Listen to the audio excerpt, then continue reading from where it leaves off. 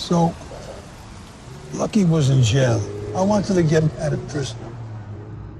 How fast can we put together an army of men? Fast? For what? I want to put the fear of God into them. Throughout the annals of American history, a pantheon of Jewish gangsters has risen to infamy, casting long shadows across the tapestry of the nation's underbelly.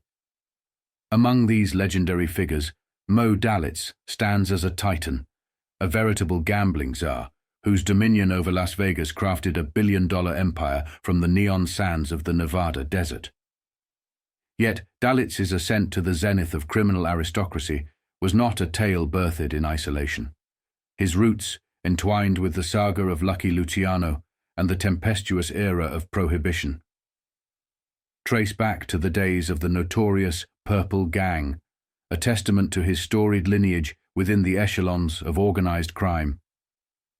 Dalitz's journey from the shadowy alleyways of illicit booze, running to the glittering pinnacle of casino magnate, was a cinematic odyssey marred by violence, cunning, and an unquenchable thirst for power. His saga, emblematic of the American dream gone awry, showcases the transformation of a cunning mobster into a kingpin of vice, whose touch turned the barren desert into a fountain of endless riches. In this grand tapestry, Dalitz and his contemporaries, cloak and dagger operatives in the vast network of Jewish gangland, wove a narrative so compelling, so entwined with the fabric of American society, that their legacy remains indelible. They were architects of their destiny, carving empires out of the raw materials of prohibition, gambling, and graft, challenging the very limits of the law and society's mores. Thus, as history pages turn, the tales of these audacious figures echo through time, a chorus of the bold and the brazen, whose lives were penned not with ink, but with ambition, guile, and the relentless pursuit of power. Mo Dalitz, the gambling czar of Vegas, stands as a towering testament to this era of unchecked ambition and the complex legacy of America's Jewish gangsters. Jake, Greasy Thumb. Guzik, 1886-1956, was a key figure in the organized crime scene of Chicago during the Prohibition era and beyond, serving as the financial and legal brain behind the Chicago outfit. Unlike many of his contemporaries, who were known for their violent methods, Guzik's strengths lay in his abilities as a behind-the-scenes operator, particularly in bribery, business, and legal manipulation. Guzik's moniker, Greasy Thumb, was attributed to his skill in greasing the palms of politicians and law enforcement officials to ensure the Chicago outfit's operations ran smoothly without legal interference. His adeptness at financial matters and his role as a briber made him an invaluable asset to the organization. In the whirlwind saga of the Capone era, amidst the glitzy backdrop of the Atlantic City Convention, the legendary Greasy Thumb held court right beside Al Capone himself. This was a scene of pure cinematic grandeur, echoing through the halls of mob history. At the heart of the Chicago Convention, he was seen whispering strategies to Paul Ricca, while his alliance with the Fischetti brothers, who were the cousins of Al Capone, Tony Accardo, Paul Ricca, and Luciano at the spectacular 1946 Havana Convention, was nothing short of a power display on a global stage. Once again, Greasy Thumb was spotted, this time sharing whispers with Tony Accardo, cementing his status not just as a formidable mobster, but as an unparalleled underboss of the Chicago outfit. Despite his Jewish heritage, Greasy Thumb stood as a colossus among the Jewish and Italian mafiosi, a testament to his indomitable spirit and influence. At his funeral, the synagogue was awash with a sea of Italians, a sight so unexpected that it left the rabbi both startled and secretly honored. This extraordinary turnout of Christians at a Jewish man's funeral was more than just a cultural anomaly. It was a poignant testament to Greasy Thumb's unmatched power, respect, and the deep-seated bonds of loyalty that transcended the rigid boundaries of faith and ethnicity within the ironclad ranks of the outfit. During his adulthood, Guzik developed close ties with Al Capone, one of the most notorious gangsters of the 20th century. Guzik served as Capone's chief accountant and financial advisor, managing the outfit's enormous income from illegal activities such as gambling, prostitution, and, most prominently, the bootlegging of alcohol during Prohibition. His work ensured the gang's financial operations were efficient and profitable, contributing significantly to its dominance in Chicago's criminal underworld. Despite his involvement in numerous illegal activities, Guzik was rarely in the spotlight for law enforcement, largely due to his ability to foster corrupt relationships with officials. This network of protection allowed him to operate with relative impunity, although he faced legal challenges and arrests on occasion. Nevertheless, his strategic handling of legal issues, often through bribery and other forms of influence, enabled him to avoid significant jail time.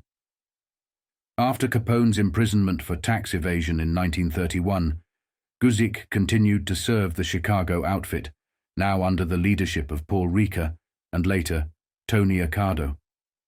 His role remained crucial as he adapted to changes in leadership and the evolving landscape of organized crime. Guzik's ability to navigate these transitions underscored his importance to the organization well beyond the Prohibition era. Jake Guzik's death in 1956 marked the end of an era for the Chicago outfit. Although less well known than figures like Capone, his contributions were foundational to the success and longevity of the organization. Guzik's legacy lies in his demonstration that the pen, or in his case the bribe, can be as mighty as the gun in the world of organized crime. You also had Moses Annenberg, 1877–1942, was a prominent American publisher and businessman, best known for building a vast media and communications empire in the early 20th century. His most notable achievement was the acquisition and expansion of the Philadelphia Inquirer, which under his guidance became one of the most influential newspapers in the United States. Beyond his success in the publishing industry, Annenberg was also involved in various other ventures, including the creation of the highly profitable racing wire service, which provided horse racing results to bookmakers across the country. This venture, however, also led to his legal troubles. Annenberg was convicted of tax evasion in 1939 and sentenced to a 3-year prison term. His conviction was part of a broader crackdown on organized crime and corruption during that era. Despite his legal issues, Annenberg's impact on the media landscape was significant. He was a pioneer in the use of new technologies and business strategies to expand his media holdings, laying the groundwork for what would become a modern media conglomerate. His legacy was carried on by his son, Walter Annenberg, who further expanded the family's media interests and became a notable philanthropist. Moses Annenberg's story is a complex blend of remarkable business acumen, significant contributions to the American media landscape, and legal controversy, underscoring the intricate ties between business, politics, and law in the early 20th century. You also had William Morris Bioff, 1900–1955, was a notorious figure in the mid-20th century American underworld, whose life story intertwined with organized crime, the entertainment industry, and a high-profile legal drama that shook the foundations of the Mafia in the United States. Bioff's rise to infamy began in the 1930s when he, alongside George E. Brown, managed to infiltrate the Hollywood film industry by gaining control over the International Alliance of Theatrical Stage Employees, IATSE, a labor union representing film industry workers. Through extortion, Bioff and Brown forced movie studios to pay them off under the threat of union strikes, amassing millions of dollars from this racketeering scheme. However, Bioff's criminal empire began to crumble when he was indicted in 1941 for extorting money from the movie studios. In a bid to reduce his sentence, Bioff became an informant for the FBI, providing testimony that led to the conviction of several high-ranking Mafia members, including Paul the waiter Ricca, a key figure in the Chicago outfit. Ricca's conviction was a significant blow to the Mafia, and Bioff's role as an informant made him a marked man within organized crime circles. Despite entering the witness protection program and living under an assumed name, Bioff's past caught up with him on November 4, 1955, when he was killed by a car bomb outside his home in Phoenix, Arizona. The murder was widely attributed to the Mafia, with speculation that Sam Giancana, who had risen to prominence in the Chicago outfit, ordered the hit as retribution for Bioff's betrayal. Bioff's life and dramatic demise underscore the dangerous intersections of organized crime, the entertainment industry, and law enforcement during the mid-20th century. His actions not only led to significant legal repercussions for the Mafia, but also highlighted the pervasive influence of organized crime in American society. The story of William Morris Bioff serves as a cautionary tale about the perils of corruption and betrayal within the criminal underworld. Other famous mobsters were Louis Lepke Buchalter, 1897–1944, was a leading mobster and head of Murder, Inc., the enforcement arm of the National Crime Syndicate in the 30s. He was one of the most powerful labor racketeers in the United States, controlling numerous labor unions to extort industries. Lepke was the only major mob boss to be executed by the electric chair in 1944 for murder. Mickey Cohen, 1913–1976, was a prominent figure in the Los Angeles underworld, succeeding Benjamin Bugsy Siegel as the main mob boss in the West Coast. Involved in various illegal activities, including gambling and extortion, Cohen was known for his flamboyant lifestyle and survived several assassination attempts, only to die peacefully in his sleep in 1976. Gus Greenbaum, 1893–1958, took over the operation of the Flamingo Hotel in Las Vegas after Bugsy Siegel's murder, playing a significant role in the development of Las Vegas as a gambling and entertainment mecca. Greenbaum's success, however, was marred by personal issues, and he was brutally murdered in 1958, a crime that remains unsolved.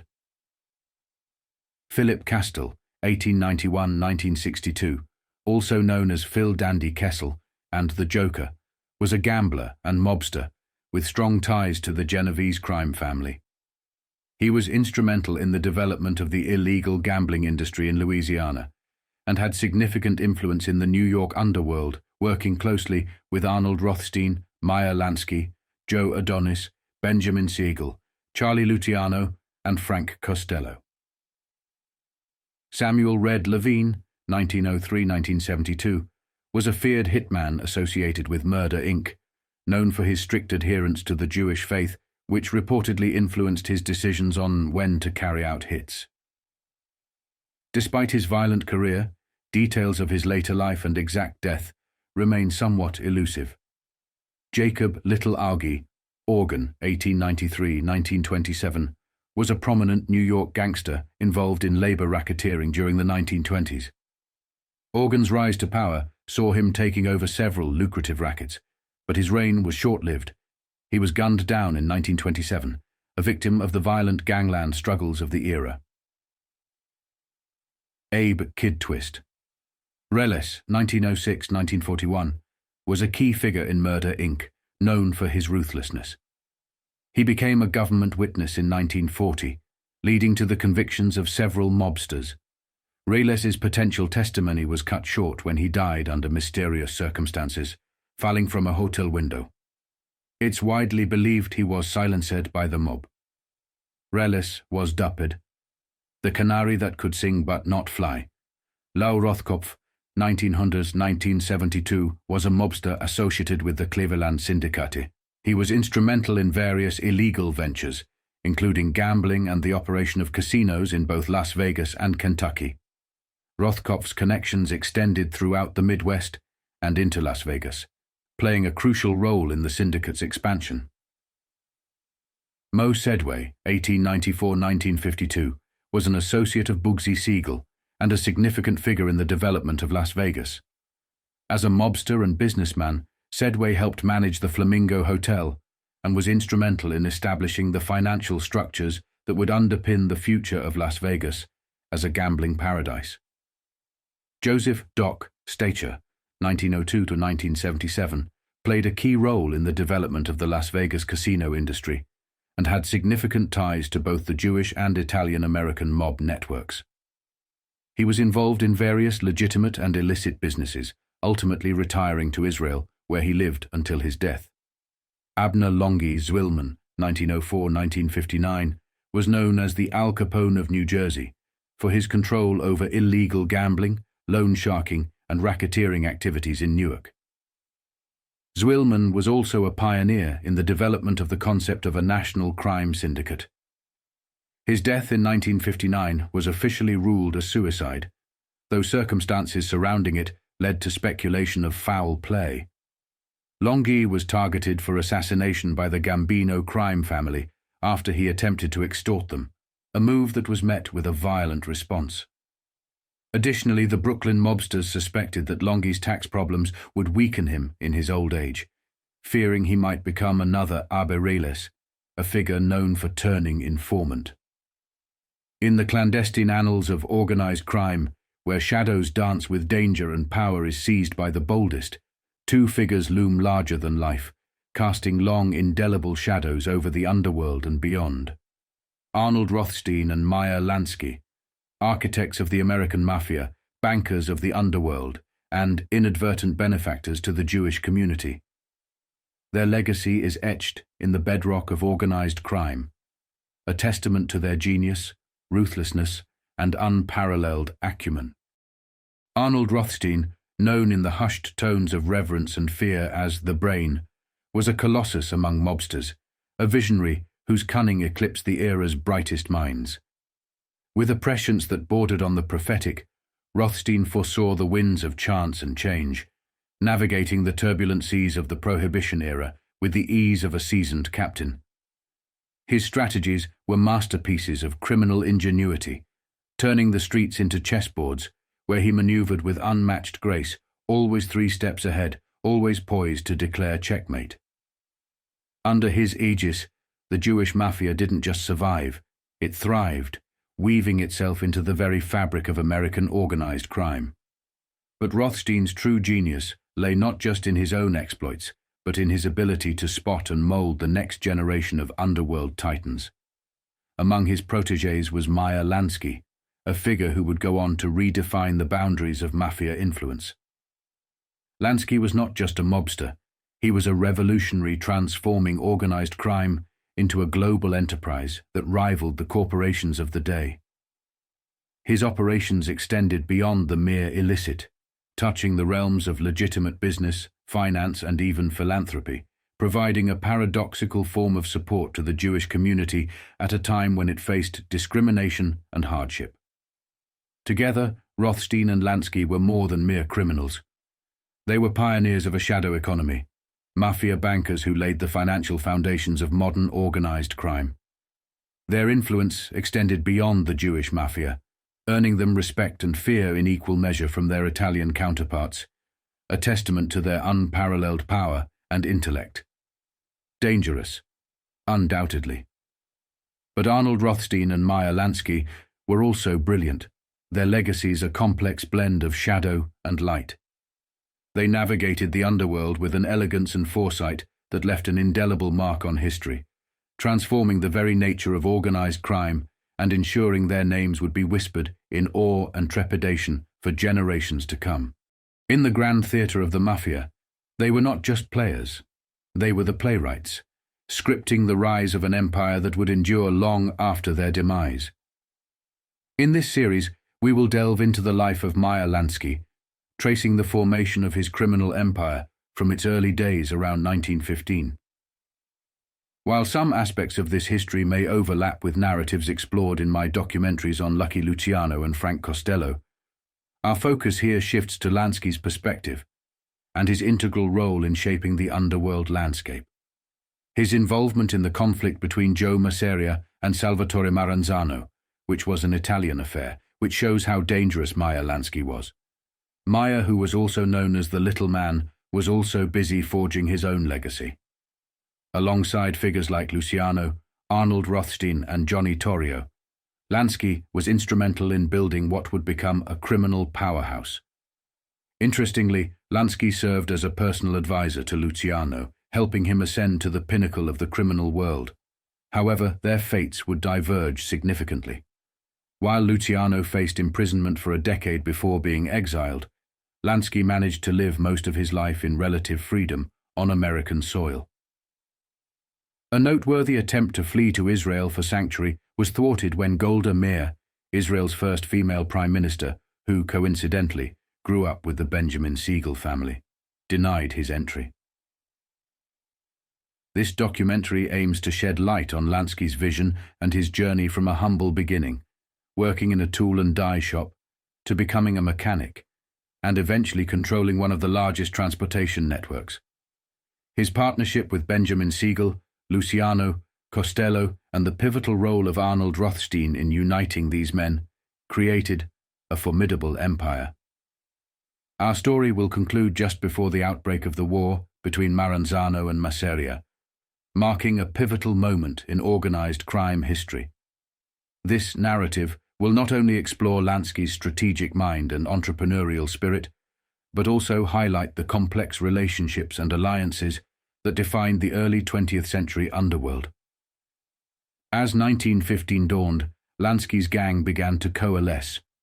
Though initially small-time crooks, they shared a unifying trait: their Jewish heritage. Originating from similar regions in Europe, they were bound together not just by blood, but by a shared experience of persecution in their communities. Lansky, drawing inspiration from a soldier's advice to stand your ground and fight, don't be cowards. Once you hit them, they will run, frequently echoed these words to his associates.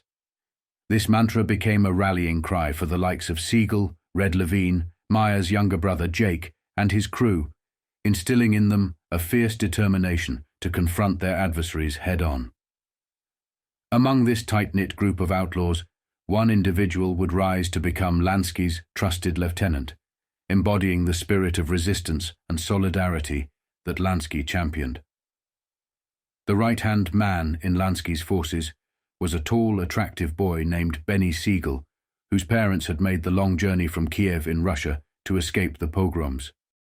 The Siegels had been close neighbors of another Jewish family that also immigrated to the United States. During the same period that Meyer Lansky and Benjamin Siegel were fleeing their homeland, many Eastern European Jews were also seeking refuge, though for reasons distinct from those of figures like Luciano and Costello, who left their countries due to poverty. Lansky, along with Siegel and others, were escaping persecution, setting their sights on destinations such as New York, with some even venturing as far as Israel. The futures awaiting these individuals were markedly diverser, while some found their place in mainstream industries, securing roles as bankers or other professionals. Others ventured into organized crime, eventually becoming legendary figures within that underworld. A notable connection within this migration is the proximity of Benjamin Siegel's family to a future luminary in Israeli politics. Many people are unaware that the daughter of Benjamin Siegel's neighbor went on to become a future leader of Israel, Golda Meir, and it was she whom Lansky would ask for asylum when, 50 years later, their paths crossed thousands of miles from Delancey Street. If Golda were to become a kind of rebel far in the future, the Siegel family found Benny a handful from the start. Golda Meir's story is not just a chapter in the history of Israel, but a testament to the complexities and the often controversial nature of leadership during pivotal moments in history. Born on May 3, 1898, in Kiev, Ukraine, Golda Meir's early life was marked by her connection to the Siegel family, notable figures in their own right, with whom she shared a close relationship. This connection to Benjamin Siegel's family, including his mother and sisters, offers a glimpse into the intertwined worlds of early Zionist activists and the Jewish diaspora of that era. Golda Meir's journey from the streets of Kiev to becoming one of the founding figures of the State of Israel is a narrative filled with determination, controversy, and a steadfast commitment to her cause. Often referred to as the Iron Lady of Israeli politics, Meir's legacy is a blend of admiration and critique. Her leadership during the Yom Kippur War of 1973 is particularly contentious. She has been both praised for her resilience and criticized for Israel's lack of preparedness for the surprise attack. A figure of considerable controversy, Meyer's views, especially on the Palestinian issue, have sparked intense debate. Her infamous statement to the Sunday Times and the Washington Post in June 1969, asserting there were no such thing as Palestinians, highlights the polarizing nature of her politics and her unyielding stance on the issues facing Israel. She made her statement, fully aware that her arrival in Palestine had been on a Palestine passport. The backdrop to Golda Meir's political career was a world in turmoil, with the rise of fascism and the shadows of the Second World War casting a long dark over the globe. During these tumultuous times, figures like Meyer Lansky emerged from the underworld to become unexpected protectors and activists against fascism. The intersection of organized crime and political activism is a fascinating aspect of Jewish history during this period, as community leaders and gangsters alike found common cause in the fight against oppression. As Palestine was under British control, the Zionist movement gained momentum, culminating in the establishment of Israel in 1948. This period saw a significant migration of Zionist Jews from New York, Russia, the United Kingdom, Europe, and beyond, all driven by the hope of forging a new future in what would soon become Israel. The convergence of the worlds of politics and organized crime during the early years of Israel's formation is a testament to the complex realities of state building. Jewish gangsters, including Lansky, Red Levine, Mo Dalitz, and Longy Zwilman, played unexpected roles in this process, leveraging their resources and networks to support the nascent state, a reflection of the profound impact of the Nuremberg trials and the collective trauma of the Jewish people. Golda Meir's leadership, set against this backdrop of geopolitical upheaval, organized crime, and the fight for a Jewish homeland, embodies the intricate dance between power, principle, and the personal sacrifices demanded by history.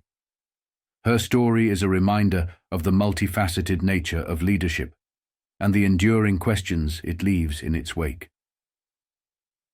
During a particular conversation between Lansky and Yuri Dan at a restaurant in Tel Aviv on bustling Ben Yehuda Street, they found themselves savoring dishes that evoked a sense of nostalgia for Lansky.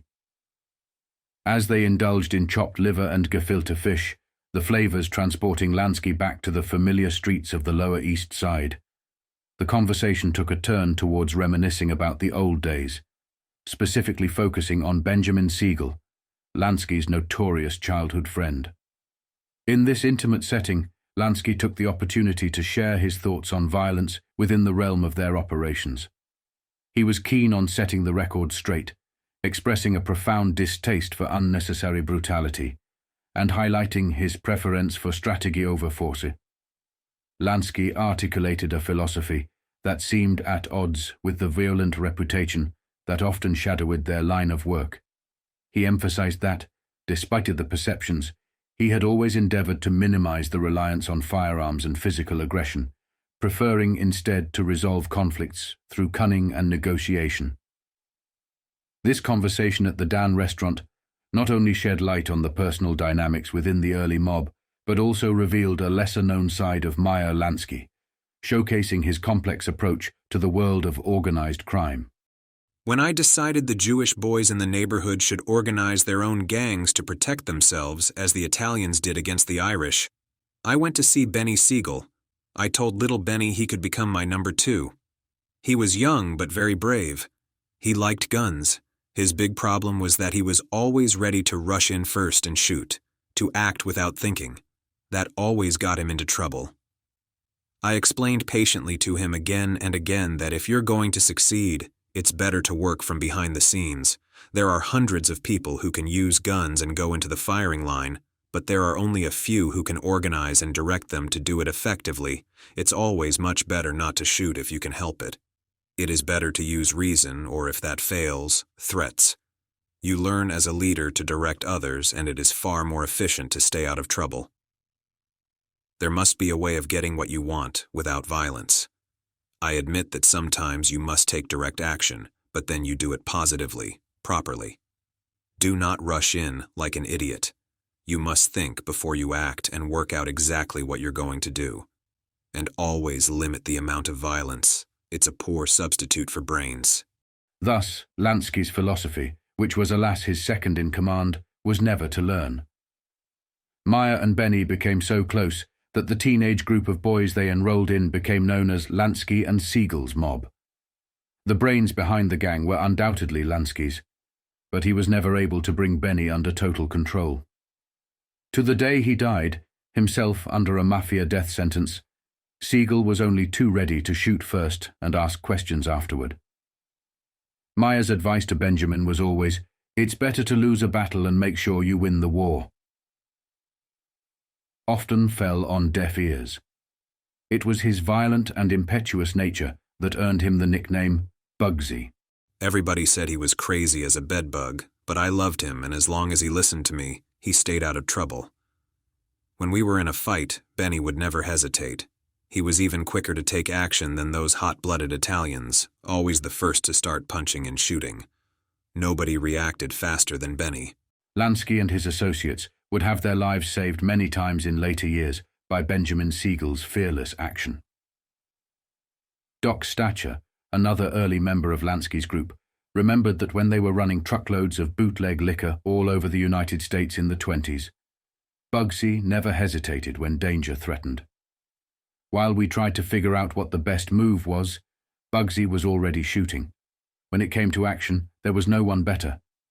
I have seen him charge 10 men single-handed, and they would all turn and run. I never knew a man who had more guts, and the Sicilians felt the same way.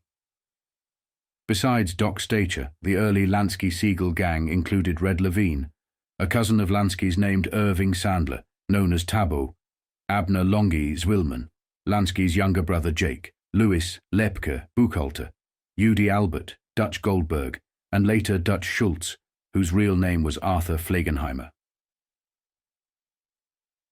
In the early 20th century, New York City was a crucible of hardship for many newly arrived immigrants, including a significant number of Jewish, Italian, and other ethnic groups seeking a better life.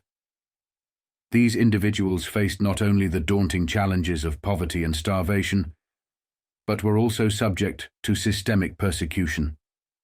Amidst these struggles, Jewish men, profoundly impacted by their harsh circumstances, banded together to form support networks.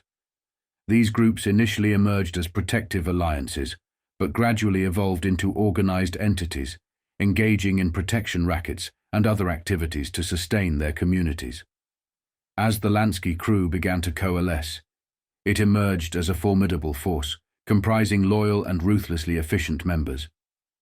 Some of these individuals would later integrate into Murder Incorporated and become key figures within Albert Anastasia's and, subsequently, Lucky Luciano's crime families.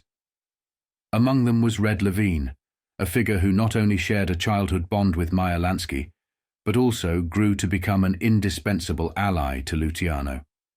Over time, Red Levine evolved from Lansky's childhood friend to a pivotal figure within Luciano's inner circle. His reliability and skill set were such that if Luciano needed to communicate with Lansky, who might have been as far away as Havana, Cuba, a message could swiftly be relayed through Levine. Levine's reputation for loyalty and efficiency elevated him to the status of Luciano's premier hitman and driver, signifying a trust that went beyond professional ties. Luciano valued Red as one of his closest confidants. This burgeoning network extended to other key members of Meyer Lansky's outfit, including Doc Stacher and a notably young Benjamin Siegel. Together, they ventured into various criminal enterprises, mastering the arts of murder, banking, gambling, transportation, union corruption, and violent strikebreaking. Their influence was so pervasive that they eventually gained control over unions and secured ownership stakes in several industries. Red Levine's notoriety was not limited to his friendship with Luciano. He was credited with the killings of Maranzano and, allegedly, Masseria, though Lansky and Frank Costello affirmed Levine's involvement in the murder of both men.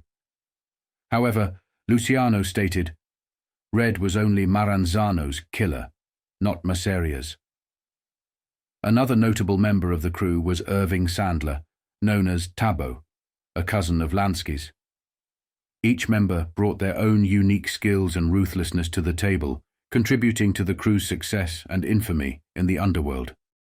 This tightly knit group not only navigated the perilous landscape of organized crime, but also laid the groundwork for a criminal empire that would leave an indelible mark on the annals of American history. The period between 1912 and 1920 in the United States, especially in the poorer areas in New York City, was a time of rapid social and economic change. This era saw the rise of organized crime groups, often formed along ethnic lines, as immigrants from various countries settled in close-knit communities. Arnold Rothstein would be the most famous, and he would help boys like Charlie Luciano, Louis Lepke, Gura Shapiro, Frank Costello, who operated on his own, and was not part of a mafia or an outfit, till he became heavily involved with the Luciano crew. Dutch Schultz would also become a close member and bring in people like Bo Weinberg, Abada Berman, and Lulu Rosenkrantz. Other men were Mendy Weiss, Greenie Greenberg, TikTok Tannenbaum, Little Farvel Cohen, Arbe Kid Twist Relis, Happy Mayone, Dasher Abandando, Pep Strauss and Budney Goldstein, Gangi Cohen and Walster Sage, Blue Jaw Magoon and Pretty Levine, Dukey Mafiatore, Joe Adonis, Vito Genovese, and Al Capone. These men would become associated with the early formation of what would become some of the most infamous organized crime syndicates in American history. Meyer Lansky, Charlie Luciano, Frank Costello, and Benjamin Siegel were key figures in the development of organized crime in the United States. Their operations initially focused on the protection of Jewish neighborhoods from anti-Semitic gangs and other threats. This protective stance often extended to various illegal enterprises, including gambling, notably crap games, bootlegging during Prohibition, and a range of other illicit activities. Their efforts to defend Jewish communities and involve themselves in profitable ventures were part of a broader strategy to gain power and influence in a society that often marginalized immigrant groups. The mention of figures like Red Levine and Doc Stacher, though less well known, indicates the presence of a wider network of individuals involved in these early criminal activities. These men were part of a broader coalition of Jewish gangsters who, alongside Italian and Irish criminal groups, began to shape the underworld landscape of the early 20th century. Charles Lucky. Luciano is another pivotal figure in this narrative. His association with Lansky, Siegel, and others marks a significant moment in organized crime history. Luciano's vision of a unified national crime syndicate, transcending ethnic lines, would later revolutionize organized crime in America. The collaboration between Jewish and Italian mobsters, facilitated by figures like Frank Costello, laid the groundwork for the modern American mafia. Frank Costello, often referred to as the Prime Minister of the Underworld, played a crucial role as a mediator and advisor among the various ethnic criminal groups. His relationship with the younger gangsters, including Luciano, Lansky, and Siegel, was instrumental in their rise within the criminal underworld. Costello's ability to navigate the complex dynamics of New York's organized crime scene helped establish a relatively stable environment in which these various groups could operate and collaborate. They were involved in activities ranging from defending communities to engaging in illegal gambling and other forms of vice, highlight the dual nature of these early organized crime figures. On one hand, they provided a form of protection and social order within their communities. On the other hand, they exploited these same communities through various rackets and illicit enterprises. The legacy of these early 20th century gangsters is complex, intertwining narratives of immigrant struggle, economic ambition, and the dark realities of organized crime. Frank Costello and Meyer Lansky imparted crucial lessons to Salvatore, introducing him to sophisticated methods of conducting illicit activities. Salvatore recognized through his interactions with Costello that intelligence and strategic thinking were not traits exclusive to any one community. These initial conversations sparked a realization in Salvatore that he shared a broader vision and understanding with Costello, marking the beginning of a significant partnership. Salvatore vividly remembered the first time he encountered Frank Costello's distinct, husky voice, a characteristic shared by many Italian youths of the time. This trait, Salvatore learned, often stemmed from a common practice among Italian mothers who, in their pursuit of their children's health, would opt for the removal of tonsils and adenoids at the first sign of illness. Unfortunately, surgical mishaps were not uncommon, resulting in a lifelong raspiness in the voice, as was the case with Frank Costello. Costello, even at a young age, had already earned a reputation as a formidable figure, known to always carry a .38 revolver, a decision he would come to regret. By 1914, when Salvatore was 17, Costello was 23, Meyer Lansky was around 16, Benjamin Siegel was around 10. These young boys and young men were already engaged in various criminal activities, generating income that, after covering expenses and payoffs, was pooled with their associates. In addition to their criminal endeavors, Meyer and Luciano held legitimate jobs. Salvatore held a legitimate job as an errand boy, earning $6 a week, $1 more than the average wage, thanks to his close relationship with Mr. Goodman, a Jewish businessman who owned a shop on West 24th Street. Salvatore reflected on the significance of that extra dollar, acknowledging how, in that era, a single dollar held considerable value. This modest financial advantage not only elevated his status among his peers, but also fostered a sense of importance and satisfaction within him, underscoring the complex interplay of ambition, identity, and the quest for respect in his early life. In the early days of their foray into organized crime, around 1915, Luciano, Meyer Lansky, Frank Costello, and Benjamin Siegel were carving their paths in the underworld.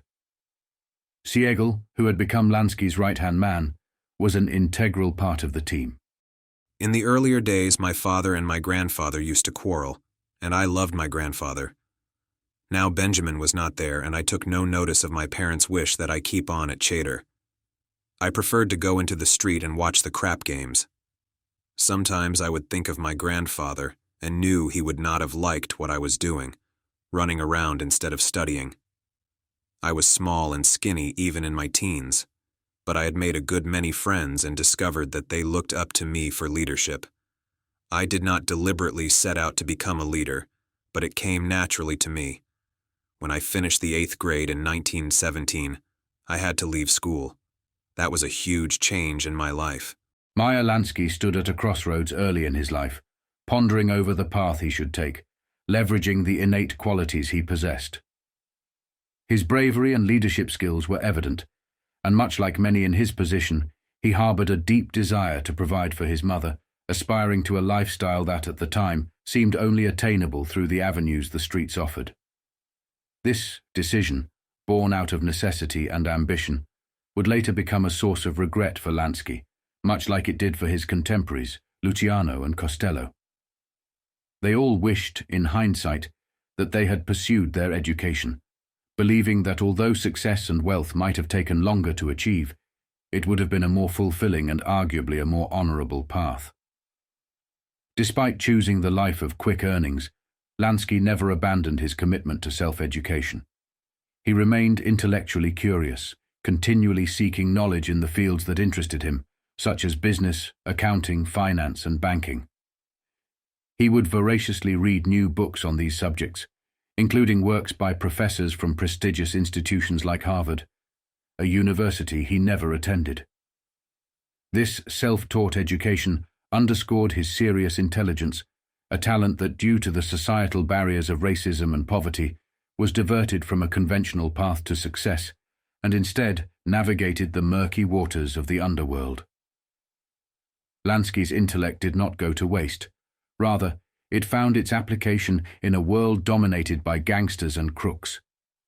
In this world, Lansky developed a skewed perception of survival, believing that he had to do whatever was necessary to prevail. This survival instinct was dual-natured. As tightly as he might hold a gun in one hand, he equally valued the power of knowledge, holding a book in the other. To Lansky, both were indispensable weapons, but it was the latter, his relentless pursuit of knowledge, that truly made him a formidable figure. In the paradox of Meyer Lansky's life, it was not just his capacity for violence, but his intellectual prowess that rendered him all the more dangerous.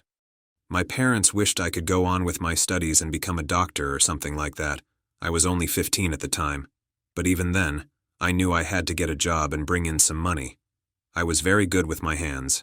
I got a job in a tool and die shop where the foreman used to say, "Meyer, you have golden hands. In 20 years, you will be a professional worker and make good money. You will earn $1 an hour." It was my father who managed to get me that job, thanks to a relative. He was determined not to let me work in the sweatshops. The garment industry was flourishing all over the Lower East Side then, and it needed a lot of unskilled as well as semi-skilled labor.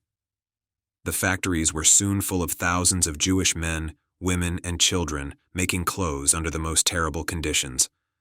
There were little factories everywhere on the Lower East Side, in people's homes, in converted stables, everywhere. These people got very low wages, and a lot of the work was piecework. People worked 17 or 18 hours a day, 7 days a week.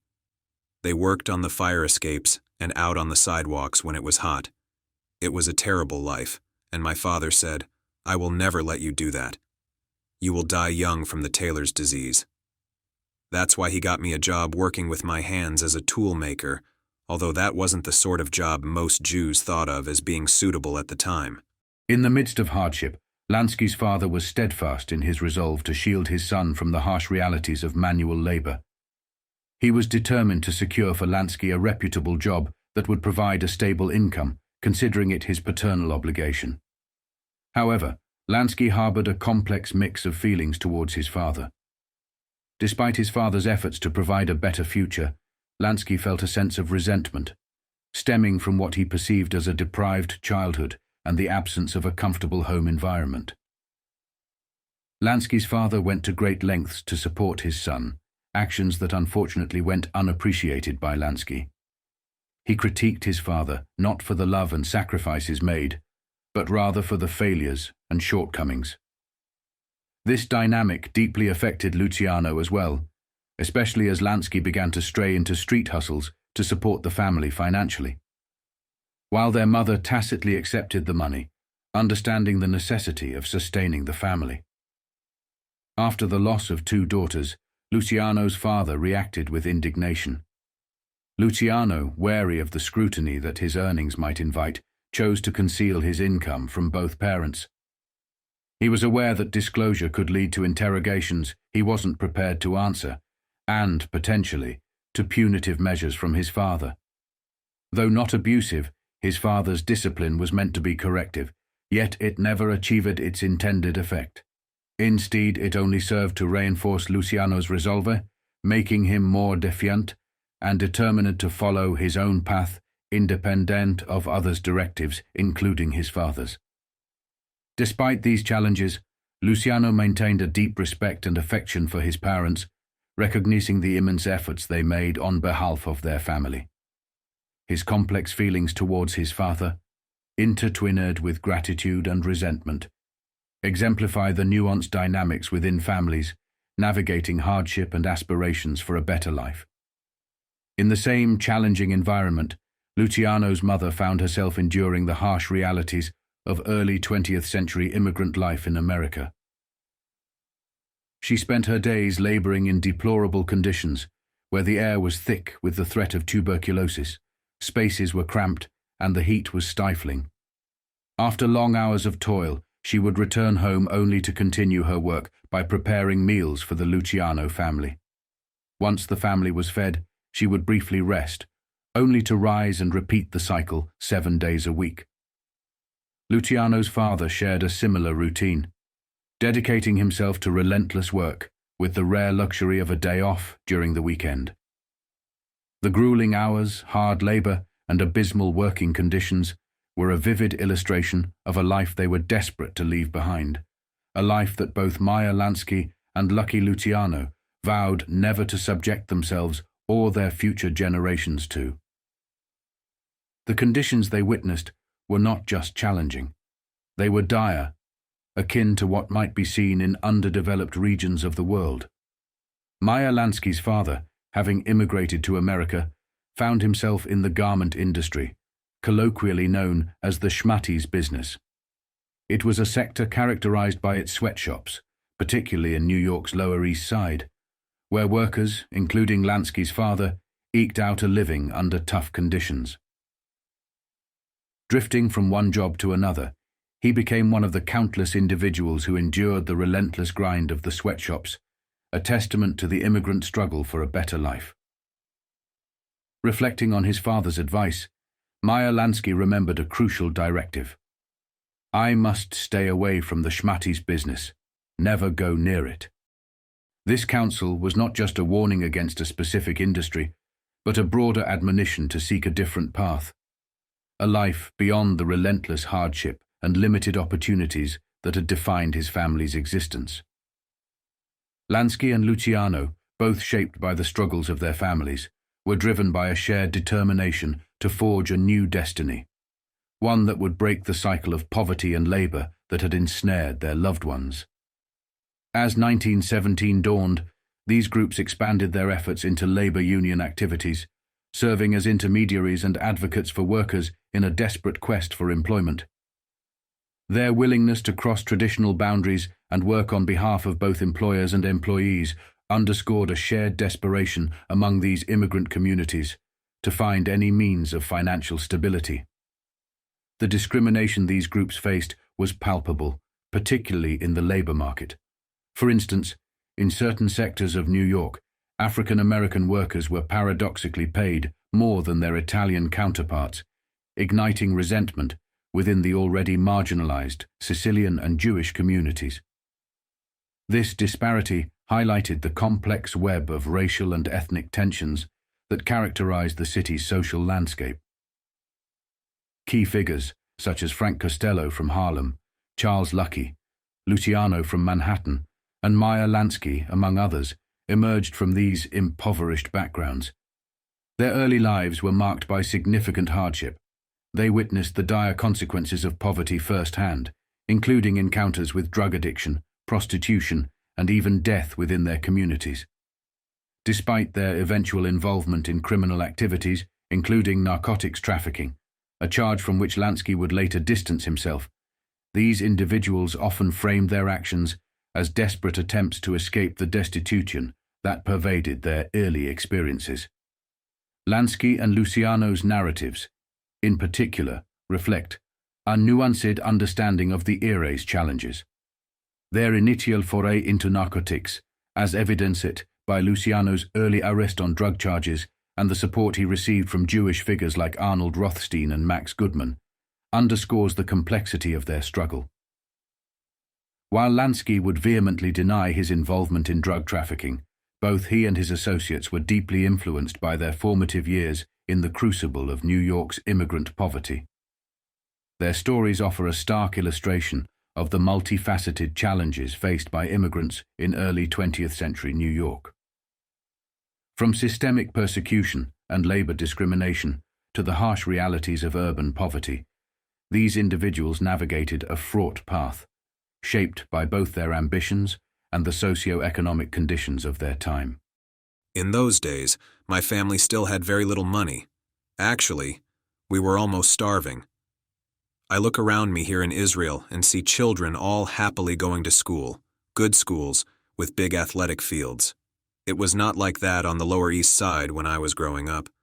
Of course, my mother always insisted that I attend school and do my lessons properly. I liked school anyway. But it was not easy. You had to go out of your little neighborhood where you knew everybody and walk along streets where there were Irish or Italians. Many boys dreaded the daily walk to and from school. Gangs used to attack the Jewish boys, and you never knew when you were going to be in a fight.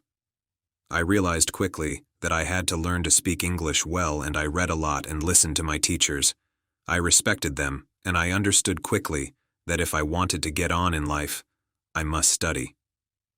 My grandfather told me, all the secrets of life are locked up in books.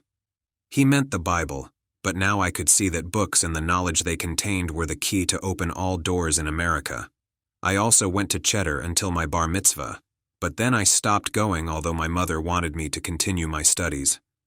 It might have been different if my grandfather had been there, but my own father was too busy trying to make a living, working long hours in a sweatshop somewhere to try to get enough money to bring us up. I didn't see him that often, maybe only on weekends. It was a pivotal time of global change, marked by the collapse of empires and the rise of new powers, a backdrop that Lansky keenly observed and learned from through his extensive reading. His studies were not limited to history. Lansky delved into the intricacies of banking, finance, and the pioneering techniques of organized crime, particularly in the art of money laundering and managing financial assets. The post-World War II era, for instance, saw Britain grappling with near bankruptcy. It was during this time that Lansky recognized the opportunity in offshore banking. Islands were transformed into havens for hiding and laundering money, allowing for the reinvestment of illicit funds into legitimate business ventures in England and beyond. Lansky, alongside figures like Lucky Luciano, were early adopters of these tactics in the 50s, long before they became commonplace. The 60s expanded this financial underworld further with the opening of the Panama Islands. The CIA leveraged these offshore sites for concealing assets and funding covert operations. Lansky's genius lay in his ability to navigate the fine line between legitimate and criminal banking, a skill he passed on to Luciano. However, he kept the darkest secrets of this craft to himself, ensuring his strategies remained undetected and allowing him to avoid the inside of a prison cell. Lansky's legacy, therefore, is not just in the empire he built, but in the sophisticated financial techniques that altered the course of organized crime and its intersection with the legitimate financial world. The formation of alliances that would reshape the landscape of organized crime was built on a foundation of deep-rooted relationships. Many of the key figures who would come to orchestrate significant operations in the underworld were not just associates by convenience. They were childhood friends, warriors bonded by the trials of youth and conflict. This tight-knit group included venerable old-timers such as Longis Wilman, Arnold Rothstein, and new apprentices like Doc Stacher, Dutch Schultz, Louis Lepke Buchalter, and Abe Kid Twist, Reles, Red Levine, among others. Their connections spanned various stages of life. While some forged their bonds in the innocence of childhood, others united in the tumultuous years of their teens. The era of Prohibition, a time marked by its own set of challenges and opportunities, brought together those who had not previously crossed paths. These relationships, formed under the pressures of early 20th century America's most testing times, were not merely circumstantial. They were the bedrock upon which the future of organized crime was built, allowing these men to trust each other in endeavors that required utmost loyalty and secrecy. Most of the gang had been boyhood friends. Stacher, for instance, lived around the corner from the Zwilman brothers, Abner and Irving. They used to play basketball together, and when he was in Israel in the 70s, Stacher still remembered, "Meyer always says he was the star. His memory plays him tricks. I was the champ." Stacher dropped out of his Charlton Street public school at an early age and never attended high school. He got a job selling newspapers on the street corner, and then, struggling to earn a living for himself and his parents, he worked in a shipyard and a fur processor's. He went into business on his own, driving into the country to buy produce from farmers and selling it from a stall on the Lower East Side, but could not make a go of it. When America entered the First World War, he tried to enlist in the army, but was turned down because "I was too skinny. I ate a lot of bananas to put on weight, but they made me sick." Lansky explained on one of those rare occasions when he spoke about his father wanting him to get a legitimate job. There was only one way Meyer could think of to acquire power and wealth. He would have to do it by following the path of gambling. and even though he could not admit it at the time, that meant he would become totally involved in the world of crime. At almost the same moment, Meyer Lansky was deciding that the life of a skilled worker earning $1 an hour was not for him. Meyer Lansky's approach to diversifying his investments and seeking out lucrative business opportunities was not unique to him alone. A similar mindset was evident in his contemporaries, such as Frank Costello, who also ventured into various business endeavors with notable success. One of his ventures, the Horowitz Company, proved to be particularly profitable, netting him over $100,000, a considerable sum especially at that time, and it highlighted the potential financial rewards of savvy business strategies beyond the conventional realms. In addition to these ventures, even those already engaged in respectable businesses sought additional income streams to bolster their earnings. Frank Costello, for instance, was not content with the substantial profits from the Horowitz Company alone. Like Meyer Lansky, he understood the value of diversification in income sources. This pattern was also observed in the case of Charlie Luciano, who, despite working for a businessman named Max Goodman and earning a modest income, ventured into the narcotics trade as a side hustle. This move into selling narcotics, while riskier, was driven by the same entrepreneurial spirit and search for additional revenue streams that characterized the activities of Lansky, Costello, and others in their circle. These examples underscore a broader trend among the era's organized crime figures and their associates. A relentless pursuit of wealth through multiple avenues, whether through legitimate business ventures or the more perilous world of illegal activities. Their willingness to explore diverse and often risky investments reflects a shared ambition and a keen eye for opportunity that defined their approach to building their fortunes. Max Goodman, a Jewish businessman, treated Lucania, whom he affectionately called Salvatore, as if he were his own son. Goodman placed immense trust in Salvatore, involving him deeply in his life, from sharing meals to educating him about Jewish culture. This early mentorship played a pivotal role in dismantling the anti-Semitic prejudices Salvatore had absorbed from his Italian community. Goodman's admiration for Salvatore was rooted in the young man's desire to improve himself, his genuine warmth, openness, and an almost naive ambition that manifested in an eager willingness to learn and emulate those he respected. Salvatore was hard-working, often putting in selfless effort that would later pay dividends in his life. Through Goodman, Salvatore was exposed to a lifestyle far removed from poverty, becoming familiar and comfortable with Jewish traditions, which no longer seemed foreign to him. Despite his fondness for Goodman, Salvatore's employment was merely a facade to demonstrate he held a legitimate job.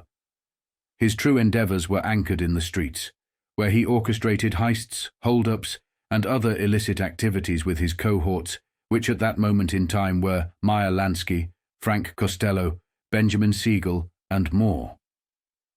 His life took a significant turn when he encountered George Scanlon, a prominent figure in the narcotics trade, known for his lavish lifestyle, and Salvatore, intrigued by Scanlon, seized an opportunity to clean Scanlon's car, impressing him enough to start a conversation that would pivot Salvatore's life towards the narcotics business.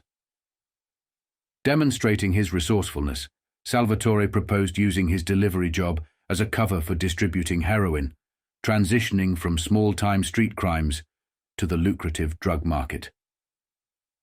Salvatore's venture into drug trafficking marked a period of financial prosperity, overshadowing the earnings from his legitimate work and criminal activities with his gang.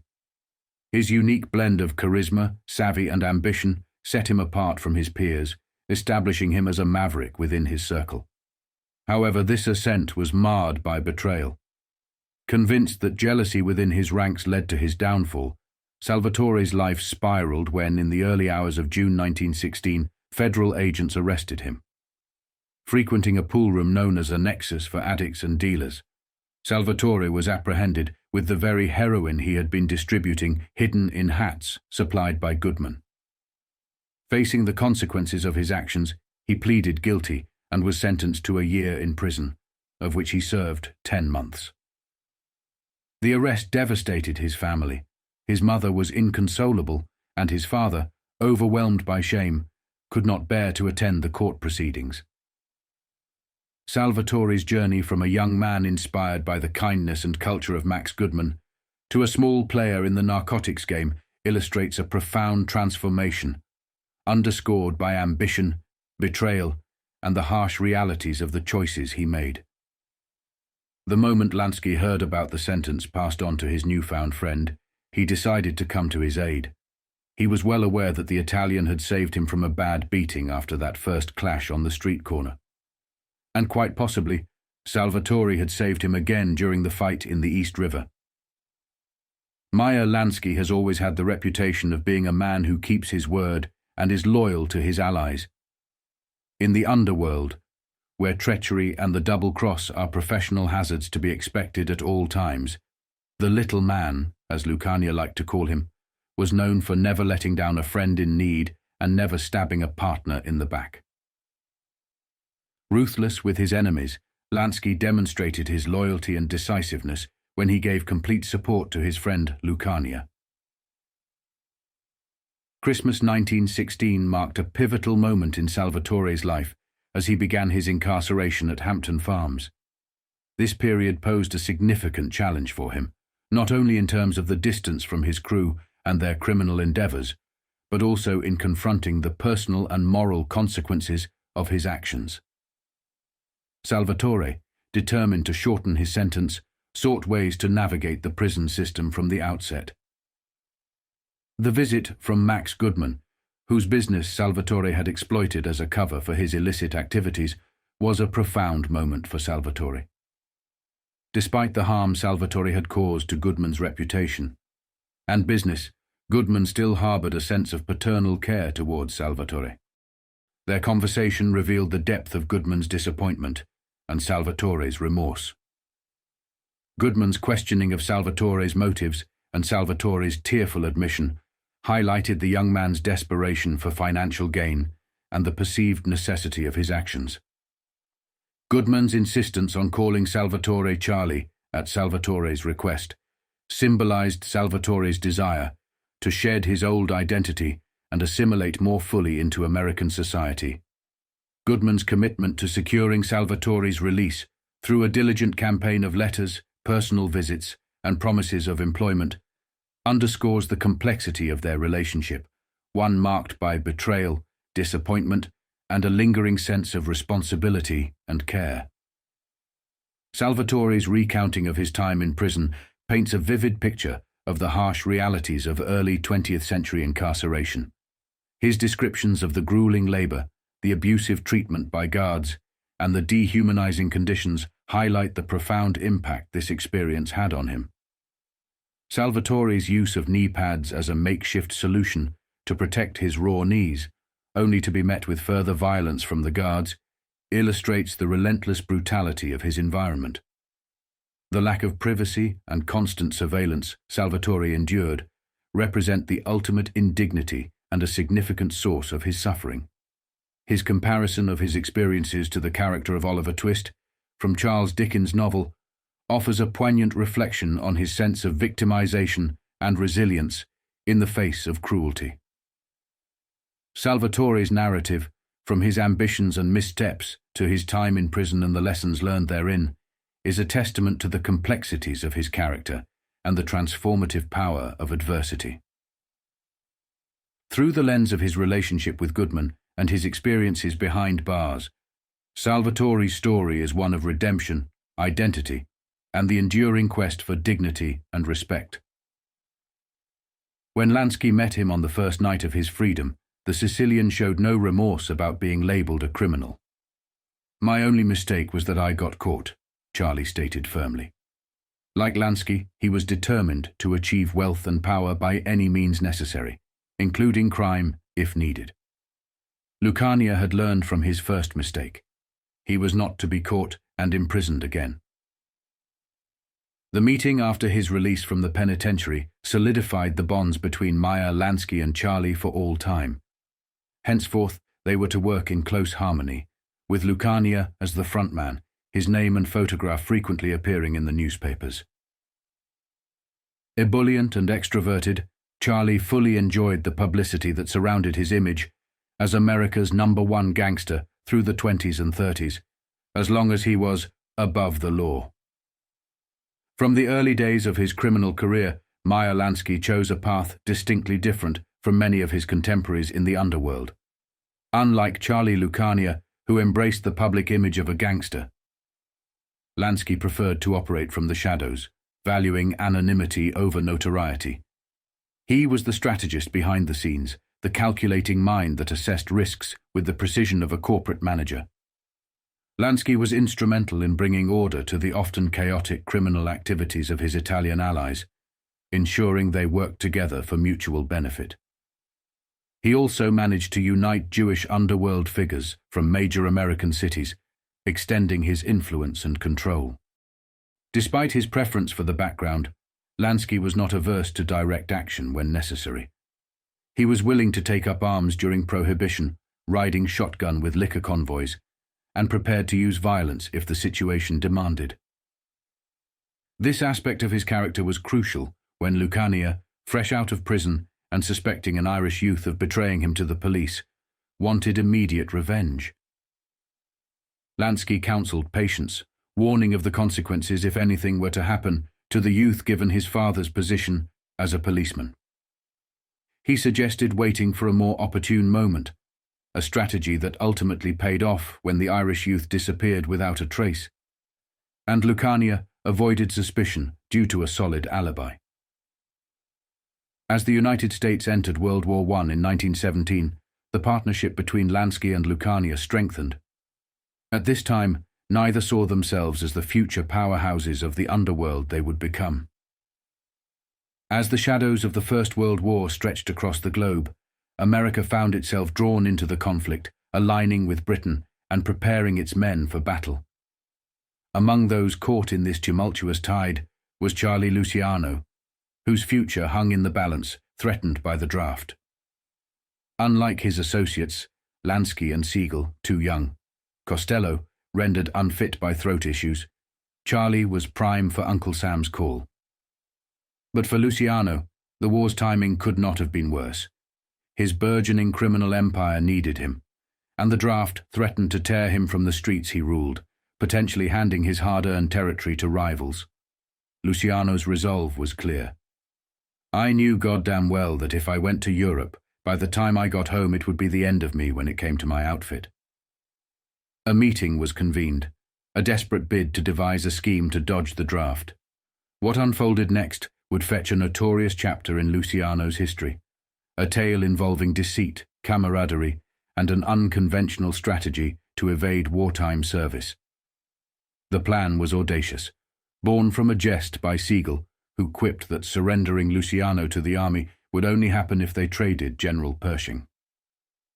The joke evolved into a bizarre yet earnest proposal to contract a venereal disease, thus rendering Charlie unfit for service. Despite Luciano's initial disbelief, the plan gained traction. Frank Costello suggested a complicit doctor could make the diagnosis work in their favor, prolonging treatment until the war's end. Lansky, ever the strategist, calculated the war's short duration, tipping the scales. The decision was made, despite Luciano's protests. Siegel, with his uncanny knowledge of the city's underbelly, directed Charlie to a brothel on 16th Street, 2nd Avenue, where he would meet Nora and fulfill the plot. This drastic measure ensured Luciano stayed on the streets, maintaining his grip on his criminal empire, albeit at personal cost. It was a sacrifice he deemed necessary, a testament to the lengths to which he'd go to protect his interests. This episode, while sidelining him in personal affairs, solidified his commitment to his family and his unyielding pursuit of power, marking a defining moment in Luciano's storied life in organized crime. In 1917, Luciano had already faced incarceration due to a narcotics charge, while Costello had served time for gun possession. By this time, both men had developed extensive criminal records that branded them as formidable and dangerous gangsters, involved in various illicit activities, including murder.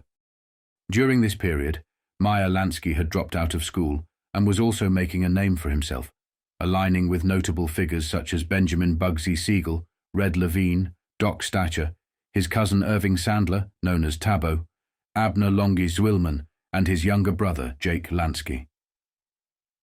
Despite their criminal endeavors, they were guided by Arnold Rothstein as well as Costello, who both were instrumental in shaping their path towards becoming significant earners within the gangster hierarchy. Their journey was marked by violence, loyalty, and strategic alliances that propelled them into prominent positions of power within the Mafia. Charlie Luciano was on the brink of carving a significant niche for himself in the world of organized crime, aligning with a vision that stretched beyond traditional boundaries. He had assembled a crew characterized by youthful vigor, raw talent, and an unquenchable hunger for success. This group was not just any gathering of individuals. They were specialists in their respective domains, bringing together a synergy that was rare for the time. Among his associates was Frank Costello, a man whose influence could penetrate the most impenetrable of establishments, corrupting officials with an ease that spoke of his deep understanding of the human psyche. Meyer Lansky brought to the table his genius in finance, pioneering innovative methods of money laundering and financial management that filled a gap Luciano himself knew he possessed. Benjamin Bugsy Siegel, fearless and daring, was willing to venture into territories and tasks where others hesitated, embodying the spirit of audacity. Luciano, breaking away from the conventional Italian mafia mold, embraced collaboration with Irish, Italian, and Jewish criminals. This strategic alliance was not just a testament to his foresight, but also a masterstroke in building a diversified network. By bringing together the strengths of these varied groups, Luciano was laying down a foundation that promised not only immediate gains, but also long-term benefits. His approach foresaw the importance of nurturing relationships with these communities across different states, understanding their dynamics, and leveraging this knowledge for mutual growth. Reflecting on this powerful conglomerate of minds, Charlie Luciano recognized the unique blend of talents and backgrounds they represented. Together, they stood at a pivotal moment, poised to redefine the landscape of organized crime. Luciano's ability to see beyond the traditional barriers of ethnicity and territory within the mafia's ranks was revolutionary. This eclectic brotherhood of crime not only set the stage for unprecedented success in their endeavors, but also marked the beginning of a new era in the underworld, driven by unity, innovation, and ambition. The best team that ever got put together. We knew our jobs better than any other guys on the street. We were like the 4 horsemen of Notre Dame, except what would 2 Jewish guys be doing at Notre Dame? During a daring heist that would later carve a significant mark in the annals of criminal history, Charlie Luciano, alongside his cohorts, set the stage for an event that would forever alter the identity of a notorious gangster.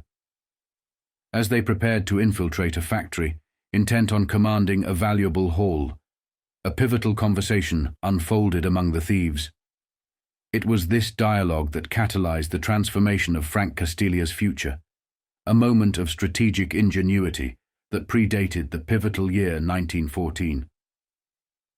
By the time Costello solemnly inscribed the name Costello on his marriage certificate, a new identity had been firmly established, born out of necessity and the clever manipulation of aliases.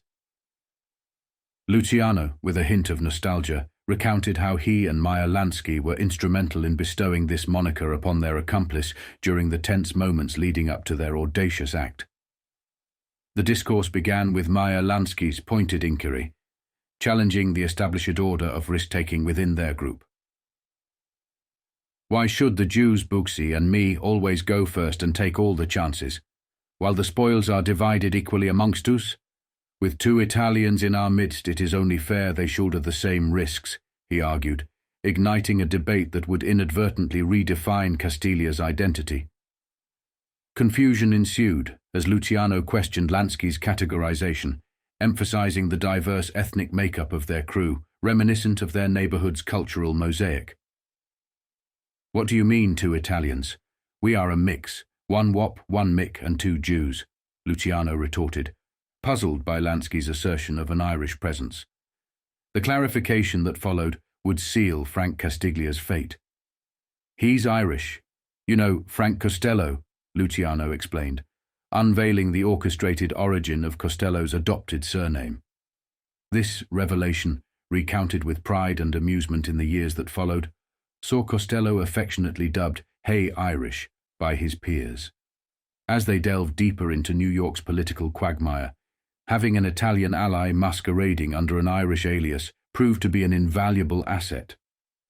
This clever ruse, conceived amidst the anticipation of a robbery, underscored the cunning and strategic foresight of Luciano and his gang, marking a pivotal moment in their storied legacy. The team was nearly complete. United by their shared experiences, they learned from their mistakes and refined their criminal endeavors with each new heist.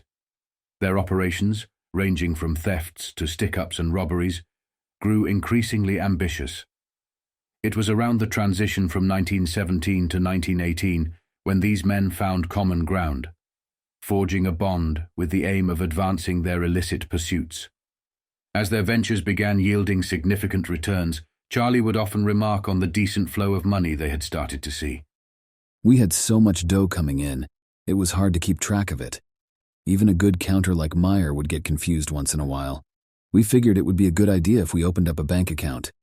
There was a bank down on the Lower East Side, I think it was called the United States Bank. Lansky's uncle knew one of the big shots. Frank went over to take a look at it, to see if it's where we could put our dough. While he was looking it over, he couldn't help but kind of case the joint out a little bit, and he sees one guard, an old man who had to be 104. Frank scoped out the bank and deemed it ripe for robbery. Rather than making a deposit, they boldly entered, masks on, and executed the heist. A few weeks later, instead of investing their funds, they made off with over $8,000 from another daring robbery.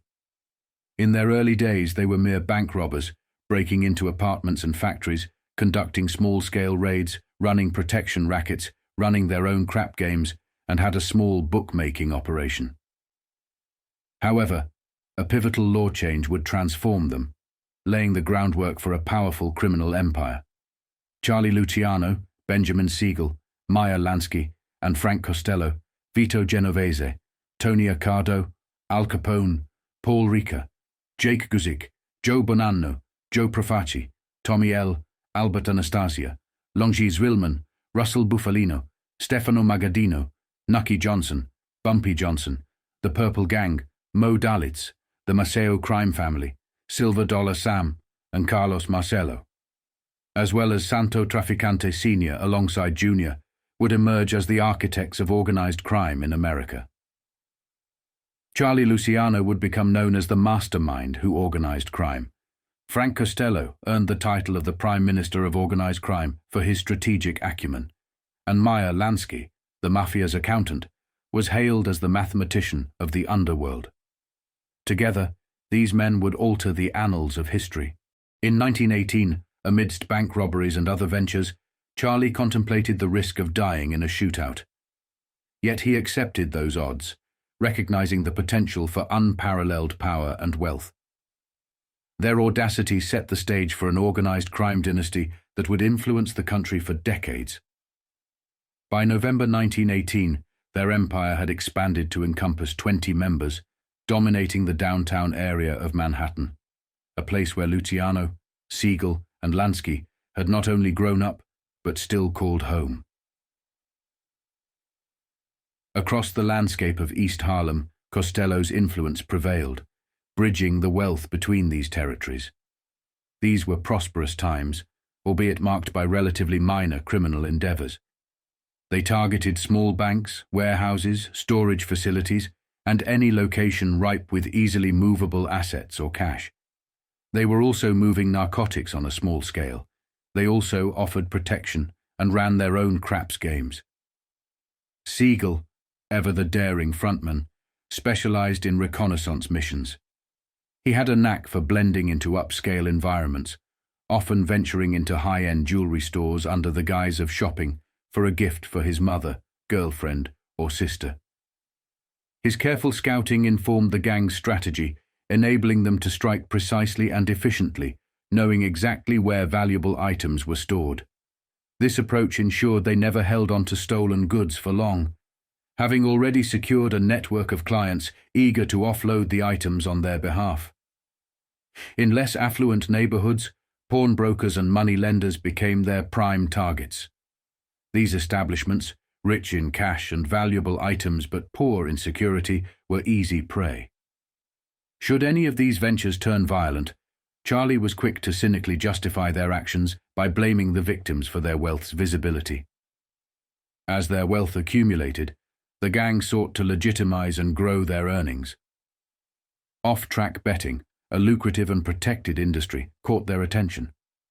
They began investing in established bookkeeping operations, acquiring stakes in several small betting enterprises throughout Midtown. This marked the humble beginnings of what would eventually become a sprawling gambling empire that spanned the nation. This expansion into gambling was not only profitable, but also educational for the gang. They discovered that the public was largely indifferent to certain criminal activities, especially those that provided a sought-after service efficiently. Recognizing the potential for these businesses to serve as fronts, they leveraged their profits to secure protection from corruptible officials, including politicians, police forces, and other public figures. This strategy not only shielded their illicit activities, but also laid the groundwork for their influence to permeate deeper into the fabric of society, demonstrating a cunning blend of criminal enterprise and pseudo-legitimacy that would define their legacy. Ensuring the continuity and growth of their operations was a strategic imperative. For any burgeoning criminal empire, the ability to launder money was not just a necessity, but a smart business decision. Unlike Pablo Escobar, who struggled with the effective management of his vast wealth, Luciano's gang found a savvy partner in Meyer Lansky. Lansky's financial acumen provided the means to funnel their illicit earnings into protective measures and legitimate business ventures, thus safeguarding their empire's future. Ever since we were kids, we always knew that people could be brought. It was only a question of who this bought and for how much. After all, we saw it everywhere around us. From the police officer on the beat to the captain of the police precinct, from the ward healer to some top politician. We knew most of them guys had their hands out.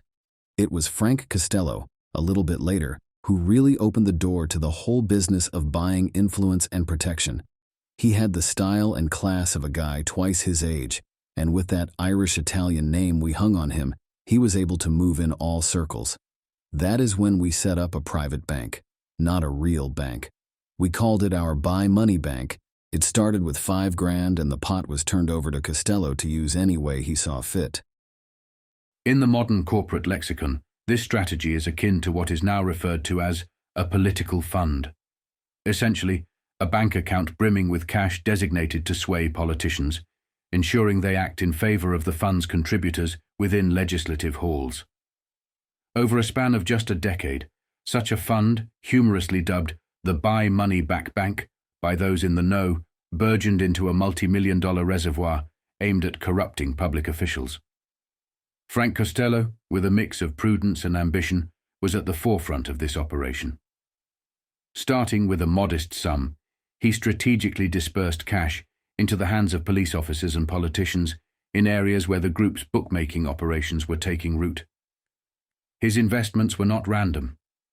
They were calculated moves to grease the wheels of local politics, ensuring the election of friendly faces through means both monetary and material, be it cigars, turkeys, or even medical care, in exchange for votes.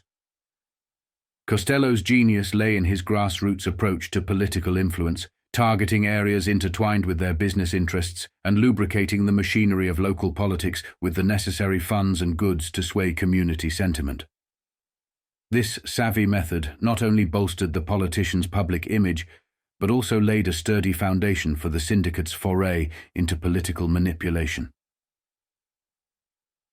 Drawing inspiration from Costello, Bumpy Johnson adopted a similar strategy within the impoverished black communities he influenced. Johnson's approach was hands-on.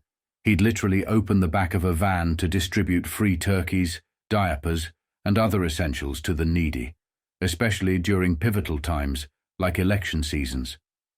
This tactic of direct community engagement not only endeared him to the populace, but also mirrored a strategy later depicted in the film American Gangster, where Frank Lucas, portrayed by Denzel Washington, hands out free turkeys, emulating Johnson's community-first approach, which in turn was learned from the Italians.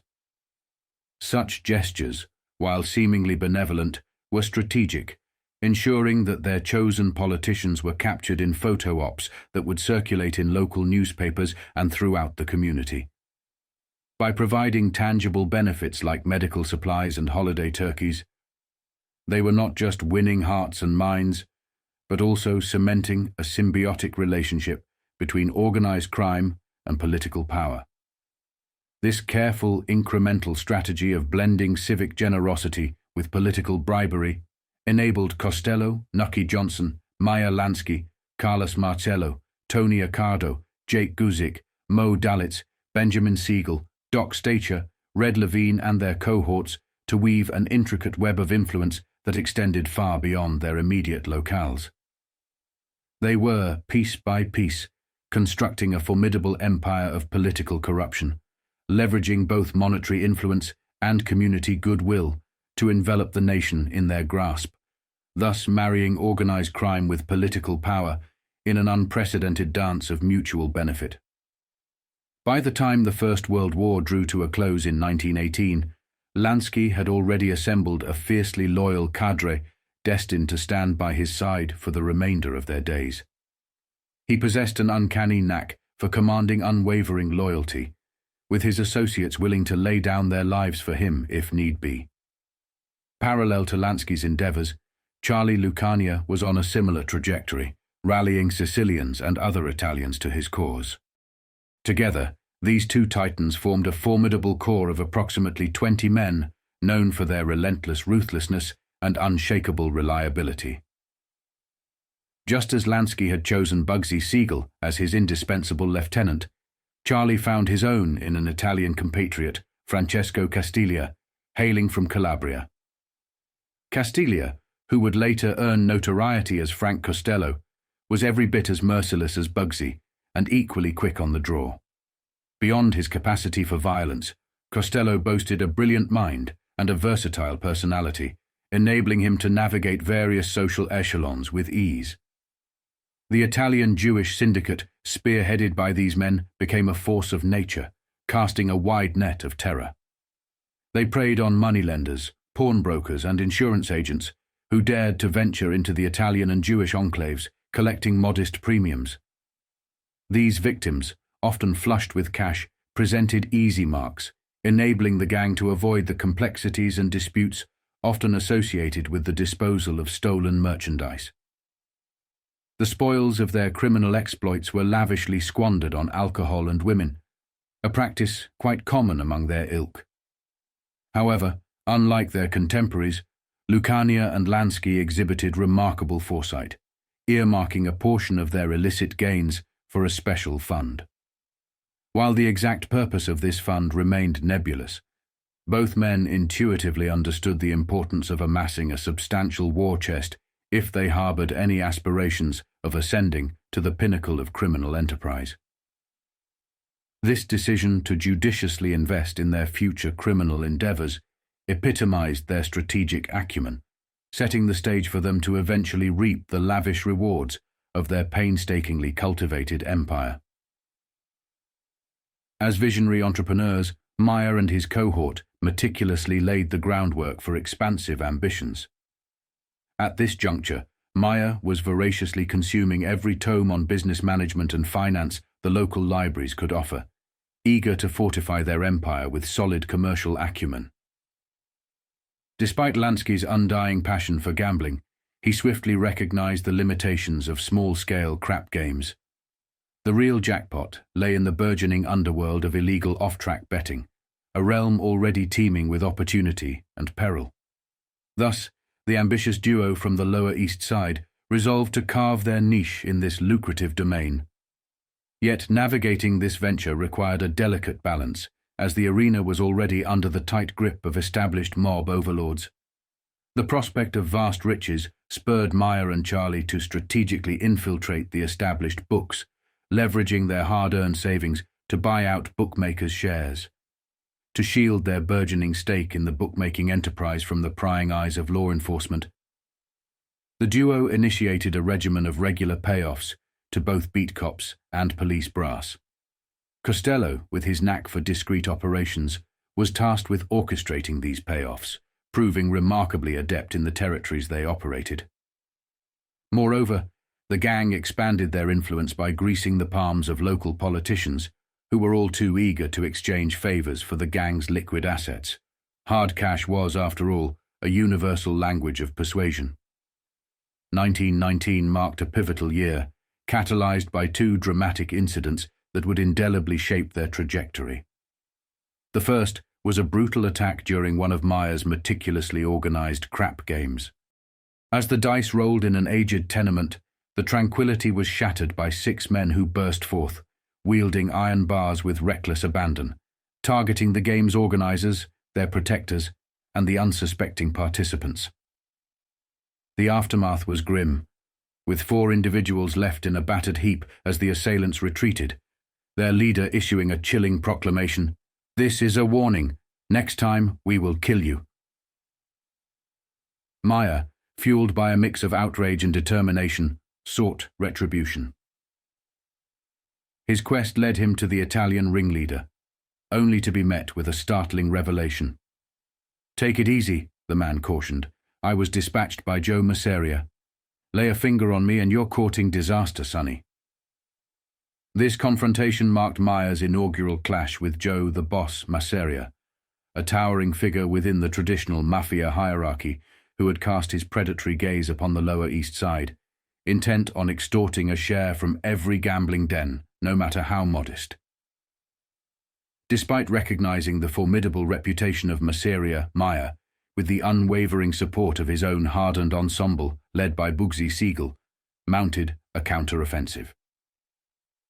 Their audacious retaliation not only overwhelmed Masseria's henchmen, but also spilled chaos onto the streets, scattering bystanders in a frenetic dance of survival.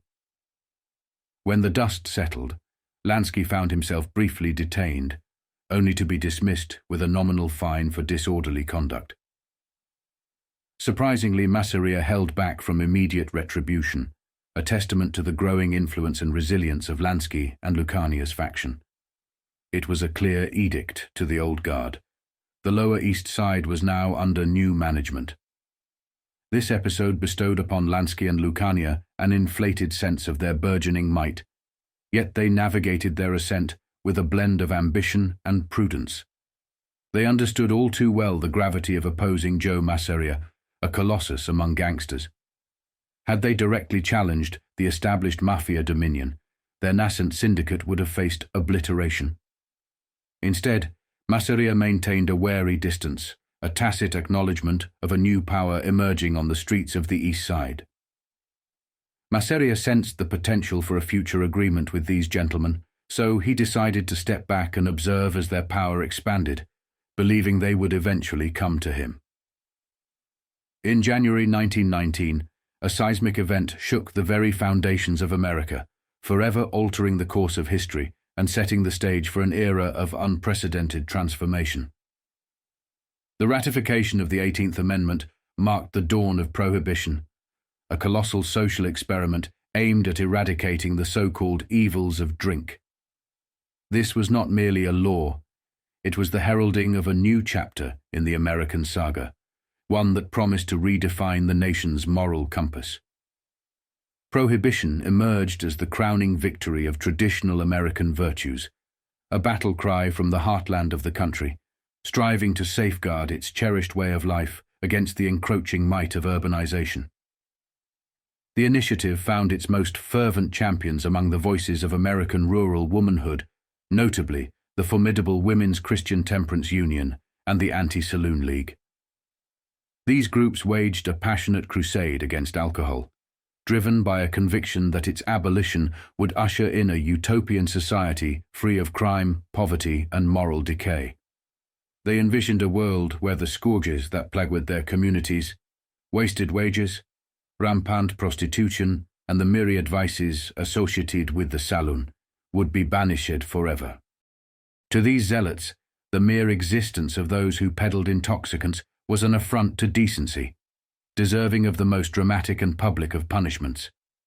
In their eyes, the traffickers of liquor should be paraded across the nation, hung beneath airplanes for all to see, as a gruesome warning to any who dared defy moral order.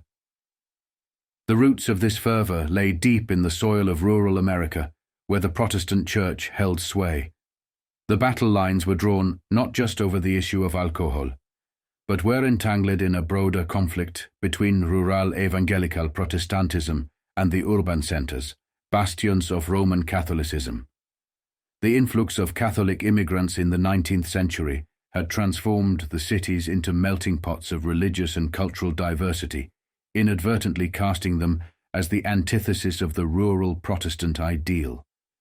Hence, the slogan, "The city is the home of rum and Rome," resonated with a stark truth, encapsulating the dichotomy of the era. It was within this charged atmosphere that the campaign for prohibition flourished, driven by a coalition of religious groups united in their quest to vanquish the twin evils of alcohol and Catholic influence. This was more than a legal amendment. It was a crusade, a moral war against Rome, with prohibition as its battle standard. For Meyer Lansky and Charlie Lucanaya, however, this monumental shift in the American landscape opened a veritable Pandora's box of opportunity. To them, prohibition was not a barrier, but a golden gate to realms of unimaginable wealth, power, and influence. As the nation grappled with the implications of this grand experiment, these young men from the Lower East Side poised themselves to ride the wave of change, ready to seize the moment and etch their names into the annals of American history. Urban Roman Catholics and Jews largely opposed prohibition, or remained indifferent, perceiving the myriad dangers inherent in legislating alcohol out of existence. The prohibitionists, or dries, however, garnered support from many of the nation's affluent and influential families, who naively believed that closing the saloons could foster a more industrious, responsible working class, unburdened by the vices of drink. These elites, who themselves indulged in alcohol within the refined confines of their grand homes, clung to the notion that their consumption was responsible, in stark contrast to the supposed debauchery of the saloon-goers. Many labor leaders, against the grain of their constituents' desires, aligned with the dries, painting alcohol as the capitalists' accomplice, a tool wielded by the upper classes to dull the senses of the working masses and keep them underfoot. Echoing Karl Marx's sentiment that religion was the opiate of the masses, these leaders argued that in America, liquor had assumed this soporific role, perpetuating the subjugation of the labor force. The social landscape of rapidly industrializing America, mirroring that of Britain and other nations, was indeed marred by the misery wrought by excessive drinking. Yet the moderate voices, such as that of social reformer Charles Stelzley, who argued that poverty was as much a cause of alcoholism as alcoholism was of poverty, were drowned out. Stelzley contended that improving workers' pay and reducing their working hours were far more effective measures against alcoholism than outright prohibition. Despite this, the fervor of the dries was so overwhelming that when the Volstead Act came into effect on January 16, 1920, criminalizing the manufacture, sale, or transportation of intoxicating liquors, there was scarcely any resistance from the wets. It is worth noting that the Act did not make the consumption of alcohol illegal, but it virtually obliterated the legal alcohol trade. The dries demonized bootleggers, who trafficked in illicit spirits, dubbed with colorful names like bathtub gin, hooch, moonshine, and rotgut, as villains worse than murderers. Some even advocated for the sale of poisoned liquor by authorities, a draconian measure that would inevitably lead to numerous American deaths, all deemed a necessary sacrifice to deter the populace from engaging with the black market. In retrospect, the folly of prohibition seems glaringly obvious. No earthly power could curb the human thirst for alcohol, and the attempt to do so for 14 long years did not mitigate drinking, but instead birthed a plethora of new social ills. Far from cleansing the nation of its supposed iniquity, prohibition merely underscored the indomitable spirit of those determined to drink, regardless of the cost or consequence. Prohibition catalyzed Meyer Lansky's transformation into a full-time gangster, a pivotal shift that echoed across the lives of countless individuals seeking fortune beyond the bounds of legality. On the stroke of midnight, January 15, 1920, the Volstead Act extinguished the lawful operations of America's breweries and distilleries, unwittingly bequeathing a billion-dollar industry to those unburdened by legal scruples. This seismic shift in American society not only fertilized the soil for criminal enterprises to flourish, but also entwined the fates of lawbreakers with the machinery of U.S. politics more tightly than ever before. The lucrative bootlegging industry forged a nexus of corruption, tempting law enforcement and public officials with its vast wealth and revitalizing the long-standing yet unsavory alliance between crime and politics. In the wake of the 18th Amendment's ratification, which banned the manufacture, sale, and transportation of intoxicating liquors, President Woodrow Wilson enacted the Volstead Act on October 27th. This legislative move inadvertently paved the way for the emergence of one of the world's most formidable criminal organizations, the modern-day Italian-American Mafia. Spearheaded by Charlie Luciano, who preferred the term outfit over mafia to describe his group, echoing Al Capone's terminology in Chicago. Luciano sought to modernize organized crime beyond its traditional Sicilian roots. While old Italian-Sicilian mafia families, like the Santo Trafficante family in Florida and the Louisiana Mafia led by Silver Dollar Sam, maintained their traditional structures and practices, Luciano aimed to unify these entities under the National Commission, allowing them autonomy within their territories, but aligning them under a common framework. Luciano's vision for a modern outfit included altering some customs to break away from the old ways, emphasizing organization and cooperation among America's crime families, who still adhered to old Sicilian values to a degree. Despite Luciano's innovative approach, the established mafia families, particularly the Trafficante and Louisiana families, commanded deep respect due to their lengthy history of activity dating back to the 1900s, predating the influx of Italian immigrants to New York. By 1920, Charlie Luciano had become a prominent figure within the Italian community in New York, particularly in Mulberry Street. Meyer Lansky's early years on the Lower East Side, spent observing the gamblers and the dynamics of street corner hustles, imparted lessons that transcended the immediate mechanics of gambling. He discerned the intricate web of control, money, and violence that underpinned these operations, glimpsing the shadowy figures who orchestrated this underground economy. These observations unveiled a sophisticated network where regular profit was engineered through a blend of cunning and coercion.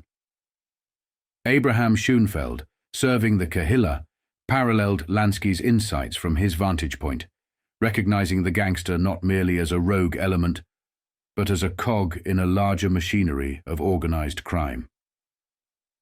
Despite Schoenfeld's diligent efforts to dismantle these networks, the resilience and rapid regeneration of these criminal elements highlighted the systemic rot and the ineffectiveness of law enforcement against the backdrop of widespread corruption.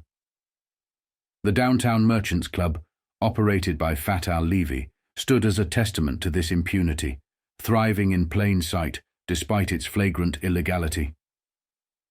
This casino, with its high-stakes games and protected operations, illustrated the futility of efforts to curb such establishments, shielded as they were by corrupt officials and a complicit police force.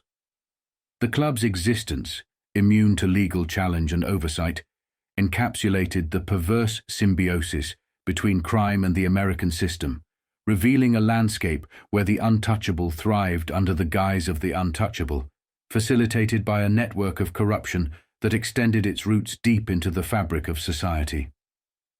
In this environment, Lansky's path was shaped by the realities of his time, guiding him towards a life that intertwined with the darkest elements of the American dream. His journey from the streets to the summit of organized crime was not merely a personal ascent, but a reflection of the broader transformations that Prohibition wrought upon American society, underscoring the indelible impact of this noble experiment on the nation's moral and legal landscape. Fat Al-Levy's operation was a microcosm of organized crime, distinguished not just by its scale, but by a critical mechanism that ensured its enduring profitability and veneer of legitimacy: the payoff. This system of corruption, detailed by Abraham Schoenfeld in his Communications with Rabbi Magnus, and later joined by Meyer Lansky in a professional capacity, underscored a complex interplay between criminal enterprises and societal structures. The term gangster itself, first appearing in print following an 1896 incident involving organized violence at a Chicago election, encapsulated more than mere thuggery. It denoted a figure who, through acts of violence and intimidation within political arenas, enjoyed a paradoxical immunity from the law. This early depiction highlighted the gangster's dual role as both a perpetrator of violence and a protected entity, operating openly in service of political ambitions, thereby challenging conventional norms of legality and order. As America burgeoned into the 20th century, its major cities became hotbeds of political corruption and organized crime, with New York City's Tammany Hall emblematic of this entanglement. Tammany Hall, a political organization that originally began as a social fraternity, evolved into a powerful electoral machine, ensuring the election of its candidates and thereby controlling New York City's political landscape through the Democratic Party. The pervasive influence of Tammany Hall from the 19th into the early 20th century facilitated a symbiotic relationship between the city's lawbreakers and its political custodians, with gambling houses and brothels operating under its protection for a price. Investigations and exposés revealed the extent of this corruption, demonstrating how New York's gambling and vice industries thrived under the protection of Tammany-appointed officials, who, in turn, were enriched by this illicit economy.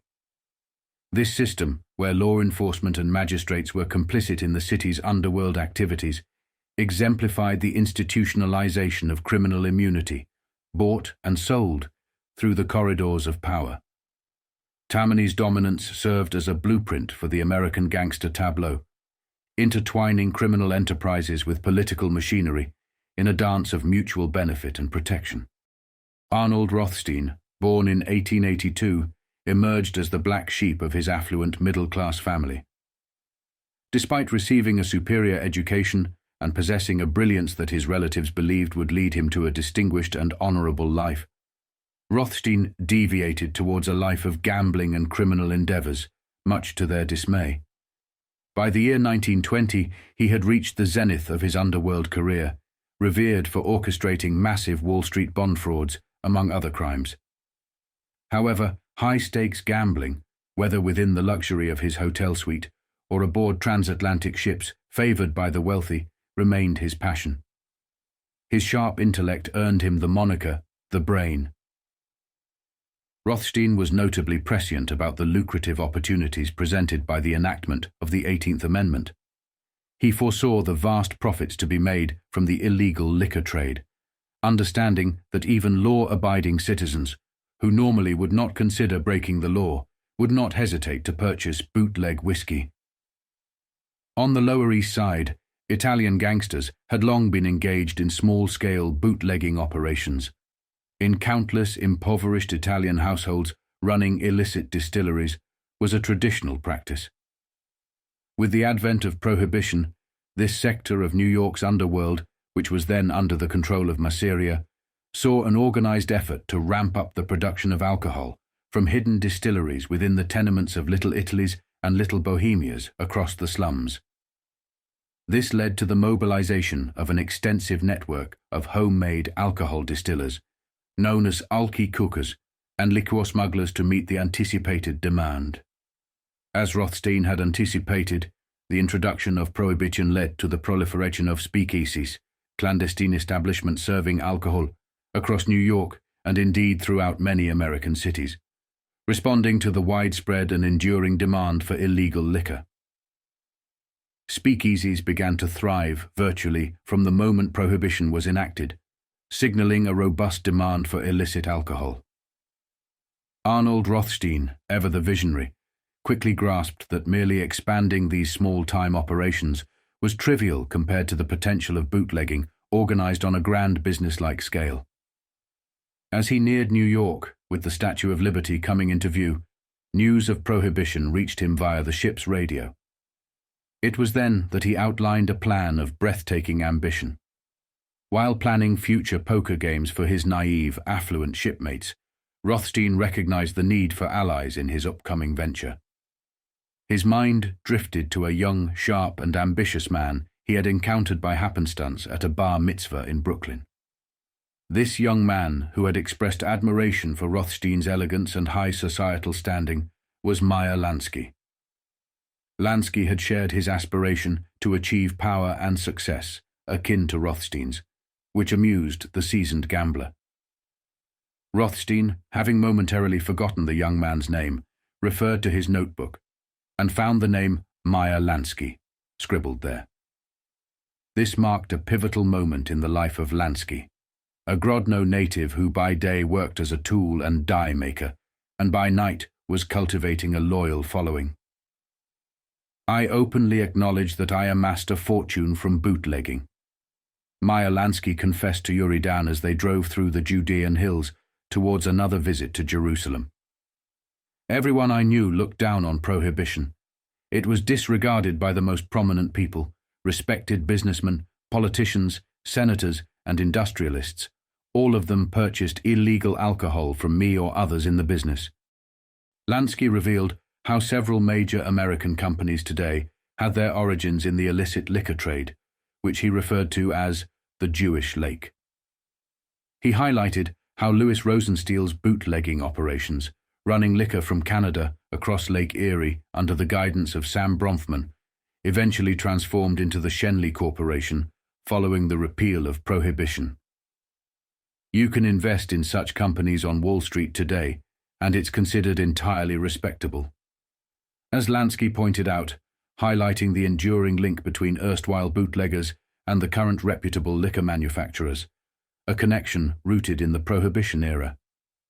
Notably, Sam Bronfman, who rose to lead the International Seagram Company, had ties with one of Lansky's closest associates, Abner Longy Zwilman. Like the Lanskys, the Bronfmans fled the pogroms of Eastern Europe, settling in Canada where they amassed immense wealth, significantly attributed to their liquor sales to the United States during Prohibition. This period saw Sam Bronfman's brother-in-law, Paul Matoff, fatally shot amid a skirmish with competing bootleggers in Saskatchewan in 1922. However, it is critical to note that the Bronfmans' actions in Canada were legal. Manufacturing and selling liquor was permitted, and they lawfully sold to any willing purchasers. Sam Bronfman elaborated to Fortune magazine, "We loaded a carload of goods, received our cash, and shipped it. We shipped a lot of goods.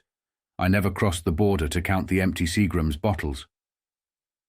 Lansky, along with his allies and other American bootleggers, procured Bronfman whiskey through various means across the United States. The liquor was transported by ship to both the west and east coasts via swift speedboats through the St. Lawrence Great Lakes waterways and overland to New York, Michigan, Montana, and North Dakota. The islands of Miquelon and St. Pierre near Newfoundland's coast became key hubs in this highly profitable trade. Following Prohibition, Henry Morgenthau Jr., the U.S. Secretary of the Treasury, claimed that Canadian distillers like Bronfman owed the United States around $60 million in customs duties and excise taxes for alcohol illegally sent to the United States over 14 years. This sparked a heated dispute between Canada and the United States, which lingered until a settlement was reached. Ottawa eventually conceded to Morgenthau's threats to halt all Canadian imports, settling on a sum of $3,000, merely 5% of the original demand. The Bronfman family agreed to pay half of this amount, handing over a check for $1.5 million. Lansky also references the case of Prendergast and Davis Company, established in New York a few weeks before the repeal of Prohibition. One of its founders, Herbert F. Heller, was related by marriage to Louis Rosenstiel of Schenley Distilleries, owning the building that housed Prendergast and Davis. Lansky had strong ties with Louis Rosenstiel. Additionally, Johnny Torrio, another individual associated with Prendergast and Davis, maintained a close relationship with Meyer Lansky. Both the Rosenstiel and Bronfman families, renowned for their philanthropic efforts, transitioned smoothly into legitimate liquor businesses in the United States post-repeal, becoming notable figures in the industry. With a hint of resentment, Lansky always questioned why he and Luciano were branded gangsters, while others were not. Why am I branded as a criminal today for my involvement in the bootlegging business, while the Bronfman and Rosenstiel families are not? Despite my connections with them during the 20s, they now shy away from mentioning my name, preferring to change the subject. Luciano's reflections on the dynamics of power and betrayal he experienced encapsulate a complex narrative involving influential figures of the 20s, including those pivotal in the construction of the Empire State Building, political figures like Al Smith, and other elites including FDR. Luciano played a crucial role in aiding the rise of many men within the realms of gambling and bootlegging, attracting the attention and favor of wealthy individuals and aristocrats. However, the moment his reputation was tarnished, these same figures swiftly disowned him. Cast aside, Luciano was labeled a gangster, a narcotics trafficker, and a pimp, accusations he vehemently denied. Similarly, in the 70s, Meyer Lansky found himself in a parallel predicament. It's essential to note that Luciano's book wasn't merely an indictment of organized crime. It was a critique of the establishment and aristocrats who exploited the underworld for their own gain. These individuals facilitated and then discarded figures like Luciano and Lansky once their usefulness had expired, particularly highlighting their roles during the Prohibition era and their contributions to the victories of certain political campaigns.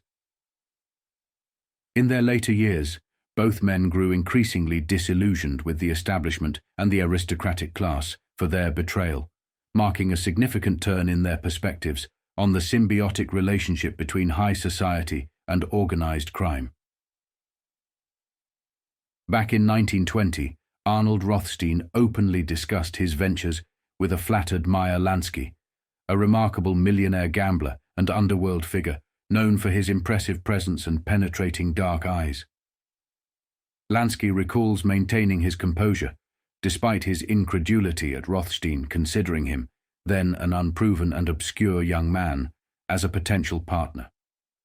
This decision by Rothstein was strategic. He harbored distrust and disdain for traditional mafia leaders like Masseria and Salvatore Maranzano, who were not only deeply anti-Semitic, particularly against Jewish newcomers like Rothstein, but also set in their ways greedily focused on family honor over fiscal savvy, lacking the vision Rothstein had. Rothstein also became acquainted with the associates of Meyer and Charlie, including the handsome Giuseppe Antonio Dotto, known as Joe Adonis, or Joe A., born near Naples, and Vito Genovese, a compact, muscular man who was less enthusiastic about the inclusion of Jews in their group. Arnold Rothstein was also well acquainted with Frank Costello and regarded him as a fine gentleman.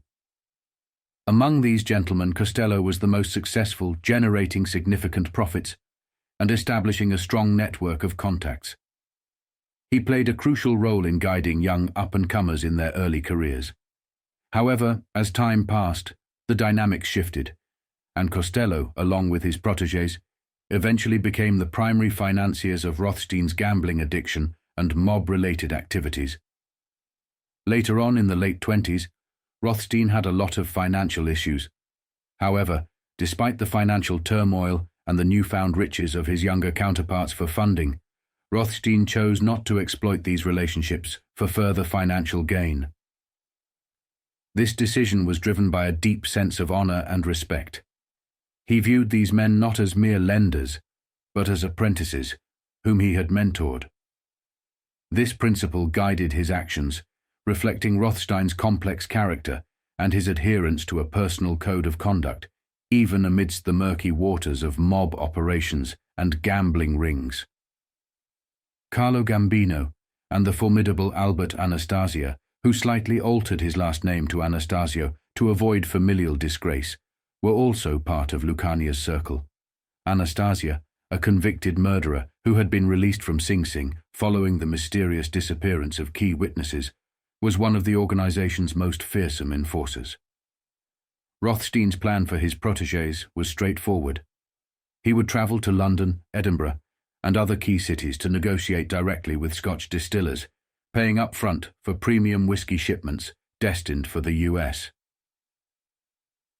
The strategy involved avoiding unnecessary risks by offloading the cargo in international waters or near Caribbean islands, like Cuba, before smuggling it into the United States within the 3-mile limit, using speedboats and other discreet methods for distribution.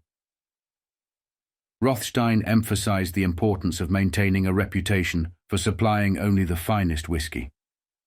He outlined 2 possible approaches: the short-sighted and reckless method of dealing in low-quality liquor, or diluting their imports with inferior domestic products for quick profits, or the strategic choice of catering to the elite, ensuring a clientele among society's upper echelons. He strongly advised against the former, highlighting the long-term benefits of aiming for a high-end market, a stance that implicitly criticized Joe Masseria's notorious reputation for peddling substandard alcohol. Rothstein's reference to Masseria underscored his commitment to quality and his ambition to attract a more affluent and discerning customer base. This strategy, Rothstein assured, would not only secure their fortunes, but also position them favorably within society's elite, differentiating them from those involved in more stigmatized criminal activities. Moved by the vision Rothstein painted, neither Lansky nor Lucania hesitated. The decision was made in unity, with a shared resolve to join Rothstein in what would become one of the most lucrative and expansive criminal operations in American history. The bootlegging operations utilized 2 main routes to smuggle alcohol into the New York area. High-speed motorboats rendezvoused with cargo ships stationed just outside territorial waters, known as Rum Row, and a more discreet method involving direct shipments to the New York waterfront, favored by Luciano and Costello for its business-like efficiency. Lansky's and Luciano's ventures were deeply rooted in their Lower East Side communities, allowing them to negotiate with local suppliers, customers, and even the police to ensure smooth operations. In addition to bootlegging, Lansky expanded his interests into the gambling sector, leveraging his criminal ventures to enhance profits from both liquor sales and gambling operations. His brother Jake, despite lacking Meyer's cunning, brought loyalty and diligence to the operation, transitioning from the fur trade to support Meyer's expanding criminal enterprises. Jake Lansky is often noted for his involvement in the casino and hotel industries, especially in Cuba before the Cuban Revolution in 1959.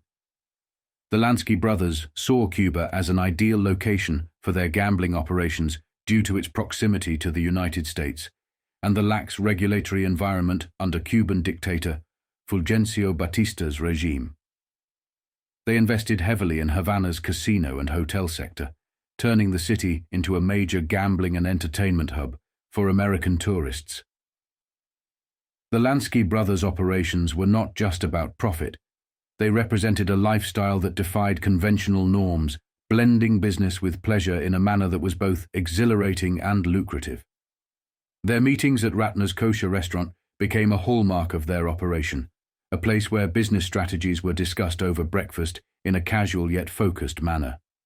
This approach to organized crime, characterized by a blend of camaraderie, strategic acumen, and a disregard for the law, set the foundation for Meyer Lansky's ascent as a pivotal figure in the underworld, illustrating a life that was far removed from the prospects of any traditional career path. Meyer Lansky's brilliance in the criminal world was not in the muscle he could flex, but in his extraordinary mental acuity.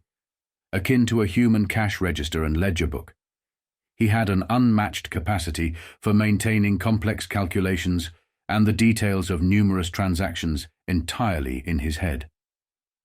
This ability was crucial in the bootlegging business, where the web of shifting partnerships and deals demanded not just a sharp mind, but an honest broker.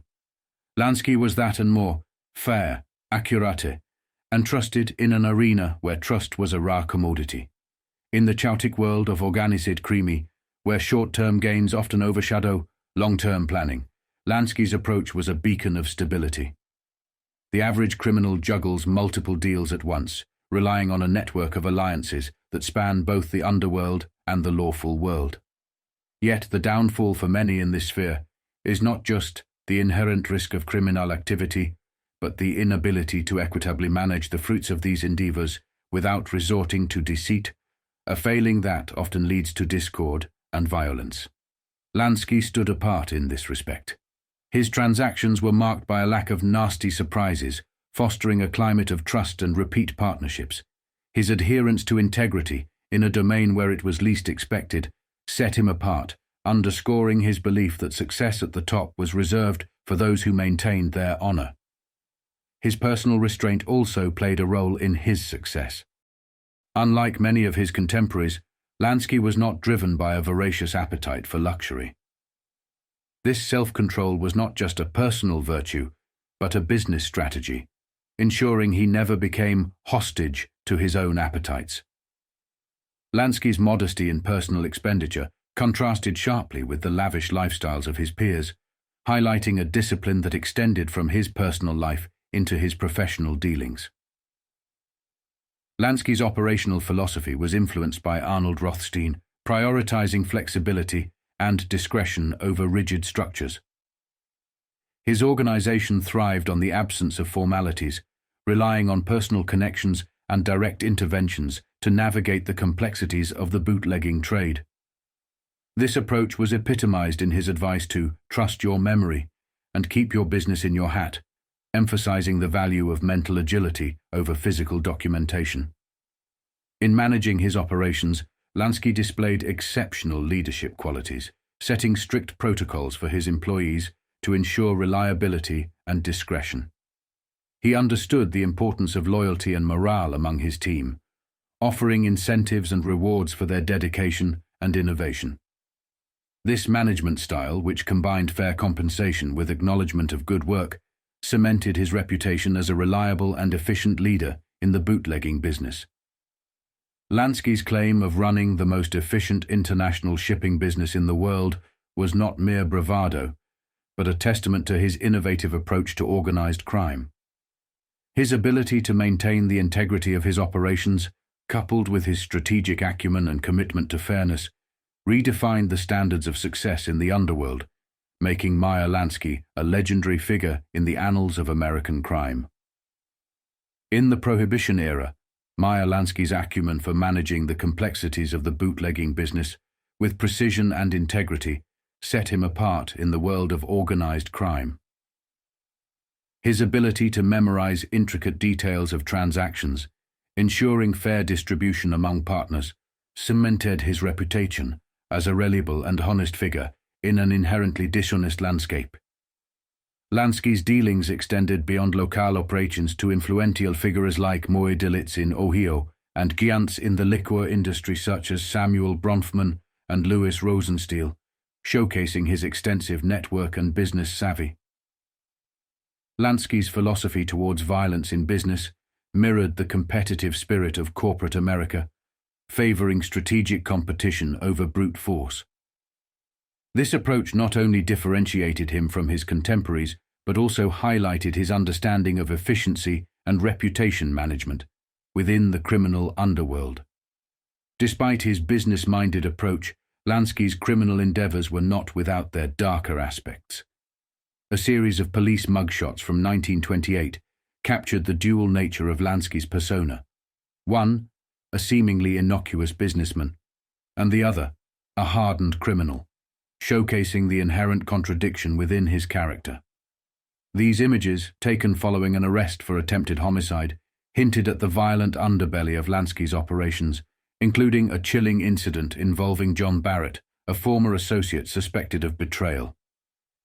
The episode with Barrett, involving a car ride turned shooting spree, and a subsequent attempt to poison him with a juiced-up chicken, illustrates the lengths to which Lansky and his associates would go to address perceived disloyalty. This narrative, while almost cinematic in its execution, underscores the ruthless environment in which Lansky operated and the severe consequences for those who crossed him.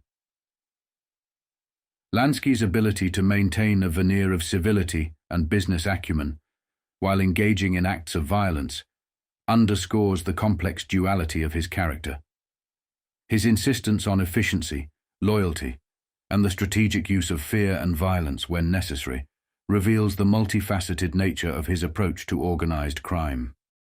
Lansky was not just a gangster, but a shrewd businessman, capable of navigating the perilous waters of criminal enterprise with a blend of intellectual prowess and calculated brutality. The case against Meyer Lansky, Samuel Levine, and Joseph Benzol, involving the felonious assault on John Barrett, illuminates the complex interplay of power, fear, and loyalty within the underworld of 20s New York. Initially, Barrett, a victim of a violent altercation, openly identified Lansky and his associates as his attackers, linking the incident to a dispute that had escalated after a meeting at the home of Louis Lepke Buchhalter. This early accusation suggested a clear trail leading to Lansky and his circle, implying their involvement in the shooting. However, the dynamics shifted dramatically as Barrett recovered from his wounds. By the time he was prepared to testify, his resolve had waned. Fear had set in, leading him to retract his accusations and refuse to testify against Lansky.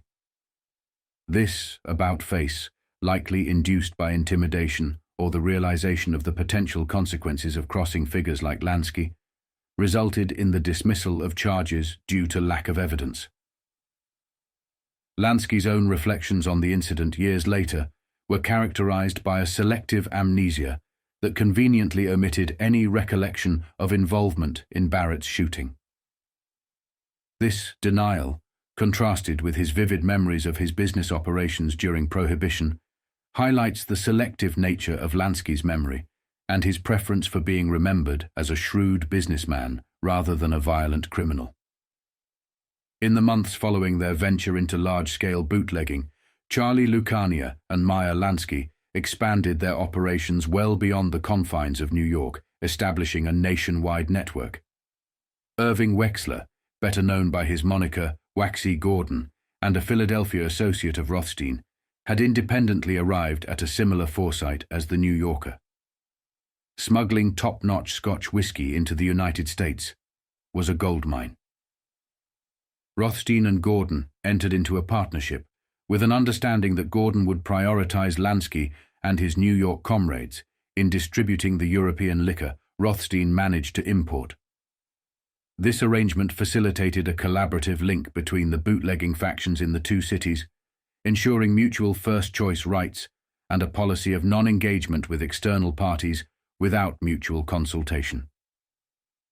Charlie and Costello, of Italian descent, and his counterparts, including Meyer and Siegel, of Eastern European heritage, were assimilating into American culture, altering their dining habits to embrace a blend of traditions.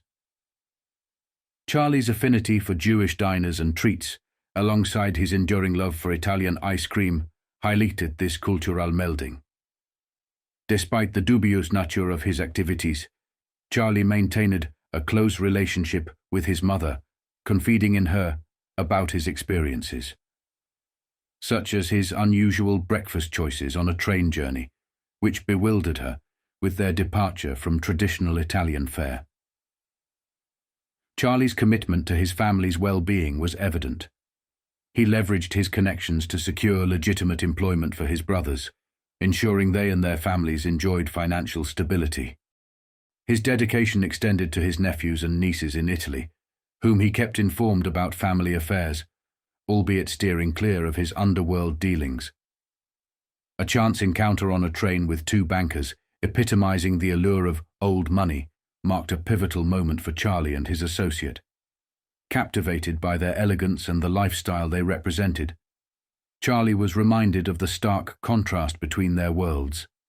This encounter in Philadelphia was a catalyst for expanding their bootlegging operations, a venture made possible by the Prohibition era's lucrative opportunities. Frank Costello's adventurous spirit and expertise in navigation led him to Newfoundland, a strategic choice due to its legal landscape favorable to their smuggling operations. His daring journey across the Atlantic and negotiations with local authorities facilitated the establishment of a highly profitable liquor smuggling route. Costello's efforts transformed St. Pierre, Newfoundland, into a bustling hub, garnering admiration and gratitude from the local community. The operation's success necessitated a diverse fleet of ships and the innovation of souped-up vehicles, precursor to NASCAR, for efficient liquor transportation. This era of bootlegging not only challenged prohibition laws, but also fostered a culture of resilience and ingenuity among young mobsters like Charlie, Meyer, and Siegel. Their ventures into illegal liquor trade laid the groundwork for significant influence in American society, from the streets of Manhattan to the broader political landscape, highlighting their complex legacy intertwined with the evolution of American culture and law. Meyer, Luciano, and Costello now shared their journey from cultural assimilation to becoming pivotal figures in the Prohibition era. Liquor trade underscores the intricate dynamics of their operations. Their ventures, driven by a blend of ambition, familial loyalty, and a keen sense for opportunity, illustrate the multifaceted nature of their contributions to American history and the enduring complexities of their legacies. As the Lansky, Siegel, Costello, and Lucania venture thrived, their confidence surged, leading them to forge alliances with other prominent figures in the criminal underworld, including Nucky Johnson, who wielded power over Atlantic City with the authority of a sovereign ruler. This city became a pivotal point for landing a significant share of the illicit scotch. Figures like Johnny Scalise, the bootlegging royalty of Cleveland, and Solly Weissman from Kansas City were also assimilated into the Rothstein-Lansky-Lucania syndicate. This expansion facilitated the distribution of tens of thousands of whiskey cases throughout the country, catering to the widespread demand for premium liquor. Under Rothstein's mentorship, Lansky was introduced to contemporary business strategies akin to those employed by America's leading corporations. This guidance transformed their bootlegging operation into a highly organized and efficient business enterprise, mirroring the structure and operation of a formal corporation. The only difference between us and, say, an ordinary legitimate organization or business was that we dealt basically in cash. We also had another powerful advantage: nobody had to worry about paying taxes. The profits from bootlegging were enormous and the risks minimal, and there were no public hostilities of any importance. Bootlegging was considered antisocial. Most Americans did not regard the men who engage in this trade as real criminals. In a turbulent era of gangland power struggles, Giuseppe Masseria, self-styled as the Italian-Sicilian boss of bosses, emerged as a formidable figure. The tension between Masseria and Salvatore Maranzano, two towering figures of the Italian underworld, signaled the potential for a full-scale war. This volatile backdrop set the stage for Charles Luciano's ascent within the criminal hierarchy. The initial overture towards this imminent conflict was made by Dutch Schultz, who was sent to engage Luciano at the Claridge Hotel. Accompanied by Vito Genovese and their associates, Schultz represented Tom Gaetano Reina, a notable Bronx underworld figure and an ally of Luciano, expressing Reina's interest in meeting Luciano, the rising Sicilian power. Unbeknownst to Luciano at the time, this encounter had been orchestrated by Genovese, aiming to draw him closer to Masseria. Luciano's encounters with Masseria were frequent, thanks to his thriving ticket business and social circles. The These meetings, often characterized by warm greetings and abundant hospitality, hinted at Masseria's interest in Luciano.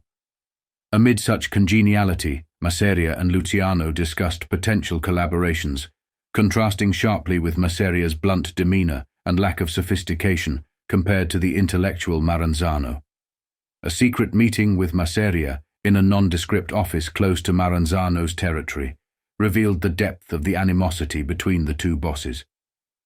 Masseria, a man of few words, quickly cut to the chase, unveiling Maranzano's plot against Luciano and proposing an alliance to preemptively strike against their common enemy.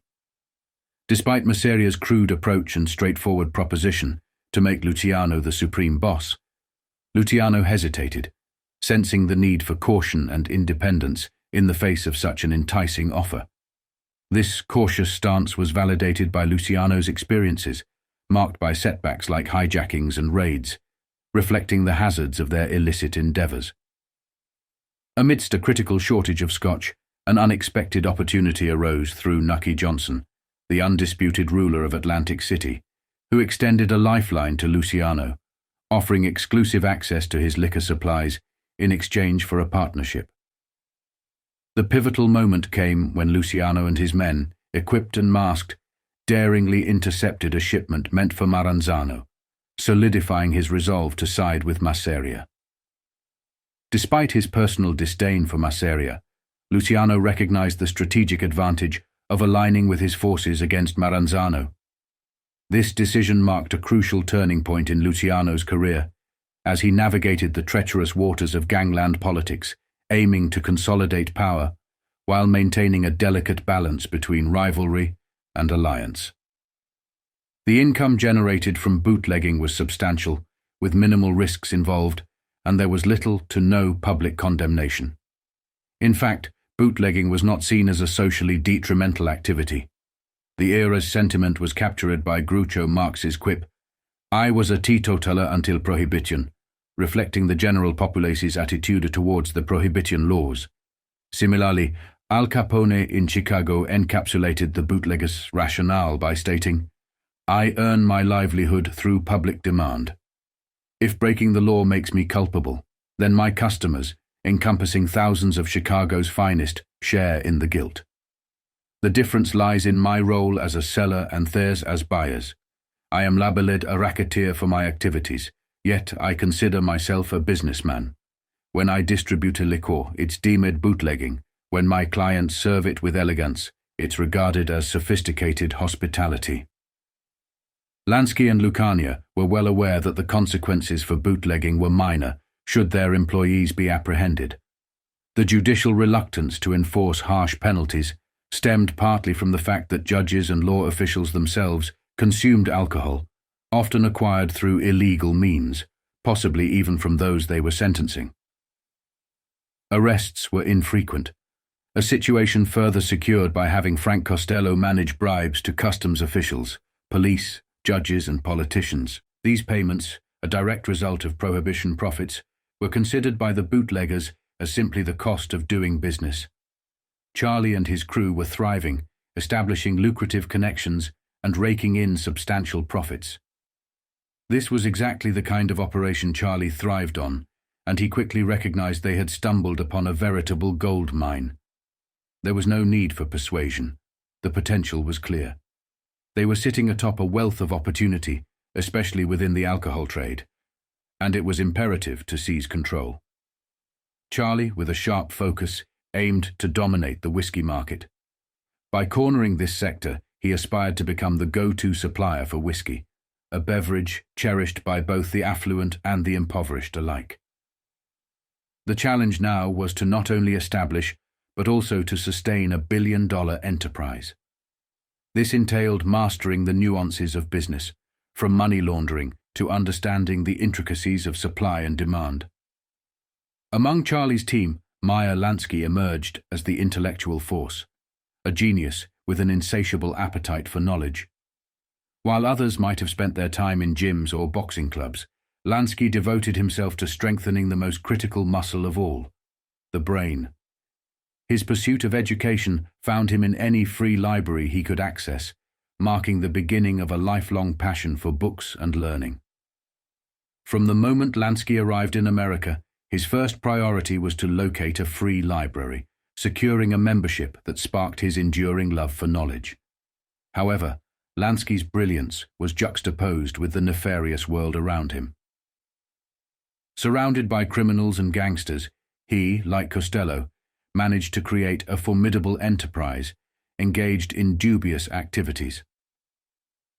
It was in this environment that Lansky stumbled upon a book that would profoundly influence their business operations, Making Profits, by Professor William Taussig of Harvard University, published in 1915. This work introduced him to the foundational economic principle of supply and demand, knowledge that Lansky was eager to share with Charlie. Eager to impart this newfound wisdom, Lansky approached Charlie, aware of his reluctance to engage with academic insights. Despite Charlie's initial dismissiveness, rooted in a belief that true knowledge came from the streets rather than books, Lansky persisted. He implored Charlie to listen, leveraging Charlie's own expressed desire to learn. Lansky explained the essence of the law of supply and demand, as outlined by Taussig, emphasizing its relevance to their current venture. If they could monopolize access to high-quality, unadulterated whiskey, they could meet the high demand with a limited supply, thereby maximizing profits. Lansky argued that by understanding and applying this principle, they could elevate their whiskey trade to unprecedented heights, exploiting the market's dynamics to their advantage. Transporting the whiskey proved to be one of the major logistical challenges. Although the gang invested in numerous trucks for this purpose, these vehicles quickly became targets for theft by other criminals eager for a share of the lucrative market. With not everyone having access to Rothstein's exclusive network of Scottish distillers and influential British businessmen, it seemed easier for rivals to hijack the New York bootleggers' shipments rather than establishing their own import channels. Lansky's income from his tool and die making job had become superfluous, yet he initially kept it as a cover for his illicit earnings to avoid police scrutiny. Eventually, Lansky left this occupation to pursue his passion for cars, working part-time as an automobile mechanic. The significance of the automobile was immediately clear to me. Remember, at that time, the automobile was still relatively new in America. But Rothstein opened our eyes to how the mass production of cars was set to transform numerous aspects of American life. I saw firsthand its potential in our line of work. Having a dedicated fleet of cars, maintained and customized by their own hands, significantly boosted the operations of Lansky and his team. Not only did it streamline the distribution of liquor, but it also expanded their geographical reach for various criminal activities. Quick getaways became effortless, leaving law enforcement struggling to keep pace. The combination of automobiles and telecommunication allowed Lansky, Lucania, and their associates to operate on a national scale. However, this era of fast transportation was not exclusive to them. Rival bootleggers and the threat of hijackings were constant concerns. Lansky met these challenges head-on, often leading armed convoys to safeguard their shipments of Scotch whiskey. Alongside Bugsy Siegel, Lansky did not hesitate to confront or even preempt potential hijackers, embodying his belief that leaders should be at the forefront of action. Lansky fondly recalls a particularly daring operation orchestrated by Siegel. After learning about a shipment of whiskey destined for Atlantic City, property of their adversary, Joe Masseria, Siegel, with excitement, informed Lansky of the opportunity for retribution.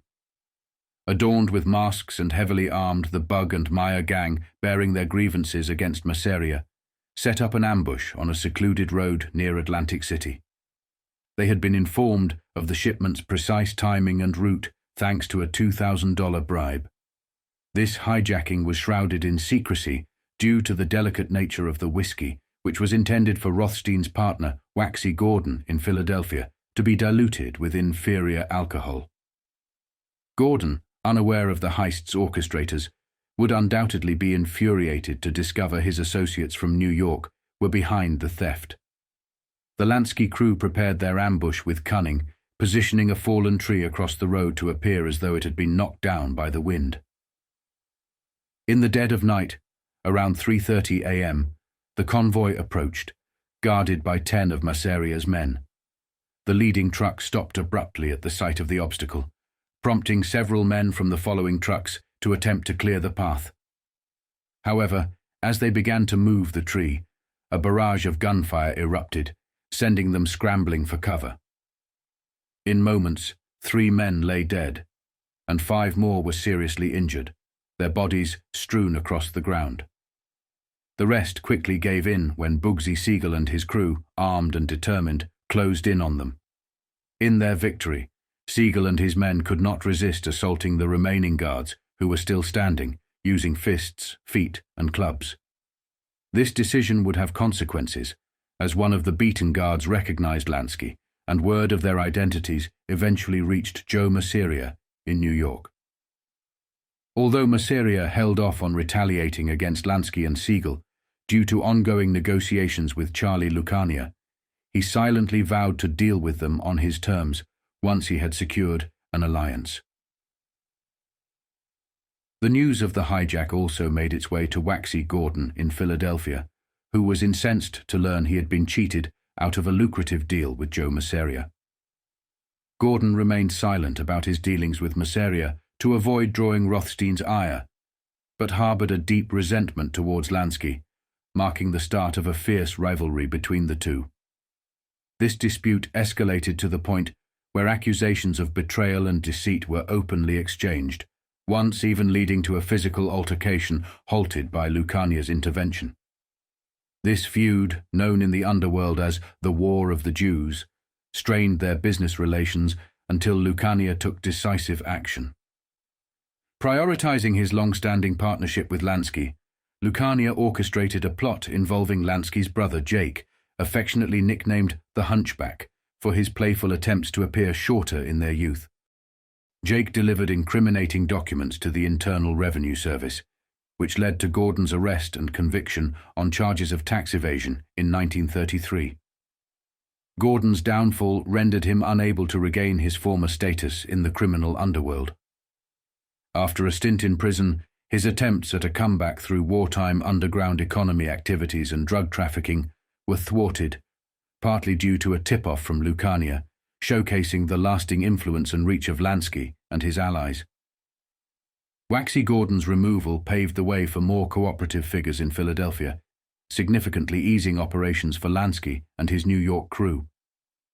Not long after starting their collaboration with Rothstein, Lansky and Lucania found themselves rapidly ascending into wealth. Rothstein was their gateway into the elite social circles of the time, where they were received with open arms. Their reputation as bootleggers added a layer of allure and excitement, making them sought-after guests at the era's most lavish parties. The elite relished the fine whiskey that these somewhat enigmatic figures smuggled into the country, eagerly inviting them to the celebrated soirees of the 20s. Lucania, in particular, thrived in these settings, rubbing shoulders with the crème de la crème of American society, ranging from politicians and industrialists to businessmen and multimillionaires. Under Rothstein's influence, he quickly adapted to the refined ways and fashion of high society, immersing himself in its allure. Lansky, on the other hand, attended only a few of these gatherings before choosing to step away. Despite the appealing lure of visibility and recognition, Lansky opted for a more understated presence. His preference was to avoid the limelight, particularly eschewing the notoriety of being labelled a bootlegger. He succeeded in maintaining a low profile among those who enjoyed the scotch that he, alongside Rothstein, supplied. By this time, still in their 20s, Lansky and Lucania were at the helm of a substantial operation. Rothstein was fervently executing his ambitious plan, making regular trips to Europe to purchase whiskey, and always paying in cash. The shipments were then transported across the Atlantic, making their way to Canada, as well as the Bahamas and Cuba. Though Lansky and Lucania were among numerous bootleggers of their time, they commanded a significant portion of the market. During the late 1920s, Whiskey imports from Scotland to Canada surged by about 400%. Interestingly, during the Prohibition years, government reports indicated that Canadian consumption of whiskey halved. The whiskey landed in the West Indies was then moved to the vessels of Rum Row, stretching from Boston to Atlantic City, just beyond the 3-mile limit. Smugglers engaged in a risky game of cat and mouse with the U.S. Navy and Coast Guard, who patrolled the coastline to intercept illegal shipments.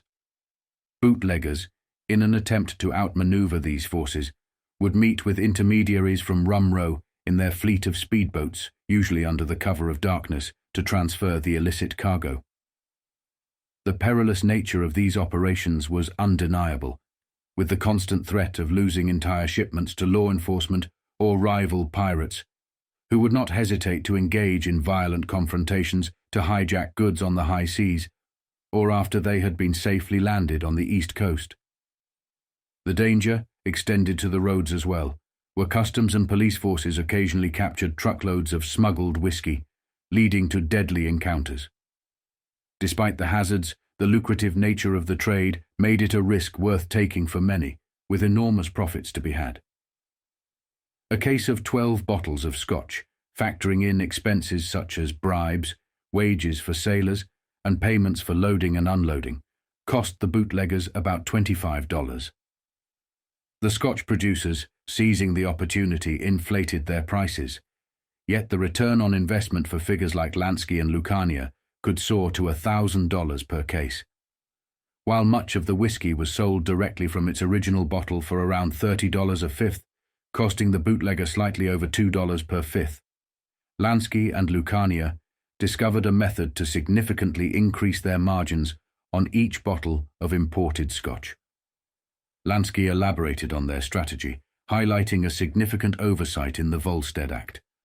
There was a major loophole in the Volstead Act. You could not sell liquor, but if a doctor said you needed alcohol because of health problems, and it is amazing how many doctors gave their patients prescriptions for booze, you were allowed quite legally to buy alcohol. Naturally, this liquor had to come from somewhere, to help all those poor, unhealthy Americans who could not be cured by taking aspirin or other drugs like that. The government licensed certain firms in different cities to make alcohol for sale as medicine. By partnering with the proprietors of legally licensed distilleries, Lansky and Lucania leveraged this loophole to their advantage, despite the owners having little say in the matter under the threat of coercion. Resistance from legitimate distillery operators occasionally occurred but was quickly quelled through intimidation, resulting in injuries or worse for those who dared to oppose. The message was clear, and resistance soon became rare, with many distillery owners opting to cooperate willingly. Within the confines of these legal distilleries, the alcohol produced was clandestinely blended with the smuggled Scotch, typically delivered in the dead of night.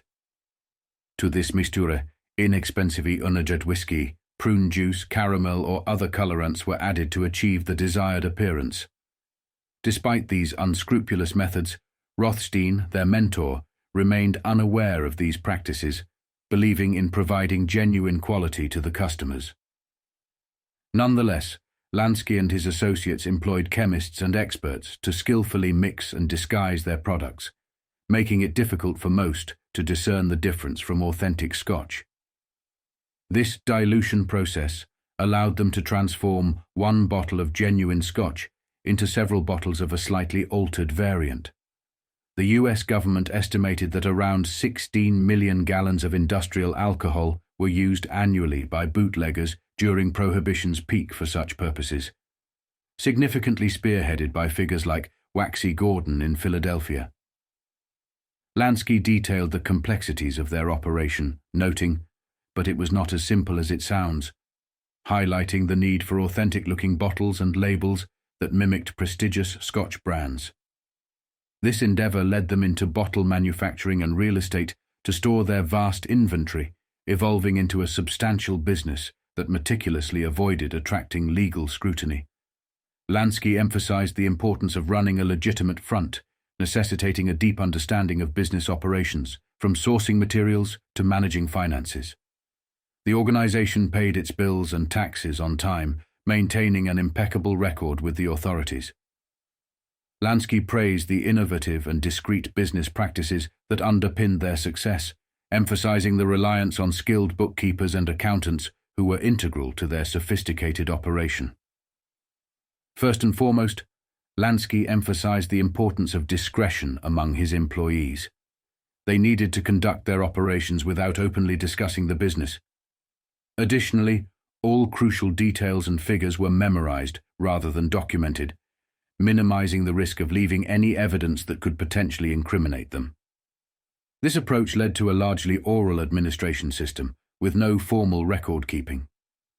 On the rare occasions when writing was unavoidable, Lansky and a select few trusted associates ensured any such documents were promptly destroyed after their use. "We had no filing system," Lansky stated plainly, underscoring his belief in the futility of holding on to records of past transactions. According to him, understanding and mastery of the business were paramount. If one was not fully aware of the operations, they simply were not cut out for this line of work. By this time, the gang's whiskey had become the toast of the finest speakeasies in New York and was efficiently distributed along the East Coast via a fleet of trucks. This operation was marked by strategic reserves that allowed for rapid response to any sudden shortages in any city. The network expanded swiftly through alliances with other bootlegging leaders, including a significant partnership with Al Capone in Chicago. Despite Capone's strong association with the Chicago Mafia, his roots were in New York, a detail Lansky shared, highlighting the connections between Italian and Jewish criminals in the American underworld. Capone had a bad reputation in New York and was known as a killer. He found himself in great difficulties when the police were after him for a murder charge. He had beaten a Brooklyn bartender so severely that the man died. Bugsy Siegel, who knew Capone well from their days on the Lower East Side, was close enough to Capone to conceal him with one of his aunts on East 14th Street, Lansky recounted, offering insight into the early challenges Capone faced and the underworld camaraderie that protected him. Capone found himself in a precarious position in New York, narrowly evading the police thanks to the intervention of his loyal friends. "The heat was really on him," Lansky remarked, acknowledging the urgency of Capone's situation. It was this intense scrutiny that necessitated his relocation to Chicago, where he was introduced to Johnny Torrio, another New Yorker seeking to make his mark in the Windy City. Torrio, also known as the Fox, was in the midst of a power struggle with Big Jim Colosimo, a traditionalist mafia figure, for control over the city's criminal activities. Capone quickly ascended to become Torrio's indispensable lieutenant, much to the satisfaction of the Rothstein-Lansky-Lucania alliance. Despite his eventual rise to the helm of Chicago's underworld, Capone's allegiance to his New York allies never wavered, ensuring their enduring partnership. Colosimo's disdain for the collaboration between Italians and Jews, particularly his derogatory remarks about Lansky and Siegel, strained relations. His assertion that Lucania must possess Jewish heritage to associate with such scum neither amused Lucania nor his Jewish compatriots. Siegel, incensed by Colosimo's comments, was eager to retaliate, but was persuaded against immediate action by the more cautious Lansky. Their strategy shifted towards leveraging Torrio to establish a bootlegging operation, a move that Colosimo would unwittingly undermine with his disparagement of bootlegging as a viable enterprise, favoring traditional criminal ventures instead. This underestimation of bootlegging's potential, coupled with his offensive remarks, sealed Colosimo's fate. For Lansky, it was not Colosimo's anti-Semitic slurs that were the primary issue. Such prejudice was unfortunately common, but rather his myopic business sense that posed a threat. Fearing that Colosimo's stance might encourage other mobsters to establish competing bootlegging networks, a decisive response was coordinated. A meeting in New York concluded with Frankie Yale being dispatched to Chicago with explicit instructions to eliminate Colosimo, a task he completed with ruthless efficiency. In the aftermath, as a gesture of solidarity and perhaps a declaration of influence, The largest wreath at Colosimo's well-attended funeral came from Meyer, Bugsy, and Rothstein, signaling the Lansky-Lucania syndicate's deep involvement. While Capone's dominance in Chicago solidified, Lansky and his associates were cautious not to provoke further violence until Torrio had firmly established his leadership, ensuring a smoother transition towards their control over Chicago's bootlegging operations. In the aftermath of the power shift in Chicago, only Johnny Torrio grasped the full significance of the message on the elegantly hand-painted card accompanying the flowers, "From the sorrowing Jew boys of New York." However, this expression of grief was short-lived. Under Torrio's leadership, with Al Capone as his trusted lieutenant, the Chicago Mafia saw a new era of prosperity. Concurrently, the Lansky-Lucania syndicate began to channel a steady stream of illicit whiskey into the city. The proceeds from this lucrative venture were distributed evenly, a testament to the Lower East Side gang's ethos of equitable treatment towards their associates. Their business practices ensured that partners were compensated promptly and justly, particularly during times of adversity, fostering a deep-rooted sense of allegiance among their ranks. Such integrity and fairness cemented Lansky and Lucania's reputation as reliable and honorable partners, securing a foundation of loyalty that would prove invaluable in the years to come. An old peddler from the Lower East Side, familiar with Meyer Lansky, recounted the past with vivid detail. "It's been ages," he began, "yet it's crystal clear in my memory. Meyer was quite diminutive, standing only about 5'5" at his tallest, but he loomed large in every other aspect. In those days he would stroll about in his silk suits, while Bugsy Siegel outdid him in sartorial expense. Meyer's appearance was always neat and understated, embodying the quintessence of a consummate professional. Bugsy, on the other hand, was the polar opposite. His voice was as loud as his attire, accompanied invariably by stunning women. A true icon amongst them, surrounded by dancers, actresses, models, a variety of glamorous companions. It was rare to see him with the same woman twice, be she blonde, redhead, or brunette. Meyer decried his flamboyant lifestyle as scandalous, yet, inwardly, many of the men in his crew envied him, including Meyer, Luciano, Adonis, Genovese, Costello, and Capone. Meyer garnered respect through his demeanor. He was known for his kindness and generosity, yet it was an open secret he commanded the top position. Despite his small stature, his presence commanded attention. People instinctively made way for him, treating him with a mix of politeness and caution. This respect was not born out of fear. I cannot recall any instance of Meyer resorting to violence or intimidation. His aura was not that of a brute. Rather, he carried himself with the assurance of a seasoned CEO, accustomed to unwavering compliance. During this period, Meyer was merely in his 20s, our contemporary, but even those seniors in years looked up to him with esteem.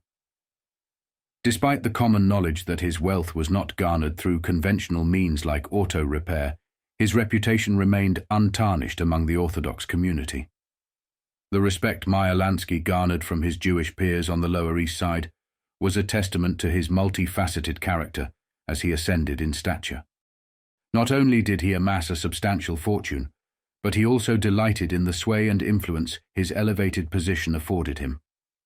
Meanwhile, Charlie Luciano was making his mark within the Italian enclave of the Lower East Side with similar success, yet the manner in which each man navigated their rise couldn't have been more disparate.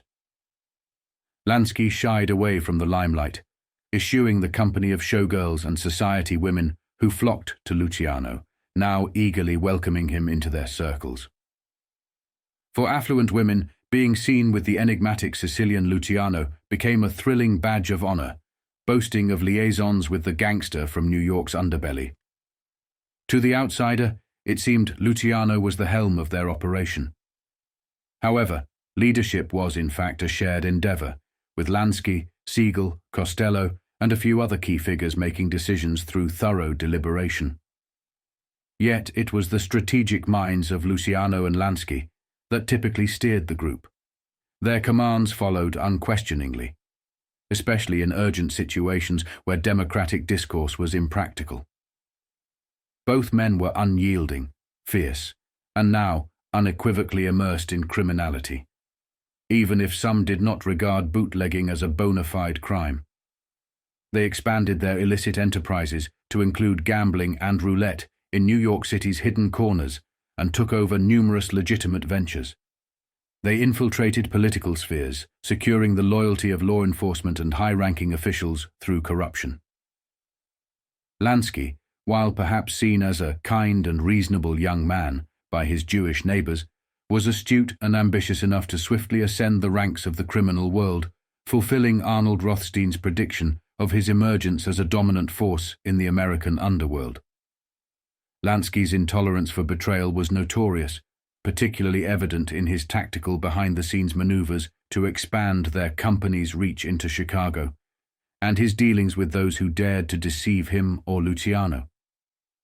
This venture into Chicago, bolstered by the ruthless efficiency of Al Capone and John Torrio and their adoption of New York's emerging criminal strategies, proved immensely lucrative, funneling vast sums into the coffers of Chicago's corrupt officials under Mayor William Hale, Big Bill Thompson. They provided protection to allies in the distillery and brewing industries before securing positions on the boards of several legitimate companies. By 1924, Capone and Torrio were generating millions annually from bootlegging alone, with a portion of the profits invariably directed to the New York syndicate. Despite Al Capone's self-description as merely a businessman alongside his partner Johnny Torrio, their operation's success hinged on extensive corruption of politicians and police officials, employing extortion, threats, and eliminating competitors who threatened their monopoly in the city. The 20s witnessed not hundreds, but thousands of unsolved murders, predominantly executed by gangsters to settle disputes and jostle for supremacy. The era saw over 100 bombings targeting the businesses or residences of those opposing Capone's gunmen, often resulting in harm to innocent bystanders. Unlike their predecessor, neither Capone nor Johnny Torrio exhibited anti-Semitism, incorporating several Jewish individuals into their operation, one of whom was Samuel Bloom. Similar to Rothstein, Bloom was sophisticated and intelligent, eschewing traditional professional paths for the lucrative world of organized crime. Initially, Bloom earned significantly by securing alcohol prescriptions from bribed doctors, augmenting bootlegging profits when mixed with Rothstein's scotch. According to Lansky, Bloom then conceived a lucrative scheme. He and Rothstein enticed a wealthy Scotsman into a poker game, allowing him early wins before raising the stakes. The gambit resulted in the Scotsman losing everything, netting the gangsters over $50,000 in one evening, a substantial profit from their perspective. Subsequently, Bloom sympathized with the Scotsman he had skillfully manipulated, who, despite his financial loss, maintained his dignity, a testament to his upbringing. Meanwhile, the violence inflicted by Capone's organization served as a stark warning to those contemplating resistance, with numerous individuals suffering beatings or worse. Feeling optimistic, he conveyed to Bloom, "There's plenty more where that came from." He then revealed his significant stake in a major Scottish distillery producing a top-notch whiskey named King's Ransom, leaving Bloom astounded at the opportunity. Bloom swiftly proposed that his acquaintance from the Scottish Highlands could mitigate his financial setbacks by forming a partnership with some friends of mine who might be interested in importing your whiskey into the United States, as Lansky put it. Bloom was eager to discuss the proposal with us, and we encouraged him to proceed. However, we stipulated that he inform his British colleague of our demand for an absolute monopoly on his whiskey. We were prepared to purchase entire shipments, provided he could assure us enduring, exclusive rights to the King's Ransom brand. Even at that time, Rothstein and I anticipated the end of prohibition. It was unsustainable. Widespread law-breaking was occurring. When faced with such a scenario, a law is either amended or a nation falls apart, and I was confident the United States would not falter. I was already considering the post-prohibition era. We have established a sophisticated distribution network, Why not continue the business legally after the repeal of prohibition laws? If we could foster goodwill and secure the contracts at the peak of prohibition, we could sustain the entire operation once it became legal. Lansky's associates concurred with his vision. What initially captivated Bloom, however, was that King's Ransom proved exceptionally suitable for smuggling. Its robust, full-bodied flavor allowed it to be mixed with substantial amounts of lower-grade whiskies and medicinal alcohol without diminishing its quality. The profit potential was immense. The Scotsman received $100,000 in cash payment as an initial investment, and Bloom, adhering to instructions, declined a receipt, a move that greatly impressed the distillery owner. Bloom's straightforward approach was, "We will work on trust." Rothstein and Bloom allowed their new partner to recoup some of his financial losses through poker games in New York, though he never reclaimed the majority of his initial $50,000 loss, which had funded half of the deposit. The Scotsman honored his commitment, and within weeks, massive shipments of King's Ransom were being distributed nationwide via the Lansky-Lucania network. Primarily, it reached the most affluent and discerning clients.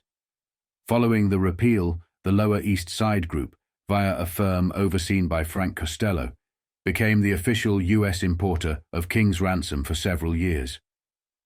Bloom, unfortunately, let his success go to his head. Reveling in the praise from his associates in Chicago and New York, he indulged his passion for gambling to the extreme. A fervent lover of all forms of betting, he became reckless, convinced his fortunate streak would persist. This led to his downfall during a poker match in Rothstein's Park Central Hotel suite, where he ended up losing more than $100,000. His losses did not stop there, and he quickly found himself in dire straits, struggling to gather the funds necessary to maintain his reputation as a solvent debtor. Around this time, Lansky and Lucania were dealing with a significant problem themselves. A shipment of King's Ransom whiskey, amounting to 15,000 cases, disappeared en route from Boston to the south. The incident enraged their Boston associate, King Solomon, especially after accusations flew that his negligence had allowed the whiskey to be easily hijacked. Lansky made a trip to Boston to interrogate Solomon and ascertain the reason behind the security breach, which had cost the operation over $1 million in potential earnings, not to mention the initial investment. The investigation led Lansky back to New York with alarming findings that sealed Sam Bloom's fate. It became undeniable that Bloom had leaked the shipment's route to a rival gang, leading to the hijacking. Lansky had both the evidence of Bloom's treachery and the identities of the thieves. However, the decision was made not to retaliate against the hijackers, as they were viewed merely as opportunists, similar to how Lucania and Lansky's group might have acted under similar circumstances. Despite this, Bloom's role in the debacle was too significant to overlook. A complex issue arose concerning the unwritten rule that discouraged Lansky and his Jewish peers from executing one of their own faiths. A tense silence filled the room, with all eyes on Lansky as he excused himself to call Rothstein. Upon his return, he informed Lucania, with a stoic demeanor, that Bloom has just settled his debt. He paid up the $100,000 he lost in Rothstein's rooms. This development came surprisingly only a week following the hijacking, particularly since Bloom was widely known to be struggling financially. Without uttering a single word, Bugsy Siegel exited the room, marking the last time Bloom's act of betrayal was ever mentioned. Weeks later, at a poker gathering, when a Scottish acquaintance inquired about Bloom, he was solemnly informed, "Sam's in Europe, delving into Renaissance art." The Scottish distiller, unaware of the grim reality, remarked, "He's such a refined man. I had been considering inviting him for a grouse hunt in Scotland next year." Unfortunately, Bloom was forever unable to engage in poker or partake in the Scottish hunt. His remains, sealed in concrete, were submerged at Hudson's depths. The enigma surrounding Bloom's demise remained unsolved, but during the 50s, Amidst a comprehensive investigation into Lansky's background by the government, FBI agent Edelstein stumbled upon some revealing details.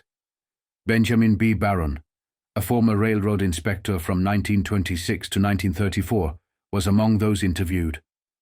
Barron had noticed illegal alcohol shipments at his workplace and attempted to report this via telegram, only to discover the communications were intercepted by those involved in the illicit liquor trade. Yielding to persistent offers, he eventually assisted a syndicate implicated in smuggling alcohol. The orchestrator of these bribes was identified as Yasha Jack Katzenberg, leader of an organization that received consignments from Sol Bloom out of Chicago. Bloom, representing entities in Florida and South Carolina, was responsible for importing around 10,000 cases of whiskey from Nassau, Bahamas, per shipment. To safeguard against kidnapping and hijacking, Bloom enlisted the services of Lansky and Bugsy Siegel. Edelstein's findings included Barron's account, highlighting Lansky, along with Jake Lansky and Bugsy Siegel, as specializing in protection, mastering in murder and kidnapping. Their realization of being untouchable by law enforcement emboldened them to initiate their own kidnapping ventures, demanding ransoms from those in the illicit alcohol business. Barron also noted that among the victims of the Lansky-Siegel scheme were Sam Lee, who was killed in 1934 and had been associated with Yasha Katzenberg, and Harry Sweeney Rosenberg. Jack Levinson, also involved with a bootlegging faction, fell victim to kidnapping by Lansky and Siegel. They targeted Sol Bloom of Chicago, a key supplier of alcohol to the Katzenberg operation, abducting him as well, which seemingly led to their acquisition of Bloom's interests in Chicago. Edelstein shared that Barron, preferring anonymity, expressed a desire to live without fear of retribution, saying he wished to live and did not want to be murdered. By 1959, further attempts to extract information from Barron, then a patient at Long Island Jewish Hospital dealing with spinal and arthritic issues, were futile. Concerned about his family discovering his past, Barron remained reticent, citing a 27-year gap since any contact with the mentioned individuals and a faded memory.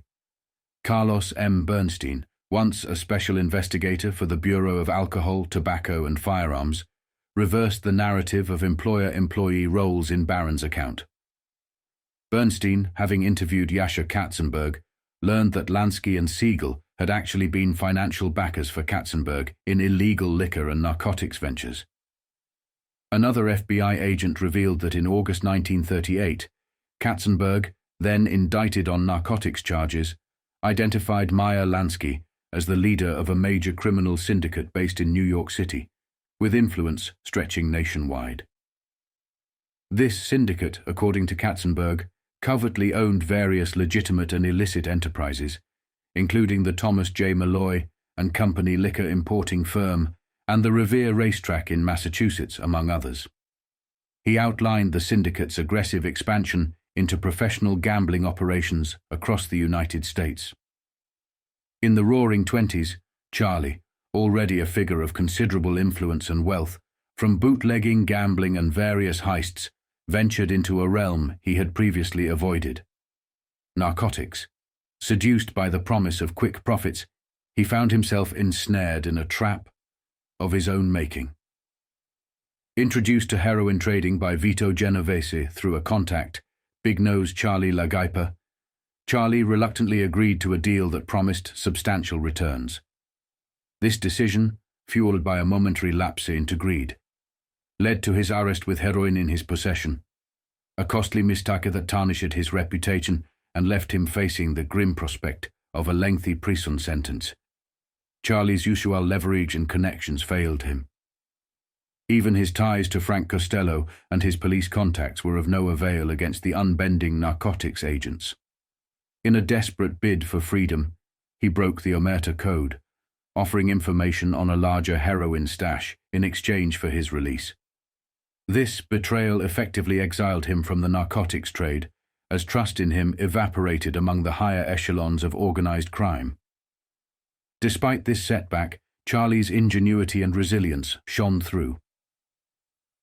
Recognizing the need to cleanse his tarnished image and regain the trust of the elite, he embarked on a campaign of strategic generosity and public relations savvy. His opportunity came in the form of the Dempsey-Firpo fight, a high-profile boxing match that attracted the cream of society. By securing a vast number of tickets and distributing them to influential figures, Charlie not only re-established his social standing, but also demonstrated his power and resources. Dressed in the finest attire, courtesy of Arnold Rothstein, he made a striking figure at the event, mingling with the elite and the underworld alike, a testament to his restored influence and respectability. However, the shadow of his past dealings and the label of narcotics trafficker continued to haunt him. It was against this complex backdrop that Salvatore Maranzano approached Charlie with an offer meant to solidify their positions in the criminal underworld. Maranzano's proposal, delivered with a veneer of respect but underscored by condescension, failed to win Charlie over. The use of bambino, implying a subordinate role, struck a chord with Charlie, who saw through Maranzano's attempts at manipulation. In the end, Charlie's refusal to bow to Maranzano's terms, despite the allure of becoming the king of whiskey, was a pivotal moment. It underscored his resolve to remain independent and unshackled by others' expectations or attempts to control him. This decision catalyzed a shift in the underworld's power dynamics and set the stage for future confrontations and alliances. Charlie Luciano's journey from a momentary lapse into the narcotics trade to his ultimate resurgence as a power broker among both the elite and the criminal underworld is a testament to his resilience, strategic acumen, and unwavering ambition. Through the highs and lows, he navigated the treacherous waters of organized crime and social elitism with a blend of charm, cunning, and ruthlessness, forever marking his place in the annals of criminal history. Arnold Rothstein played a pivotal role in aiding Lucky Luciano during a challenging period, significantly contributing to improving Luciano's image. Luciano always expressed his deep gratitude towards Rothstein, openly acknowledging that if Rothstein had lived longer, he would have further refined Luciano, shaping him into a true gentleman. An FBI document dated August 24, 1971, disclosed that prior to the 18th Amendment's repeal, the King's Ransom Distilling Company was under the control of Benjamin Siegel, Frank Costello, Carlos Martello, Charlie Luciano, and Meyer Lansky. Similarly, the White House Scotch Distilling Company and Capital Distillers were managed by Lansky and Siegel, alongside an unidentified Levinson. Despite the financial success of King's Ransom whiskey, it seemingly did not bring fortune to its initial importers. Arnold Rothstein, renowned for his gambling prowess, ultimately succumbed to the very passion that defined his life, resulting in his tragic demise. This event profoundly saddened his friends from the Lower East Side. Lansky expressed their collective admiration, stating, "We all admired him. He was always honest with us, and he taught us a great deal.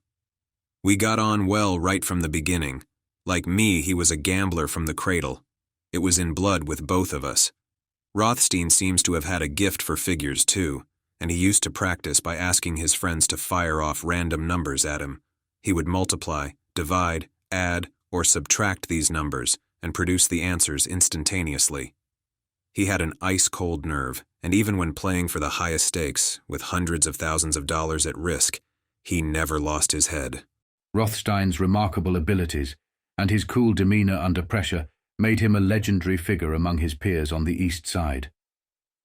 Rothstein's early fascination with gambling, particularly in games like crap shooting and stuss, a variant of faro, mirrored Lansky's own interests, fostering a strong connection between them. Lansky was not the only one who admired Rothstein. Charles Lucky, Luciano, also looked up to him. Their respect extended to Al Smith, a New York politician who, despite his Irish and Italian background, resonated with many from the Lower East Side due to his humble beginnings and his work at the Fulton Fish Market. Al Smith's political career was notable for his advocacy for the underprivileged. As a member of the State Assembly in 1903 and eventually governor in 1918, Smith implemented significant legislation aimed at improving the lives of the poor. His efforts led to the passage of bills that limited child labor and protected workers' rights, demonstrating his commitment to social justice. Rothstein's early life also intertwined with the political sphere. As a teenager, he worked for Tammany boss Big Tim Sullivan. At that time, Tammany Hall, the Democratic Party organization in Manhattan, was firmly under Irish control, highlighting the diverse and interconnected worlds of politics, gambling, and community life in early 20th century New York. The Italian community later found a role in the leadership of the organization, while the Jewish community also managed to establish a presence. In one of the pivotal moments of early American elections, particularly around 1928, Al Smith found himself heavily backed by Charles "Lucky" Luciano. This support, as detailed in my documentary on Luciano, was notable despite Smith's eventual loss, largely attributed to his Catholic background. However, when presented with the choice between Al Smith and Franklin D. Roosevelt for a subsequent election, Luciano shifted his support to Roosevelt. His decision was influenced by Smith's previous defeat and his Catholic affiliation, a detail I've explored in depth.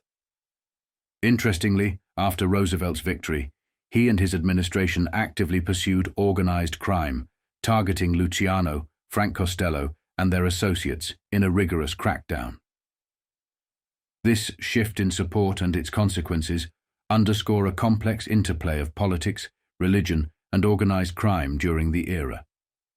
The speculation on what might have occurred had Luciano continued to support Smith remains intriguing, especially considering Costello's advisory role in Luciano's decisions. Ultimately, Luciano's choice to back Roosevelt, dubbed "backing the wrong horse" in hindsight, marked a significant turn in both political and criminal landscapes of the time. Arnold Rothstein's involvement with Big Tim Sullivan marked one of the early instances of Jewish engagement in political corruption through Tammany Hall. Considering the influx of over 2 million Jews to America between 1880 and 1914, the majority were hard-working and law-abiding. Despite facing anti-Semitism, particularly in professional fields such as education, banking, and insurance, most Jewish immigrants found lawful means of livelihood. Like any other ethnic group, a small segment resorted to illicit paths for gaining wealth and power. This trend of criminal involvement was already present before Meyer Lansky's arrival in America. By the time he arrived, nearly a third of the juvenile delinquents in New York courts were children from Jewish immigrant families. These instances of delinquency often involved minor offenses rather than severe crimes, with many of these youths coming from troubled or impoverished backgrounds. Arnold Rothstein, belonging to the generation before Lansky and not representative of the typical delinquent, ventured significantly into gambling while still in his 20s. He established a fashionable casino in Manhattan. His close friend, Nicky Arnstein, a well-known gambler and the lover of Fanny Brice, once inquired why Rothstein continued to heavily invest in gambling despite his wealth. Rothstein simply responded, "Why do you eat every day? I cannot help it. It is part of me. I just cannot stop. I do not know what drives me, but I will gamble till the day I die. I wouldn't have it any other way." Arnstein was troubled not only by the gambling, but also by Rothstein's inability to refrain from engaging in various criminal activities. Rothstein often stole from his gambling partners and faced life-threatening situations when caught cheating them. Arnstein frequently discussed his concerns with Rothstein's father, a respected businessman and merchant known for his integrity, often referred to as Rothstein the Honest. The family patriarch shared Arnstein's worries, particularly after his son became infamous in 1919, achieving the most notorious headline of his career. Arnold Rothstein orchestrated one of the most bizarre scandals to ever hit the American sports scene. He orchestrated a scheme to fix the 1919 World Series by bribing 8 players from the Chicago White Sox.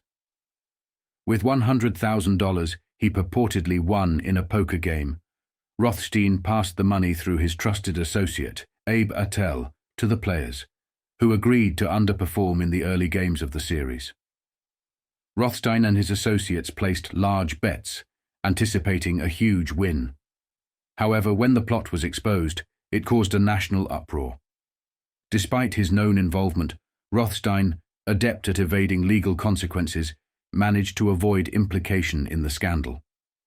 By 1928, Rothstein's luck in poker began to wane. Rumors circulated in New York about his significant losses to gamblers like Nate Raymond and Titanic Thompson. Concerned, Charlie Lucania and Meyer Lansky offered their support, puzzled by Rothstein's financial struggles given his share in their lucrative bootlegging operations, which at times netted him substantial earnings weekly. Despite their efforts and continued gossip, Lansky and Lucania, along with other associates, sought to understand Rothstein's sudden decline.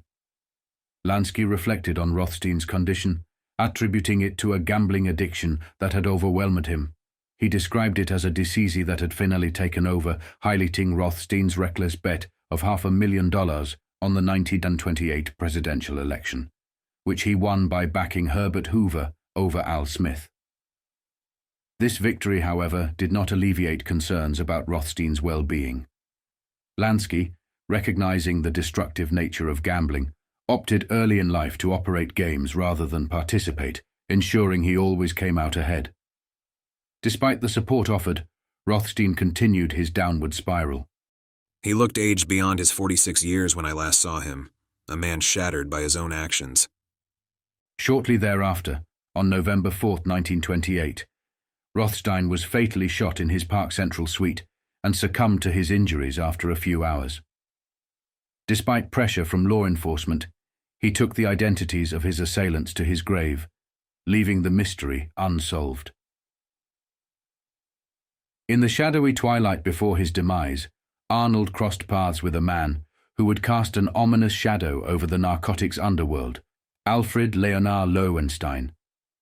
This Belgian financial titan, whispered to have played the game of empires with a deck of illicit ambitions, was a colossus in the realm of finance and rumored to have been conspiring with Arnold to erect a narcotics empire unparalleled in its reach, with heroin as its dark cornerstone. On the fateful day of July 4th, amidst the tranquil skies over the British Channel, Lowenstein vanished into thin air, stepping into his private aircraft's lavatory only to never re-emerge, spirited away, or, as dark murmurs suggest, ejected into the abyss below. This enigmatic disappearance birthed legends of betrayal and covert machinations, with fingers pointing towards the clandestine operatives of British intelligence. The whispers intoned that the spectre of an unbridled crime syndicate, weaving its web across Europe and America, commandeering the heroin trade, was a vista too perilous to permit. Thus, they say, Lowenstein was eradicated, a stark message to those who dare to dream too greedily, too deep. In the wake of Lowenstein's spectral departure, Arnold found himself adrift in a sea of turmoil and treachery, his vast investments in their joint venture evaporating like mirages. Desperate to recoup his losses and ensnared in the throes of a gambling frenzy, Arnold's existence became a high-stakes play, a gamble with the grimmest of stakes, his very life. Rumors abound of clandestine gatherings in New York's shadowy underbelly and other dens of intrigue, where Arnold, Lowenstein, and perhaps even figures of the stature of Luciano and Lansky plotted their ascendancy over the heroin dominion. Yet with Lowenstein's abrupt exit and Arnold's subsequent demise, the curtain fell on a saga of ambition, betrayal, and the unquenchable thirst for power that dances on the razor's edge of myth and reality. Luciano harbored a deep-seated admiration for Arnold Rothstein, viewing him not merely as a mentor, but as the uncle he never had and the role model he always sought. Arnold Rothstein's genius lay not just in his understanding of human nature, but in his strategic foresight and meticulous planning. He recognized the Scots' reputation for frugality and their keenness for secure deals. Rothstein capitalized on this by forming legitimate contracts with them, underpinned by significant deposits, ensuring his guaranteed delivery of whiskey.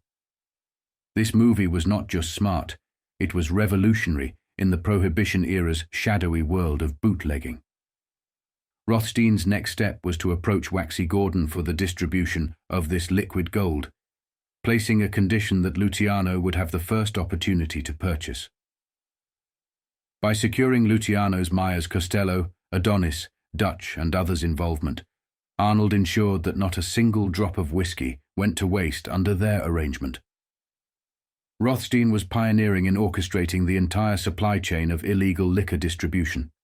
He was the linchpin, ensuring boatloads of whiskey reached Waxy Gordon for dilution, subsequently passing into the hands of Lucky Luciano for sales.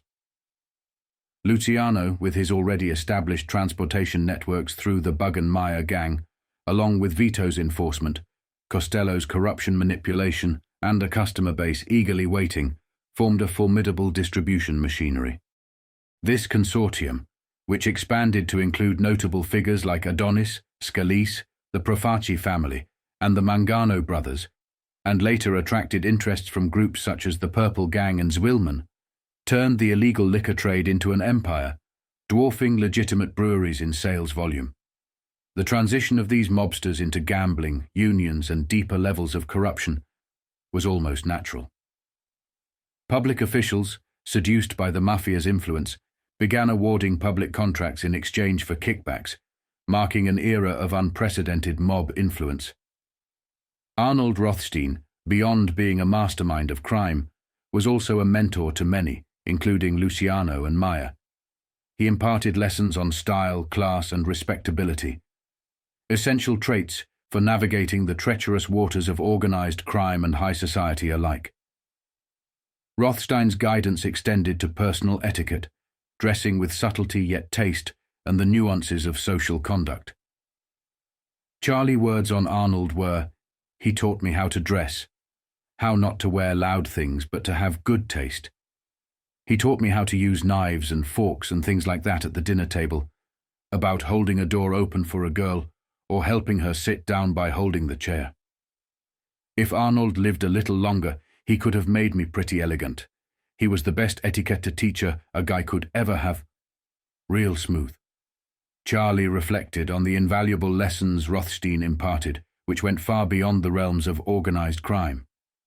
With the backing of figures like Arnold Rothstein and Johnny the Fox Torrio, it seemed improbable for Luciano, Meyer, Costello, Vito, and Adonis to falter.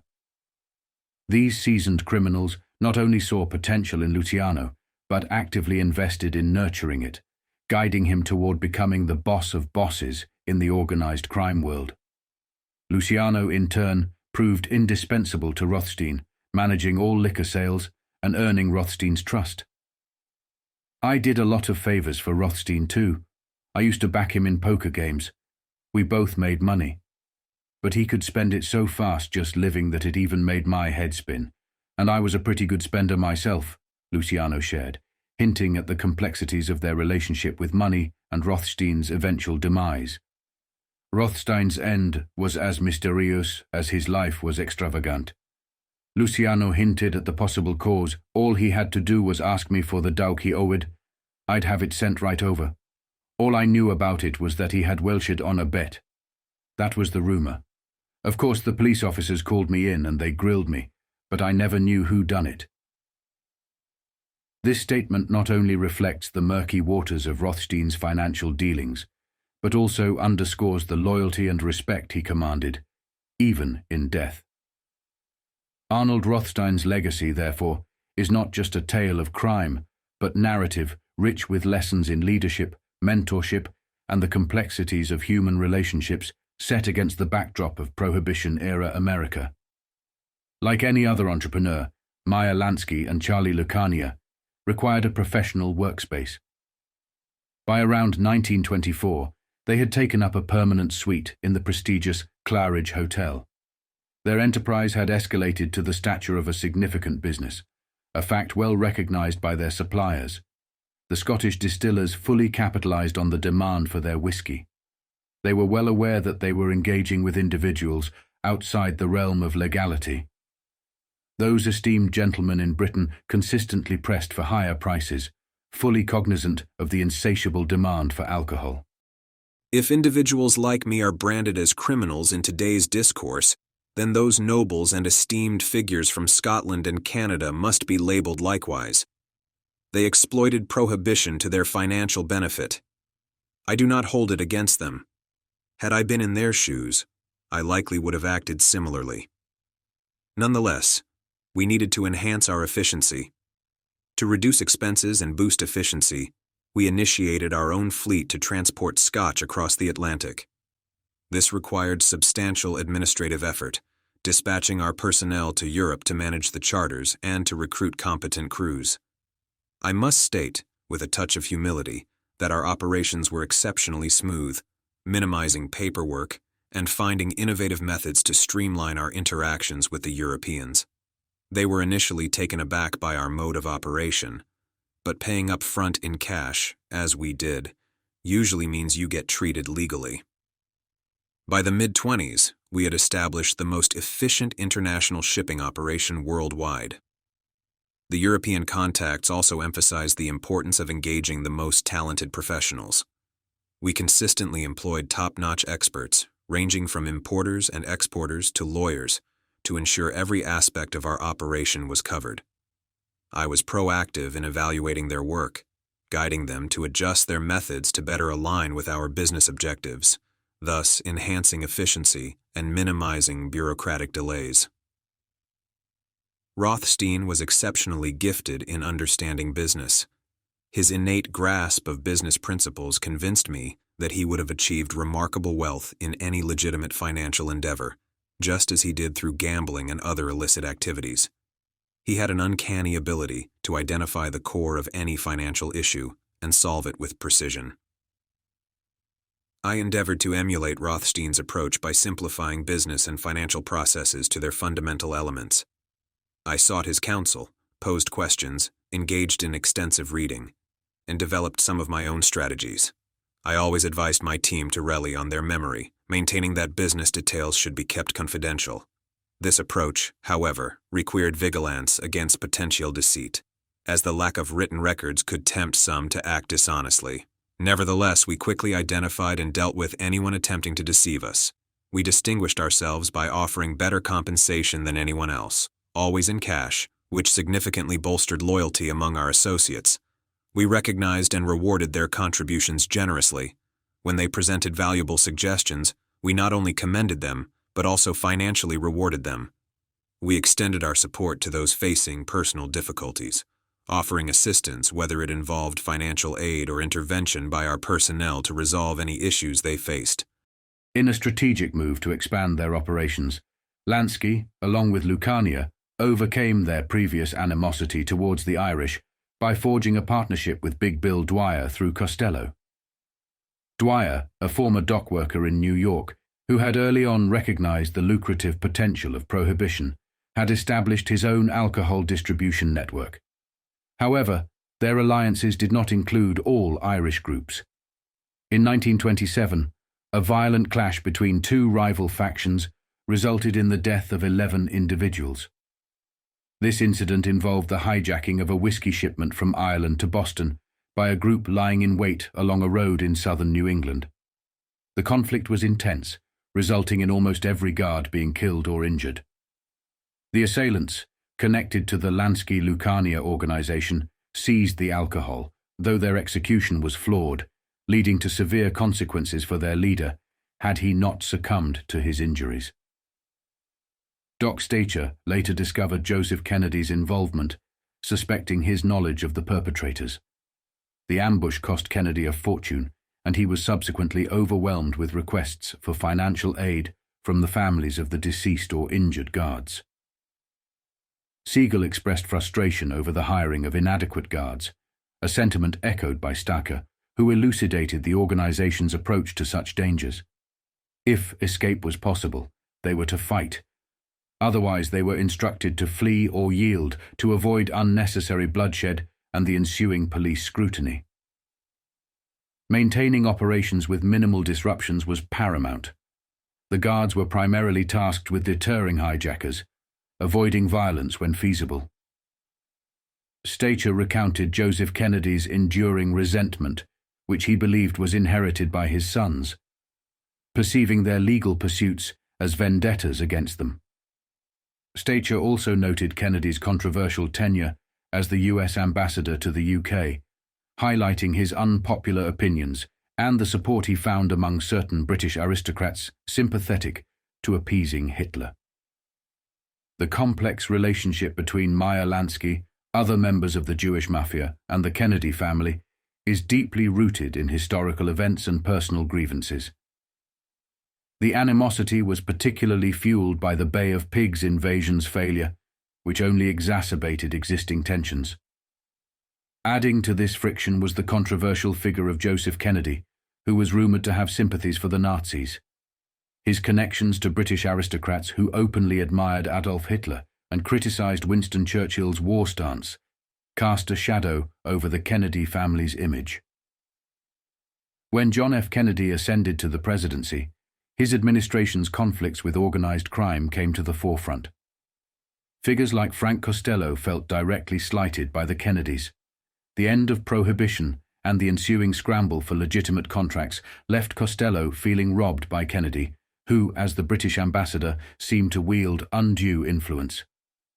Costello, who had hoped to secure these contracts himself, was left dealing with less desirable Scottish distilleries, a situation he begrudgingly accepted as part of doing business.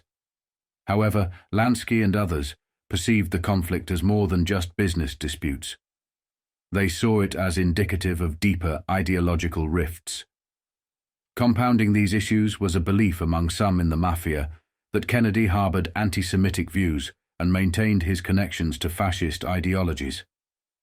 This perspective seemed to gain validation from a diary belonging to John F. Kennedy, which surfaced and contained entries suggesting that he saw Adolf Hitler in a more favorable light than history has judged him. Although this view starkly contrasts with the general condemnation of Hitler's actions and legacy, it underscored the deep-seated mistrust and animosity between the Kennedy family and certain segments of the Jewish Mafia, including Lansky. These revelations, whether fully substantiated or not, highlight the intricate and often turbulent intersections of politics, personal beliefs, and organized crime during this era. In Israel, Stacher recalled a confrontation with an FBI agent, indicating the persistent efforts to target him and Lansky.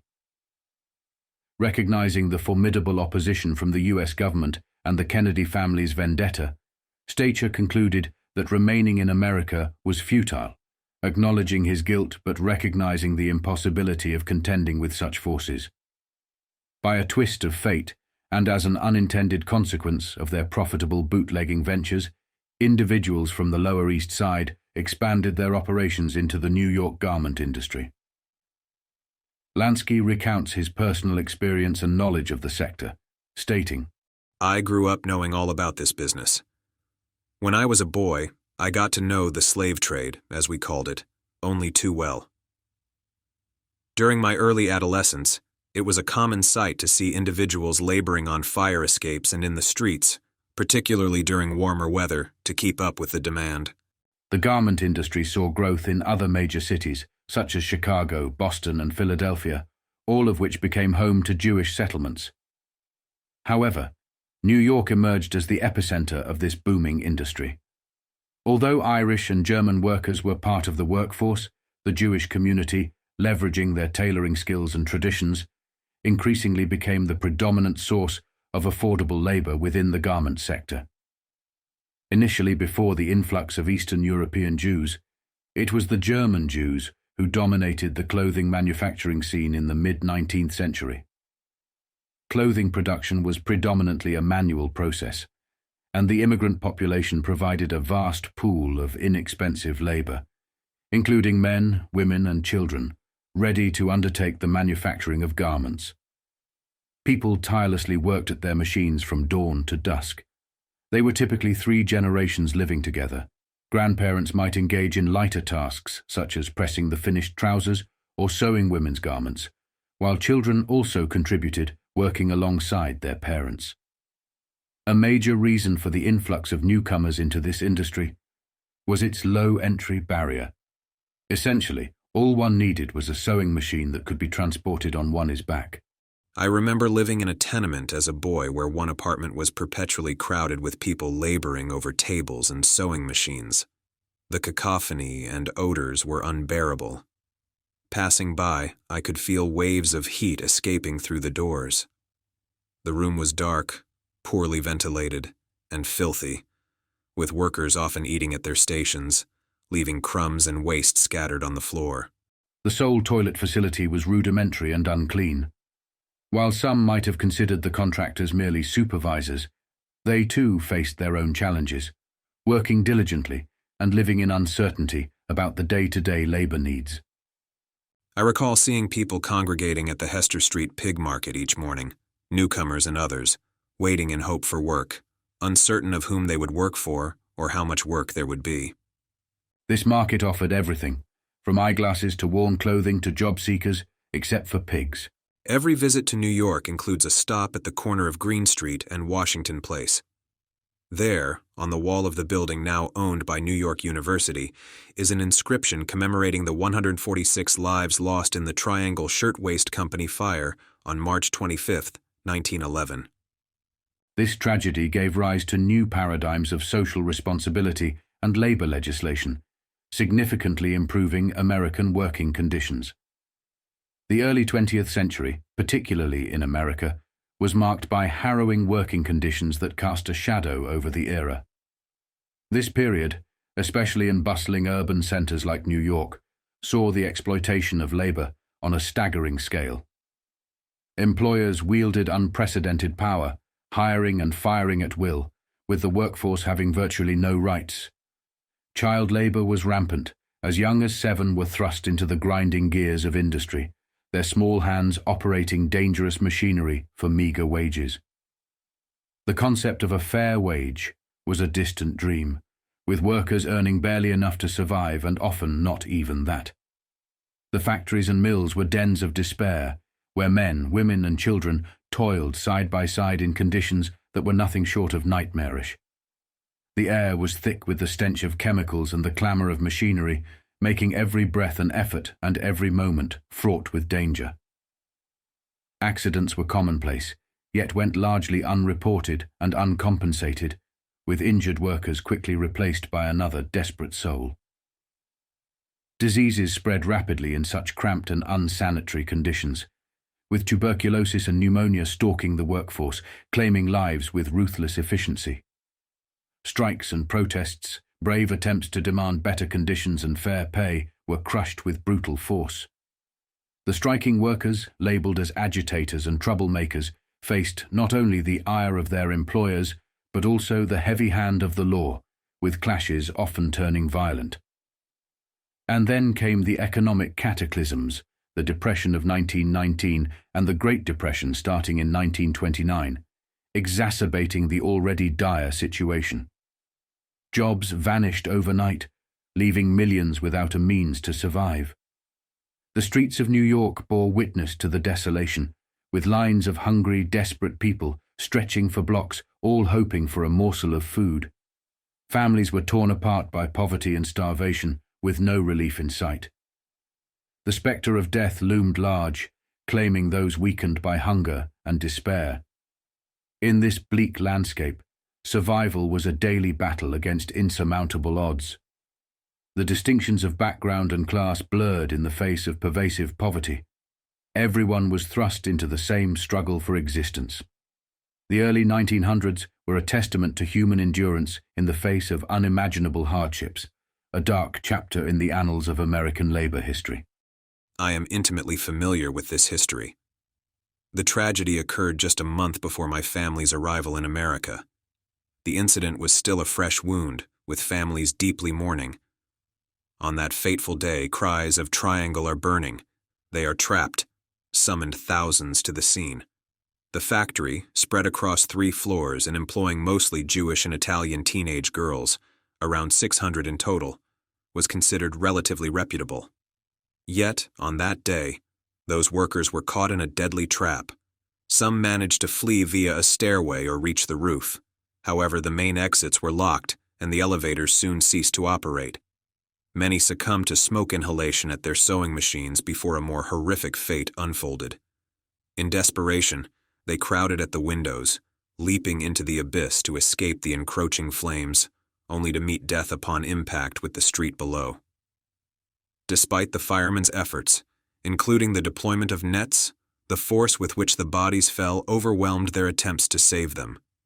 Their ladders and hoses proved inadequate, only reaching a fraction of the way up the building and failing to quench the flames.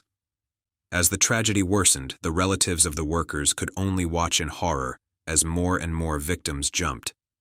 Nearby stores and homes were converted into makeshift hospitals for the injured and morgues for the deceased.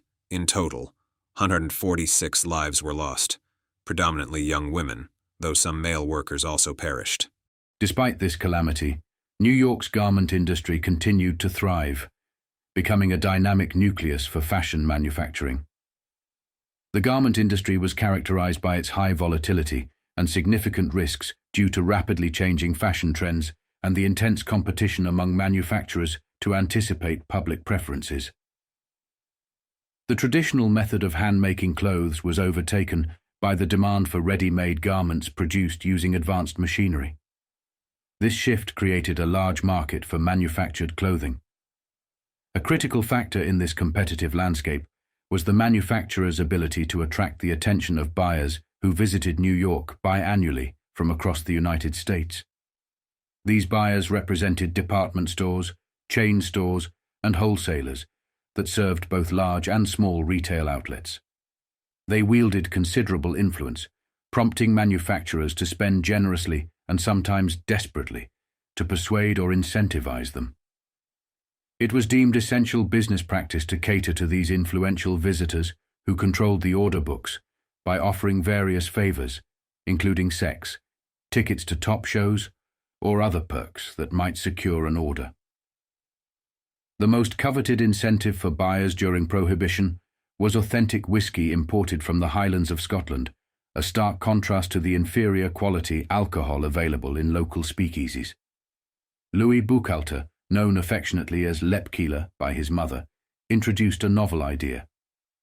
Despite being primarily recognized for his ruthlessness, courage, and loyalty rather than intellectual prowess, Lepke suggested leveraging the garment industry's demand for quality whiskey as a means to integrate into the business through offering exclusive deals on whiskey as a bonus for those who purchased their protection services.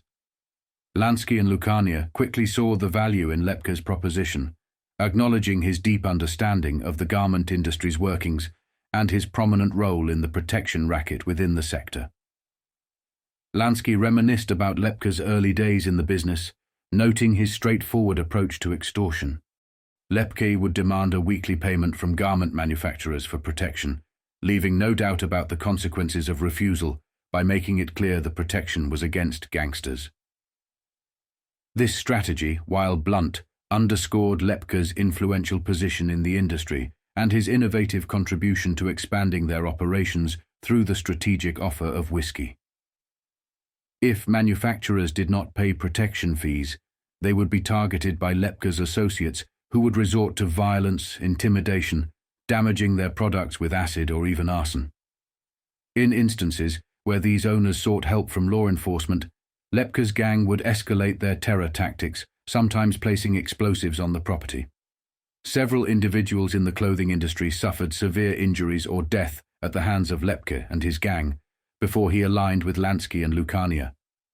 While Lansky and Lucania, the emerging co-leaders, did not endorse unnecessary brutality, they granted their subordinates autonomy in their operations. These subordinates were expected to follow orders and contribute a share of their earnings in exchange for relative independence. Lucania, in particular, aimed to avoid the domineering approach of the so-called moustache Petes, which allowed him to quickly gather a following among the underworld figures who valued his less intrusive leadership style. However, this hands-off approach would later contribute to Lucania's downfall when he was convicted in the 1930s for involvement in prostitution, a charge that Lansky vehemently argues Lucania was completely unaware of, as he did not micromanage the illicit activities some of his lieutenants engaged in under his name. Realizing the need to reform Lepka's methods, Lansky and Lucania took it upon themselves to guide him. During their initial meeting at the Claridge Hotel in 1924, they candidly addressed Lepka, highlighting the need for intellectual strategy over brute force, stating, "You're an idiot. We will have to teach you to use your brains, not your trigger finger. This is the only condition we impose on you. A policy of killing or beating up, and if you join us, it will have to be on our terms." They demonstrated to Buchalter that a more sophisticated approach involving negotiation and cooperation with the manufacturers would yield better results. They explained that the garment manufacturers were primarily motivated by financial incentives, which could be more effectively met with offers of cash support, especially considering the bank's reluctance to lend to the industry due to its innovative yet mistrusted mass production methods, and the constant need for modernization to keep pace with fashion trends.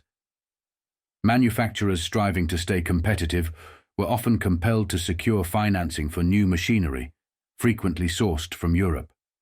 This necessitated either designing their own equipment to be manufactured, or making substantial investments in ready-made machinery, leading to a significant need for immediate capital. Lepke was instructed to propose loans to these manufacturers, offering terms with interest rates higher than those found in conventional financial markets, but with easier accessibility. The topic of protection was initially omitted from discussions when Lepke made his propositions. Should a company struggle to keep up with its interest payments, Lansky's strategy became evident. Meyer told Lepke to the garment manufacturers, "We won't worry about the missed interest payments for now." Lepke was advised to say, Lansky further explained, "Don't worry, your debt will be settled. Instead of dwelling on the unpaid loan, we might propose canceling it, refunding any interest you have paid, and suggest that we become silent partners in your venture. It is important to clarify that our involvement will not interfere with your operational autonomy. We will formalize this arrangement through legal documentation. You must convey to them, Louis, that this partnership is mutually beneficial. With your expertise and our financial support, we are poised for growth. And should you need additional capital, our doors are always open for you." Although Lepke might not have articulated these terms with the finesse Lansky did, once he understood this modernized approach to racketeering, he implemented it with great efficiency. For Lansky and Luciano, the loan strategy was an effective means to expand their business into new areas, while addressing a critical dilemma: how to manage the enormous profits from prohibition without attracting legal attention, as banking these funds was not an option. The solution of providing cash loans was advantageous for both the organization and the manufacturers, eliminating the need for transaction records and mitigating risk. Manufacturers contemplating misappropriation of the funds quickly recognized the consequences, enforced by Lepke's enforcers and, if necessary, additional muscle. This deterrent ensured compliance within the tightly knit garment industry, where reputations and knowledge of each other were widespread, resulting in minimal resistance. Lepke's dominance in the garment sector grew quickly, although he occasionally reverted to traditional, more violent methods of persuasion with businesses resistant to his loans. This approach ensured that even the most reluctant manufacturers contributed in some way to their financial empire. Lepke, having picked up the phrase at Claridge's, delighted in using it whenever he could. He adeptly applied Lansky's refined strategies, becoming an asset to their organization. Lepke's approach not only enhanced their operations, but also introduced lucrative incentives within the garment industry, offering cases of scotch at significantly reduced prices, or even for free. This gesture of largesse, despite the immense profits it entailed, was a minor expense for the organization. Manufacturers previously resistant to Lepke's persuasion or loan offers soon found themselves at a disadvantage against competitors flushing with high-quality whiskey and began to seek their own supplies. Lansky, seizing the opportunity, negotiated strenuously with these manufacturers, who had little choice but to acquiesce. The ability to return home with a case or two of fine Scotch became a decisive factor in securing major orders, benefiting the garment industry magnates in New York immensely during Prohibition, thanks largely to their distribution of Rothstein Scotch over the quality of their merchandise. Following the merger of Lansky and Luciano with Lepke, aligning closely with the garment industry, their notoriety spread across the criminal underworld. Money laundering has long been a critical operation within organized crime, particularly because successfully managing illicit earnings is essential for the sustainability of any such operation. Without adept money laundering strategies, the accumulation of excessive funds not only risks attracting robberies and police raids, but also unwanted scrutiny. To circumvent these risks, crime syndicates have historically engaged in sophisticated schemes to reinvest their money discreetly. By effectively hiding their assets and protecting them to the extent of evading taxes, organized crime groups laid foundational support for their operations. In the early days of organized crime, leaders understood that a significant portion of their revenue would be allocated to protection costs, which included bribes to police officers, senators, judges, and even figures within both the political and legal systems, extending to lawyers, accountants, and notable individuals like J. Edgar Hoover. Initially, the process was straightforward. A messenger, disguised as a worker, would deliver a bag full of money to the necessary officials to secure their cooperation. However, as law enforcement increased scrutiny on members of organized crime, the methods of laundering money and facilitating bribes became more inventive. This evolution led to the establishment of various institutions and even the creation of lobbyists specifically designed to maintain this flow of illicit funds and ensure the success of their operations. Meyer Lansky played an instrumental role in advancing these laundering operations, especially in support of Lucky Luciano. Without Lansky's expertise, Luciano's funds risked being squandered, much like Arnold Rothstein's were. Lansky, Luciano, and Frank Costello invested heavily, not just in their immediate gratification, but back into the infrastructure of corruption and their legitimate businesses, retaining only a modest portion for personal use. This foresight aimed at ensuring their prosperity into the future, aspiring to live like kings by the 1950s and 60s, a vision that might have come to fruition if not for the Kennedy administration's intervention. By the mid-20th century, Lansky had developed increasingly innovative methods of laundering money, including the use of Swiss bank accounts to conceal assets. With advancements in technology and aviation, mobsters began transporting cash in bags on private flights directly to Switzerland, where banks conveniently located at airports made depositing money exceptionally straightforward. Lansky, who also ran a gambling operation, pioneered these laundering and reinvestment strategies as early as the mid-20s and mid-40s, building an empire intended to secure his and his associates' futures. In the bustling streets of New York City, 1925, Meyer Lansky found himself at the helm of an operation that would mark the beginnings of a legendary criminal enterprise. With Prohibition in full swing, opportunities for illicit gains were abundant, but so were the risks of getting caught. Lansky, with his sharp mind and a knack for strategy, decided to embark on a venture that was less conspicuous but equally profitable: money laundering. The initial step in Lansky's scheme was to introduce the dirty money into the financial system, a process known as placement. Leveraging a string of small businesses, including a seemingly innocent laundromat, Lansky started funneling his illegal earnings under the guise of legitimate sales. The choice of cash-intensive businesses was no accident. These establishments could easily mask the influx of illicit cash, blending it seamlessly with the day's genuine transactions. The laundromat, with its constant flow of customers and cash transactions, became the perfect front. As Lansky's, Luciano's, and Costello's operations grew, so did the need to disguise the origins of his burgeoning wealth. This led to the second stage, layering. Lansky ingeniously began to weave a complex web of financial transactions, transferring money between various accounts and purchasing items, only to sell them later. He even went as far as to create fake invoices for services never rendered. Each step was meticulously calculated to erase traces of the money's illicit beginnings, making the funds increasingly difficult to trace. But Lansky didn't stop there.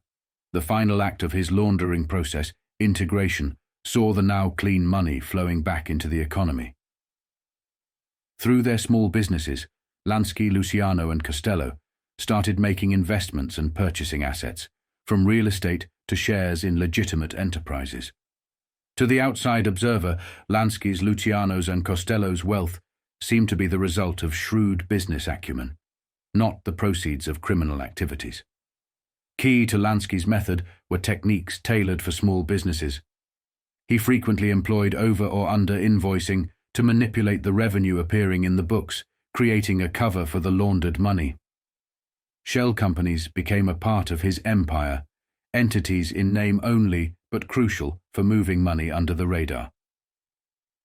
Commingling illegal funds with legitimate earnings, especially in cash-based operations, became a staple of his laundering process.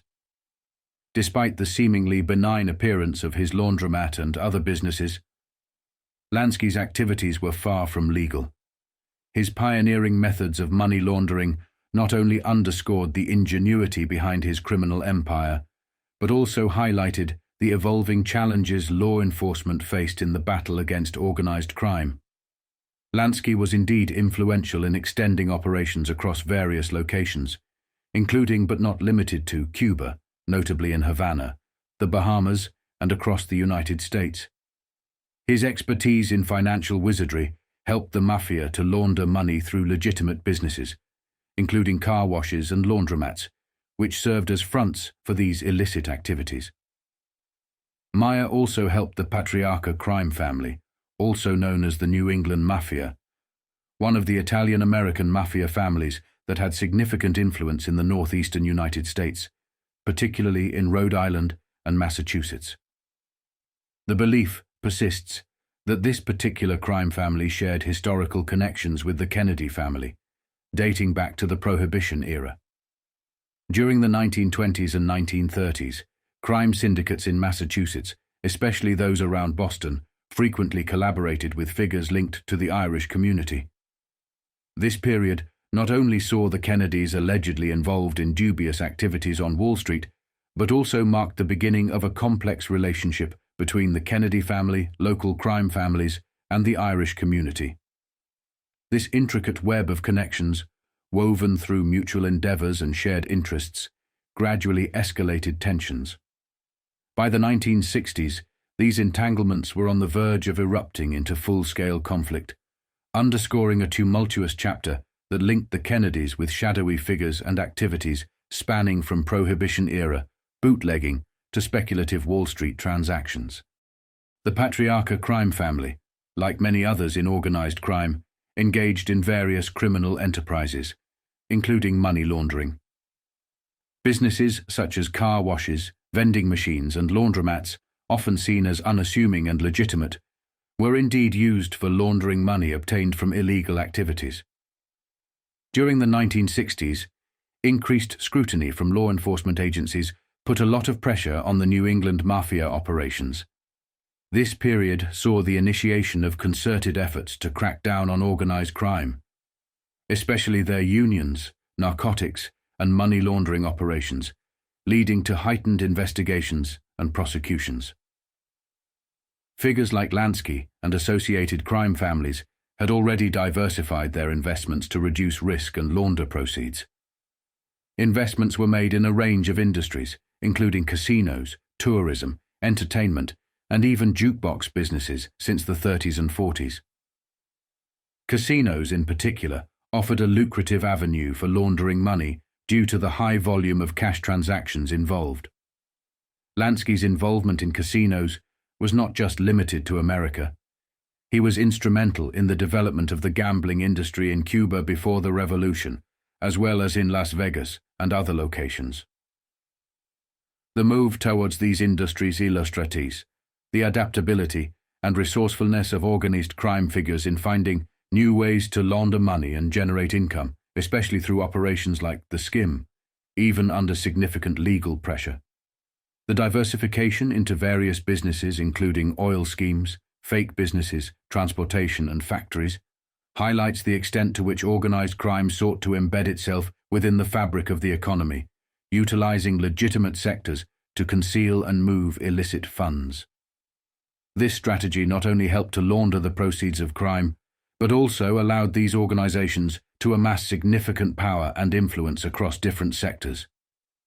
The revenue they generated in New York, America's premier city and most influential state, was staggering. Charlie Luciano's leadership and organizational skills transformed his criminal activities into a sophisticated and highly profitable enterprise, resembling the operational dynamics of legitimate businesses.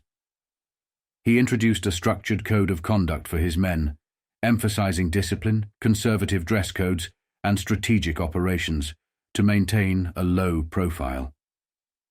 This approach ensured that his organization ran efficiently, with a clear set of rules that mirrored those of a formal corporation, yet operated within the shadowy margins of legality.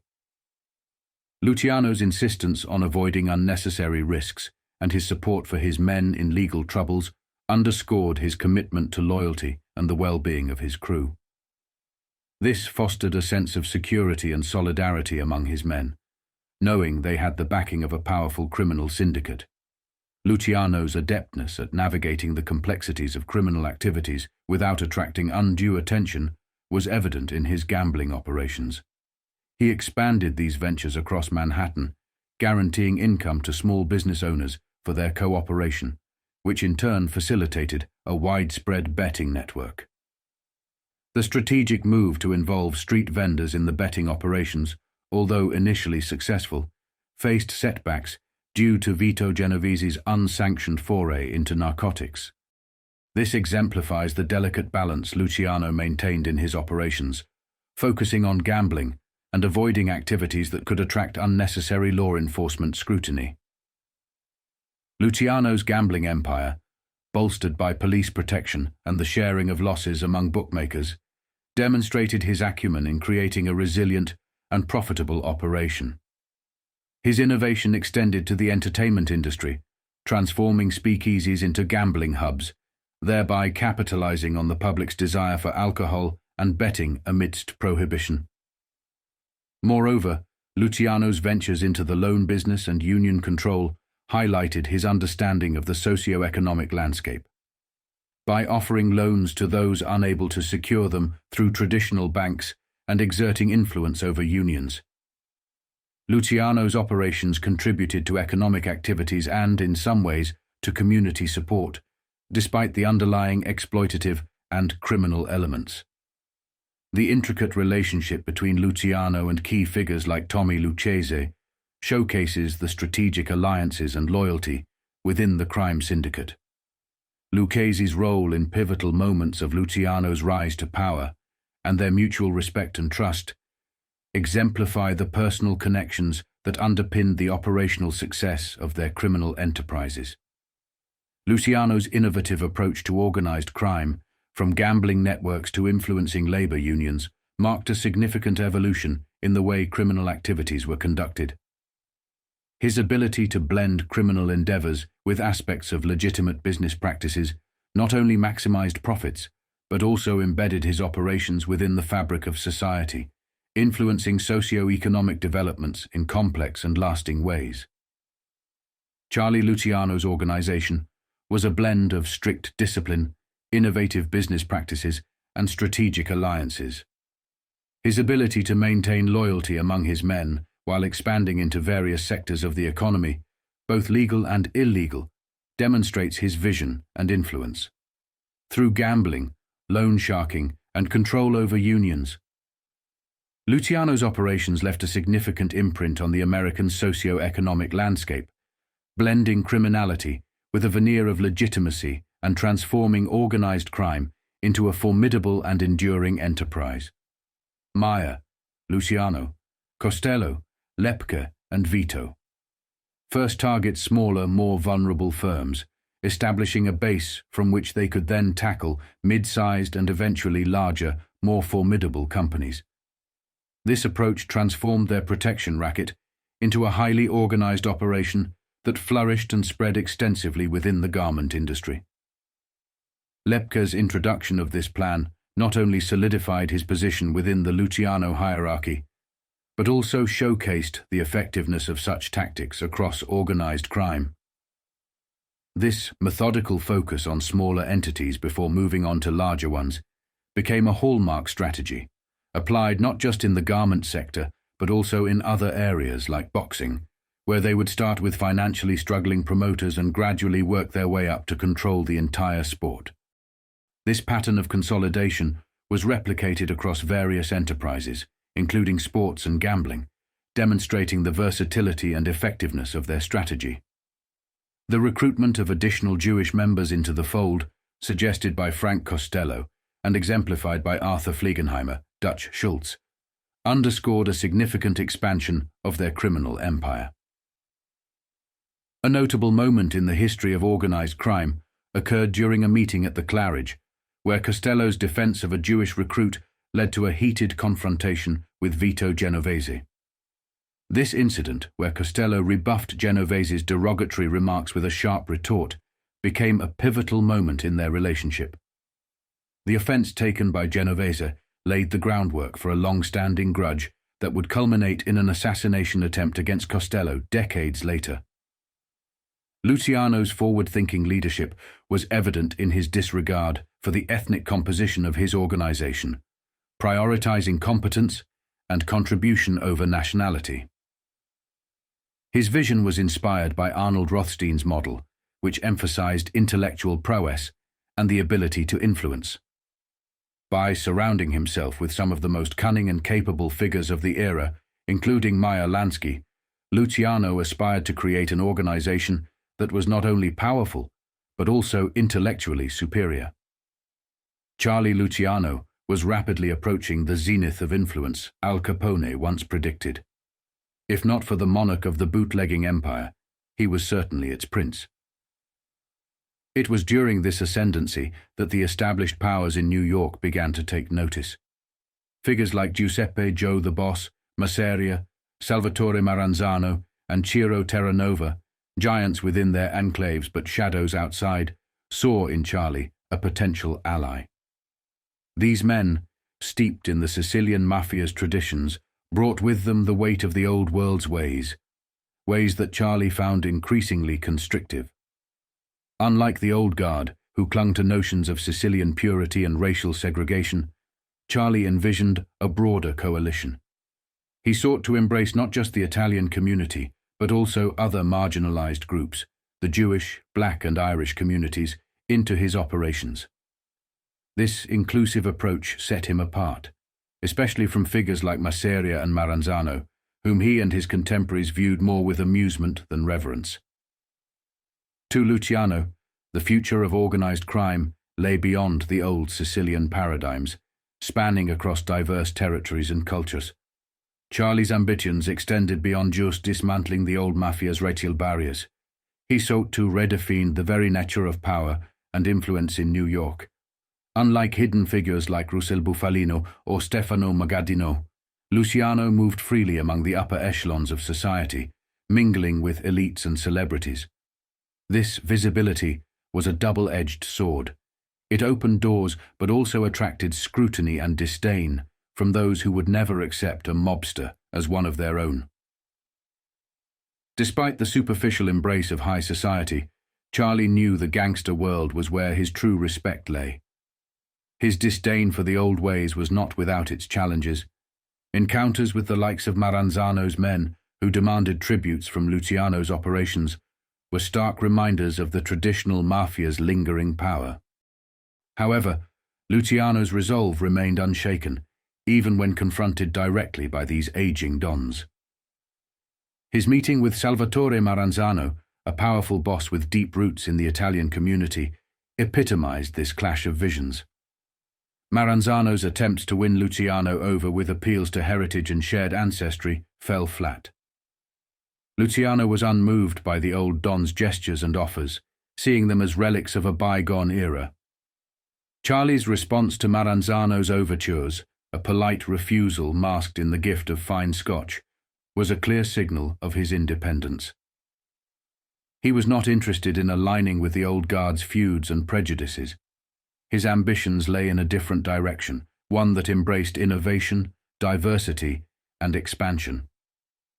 As Luciano's influence grew, so did his network, reaching across rivers and into new ventures, always with an eye towards the future rather than the past. Luciano's journey from a streetwise immigrant to a pivotal figure in the transformation of organized crime reflects a broader narrative of change. His rejection of the old mafia's insular, ethnic-centric model in favor of a more inclusive, entrepreneurial approach not only reshaped his destiny, but also the very fabric of the criminal underworld in America. Through Luciano's story, we see the emergence of a new kind of mobster, one not bound by the traditions of Sicily, but propelled by the dynamic, diverse reality of American life.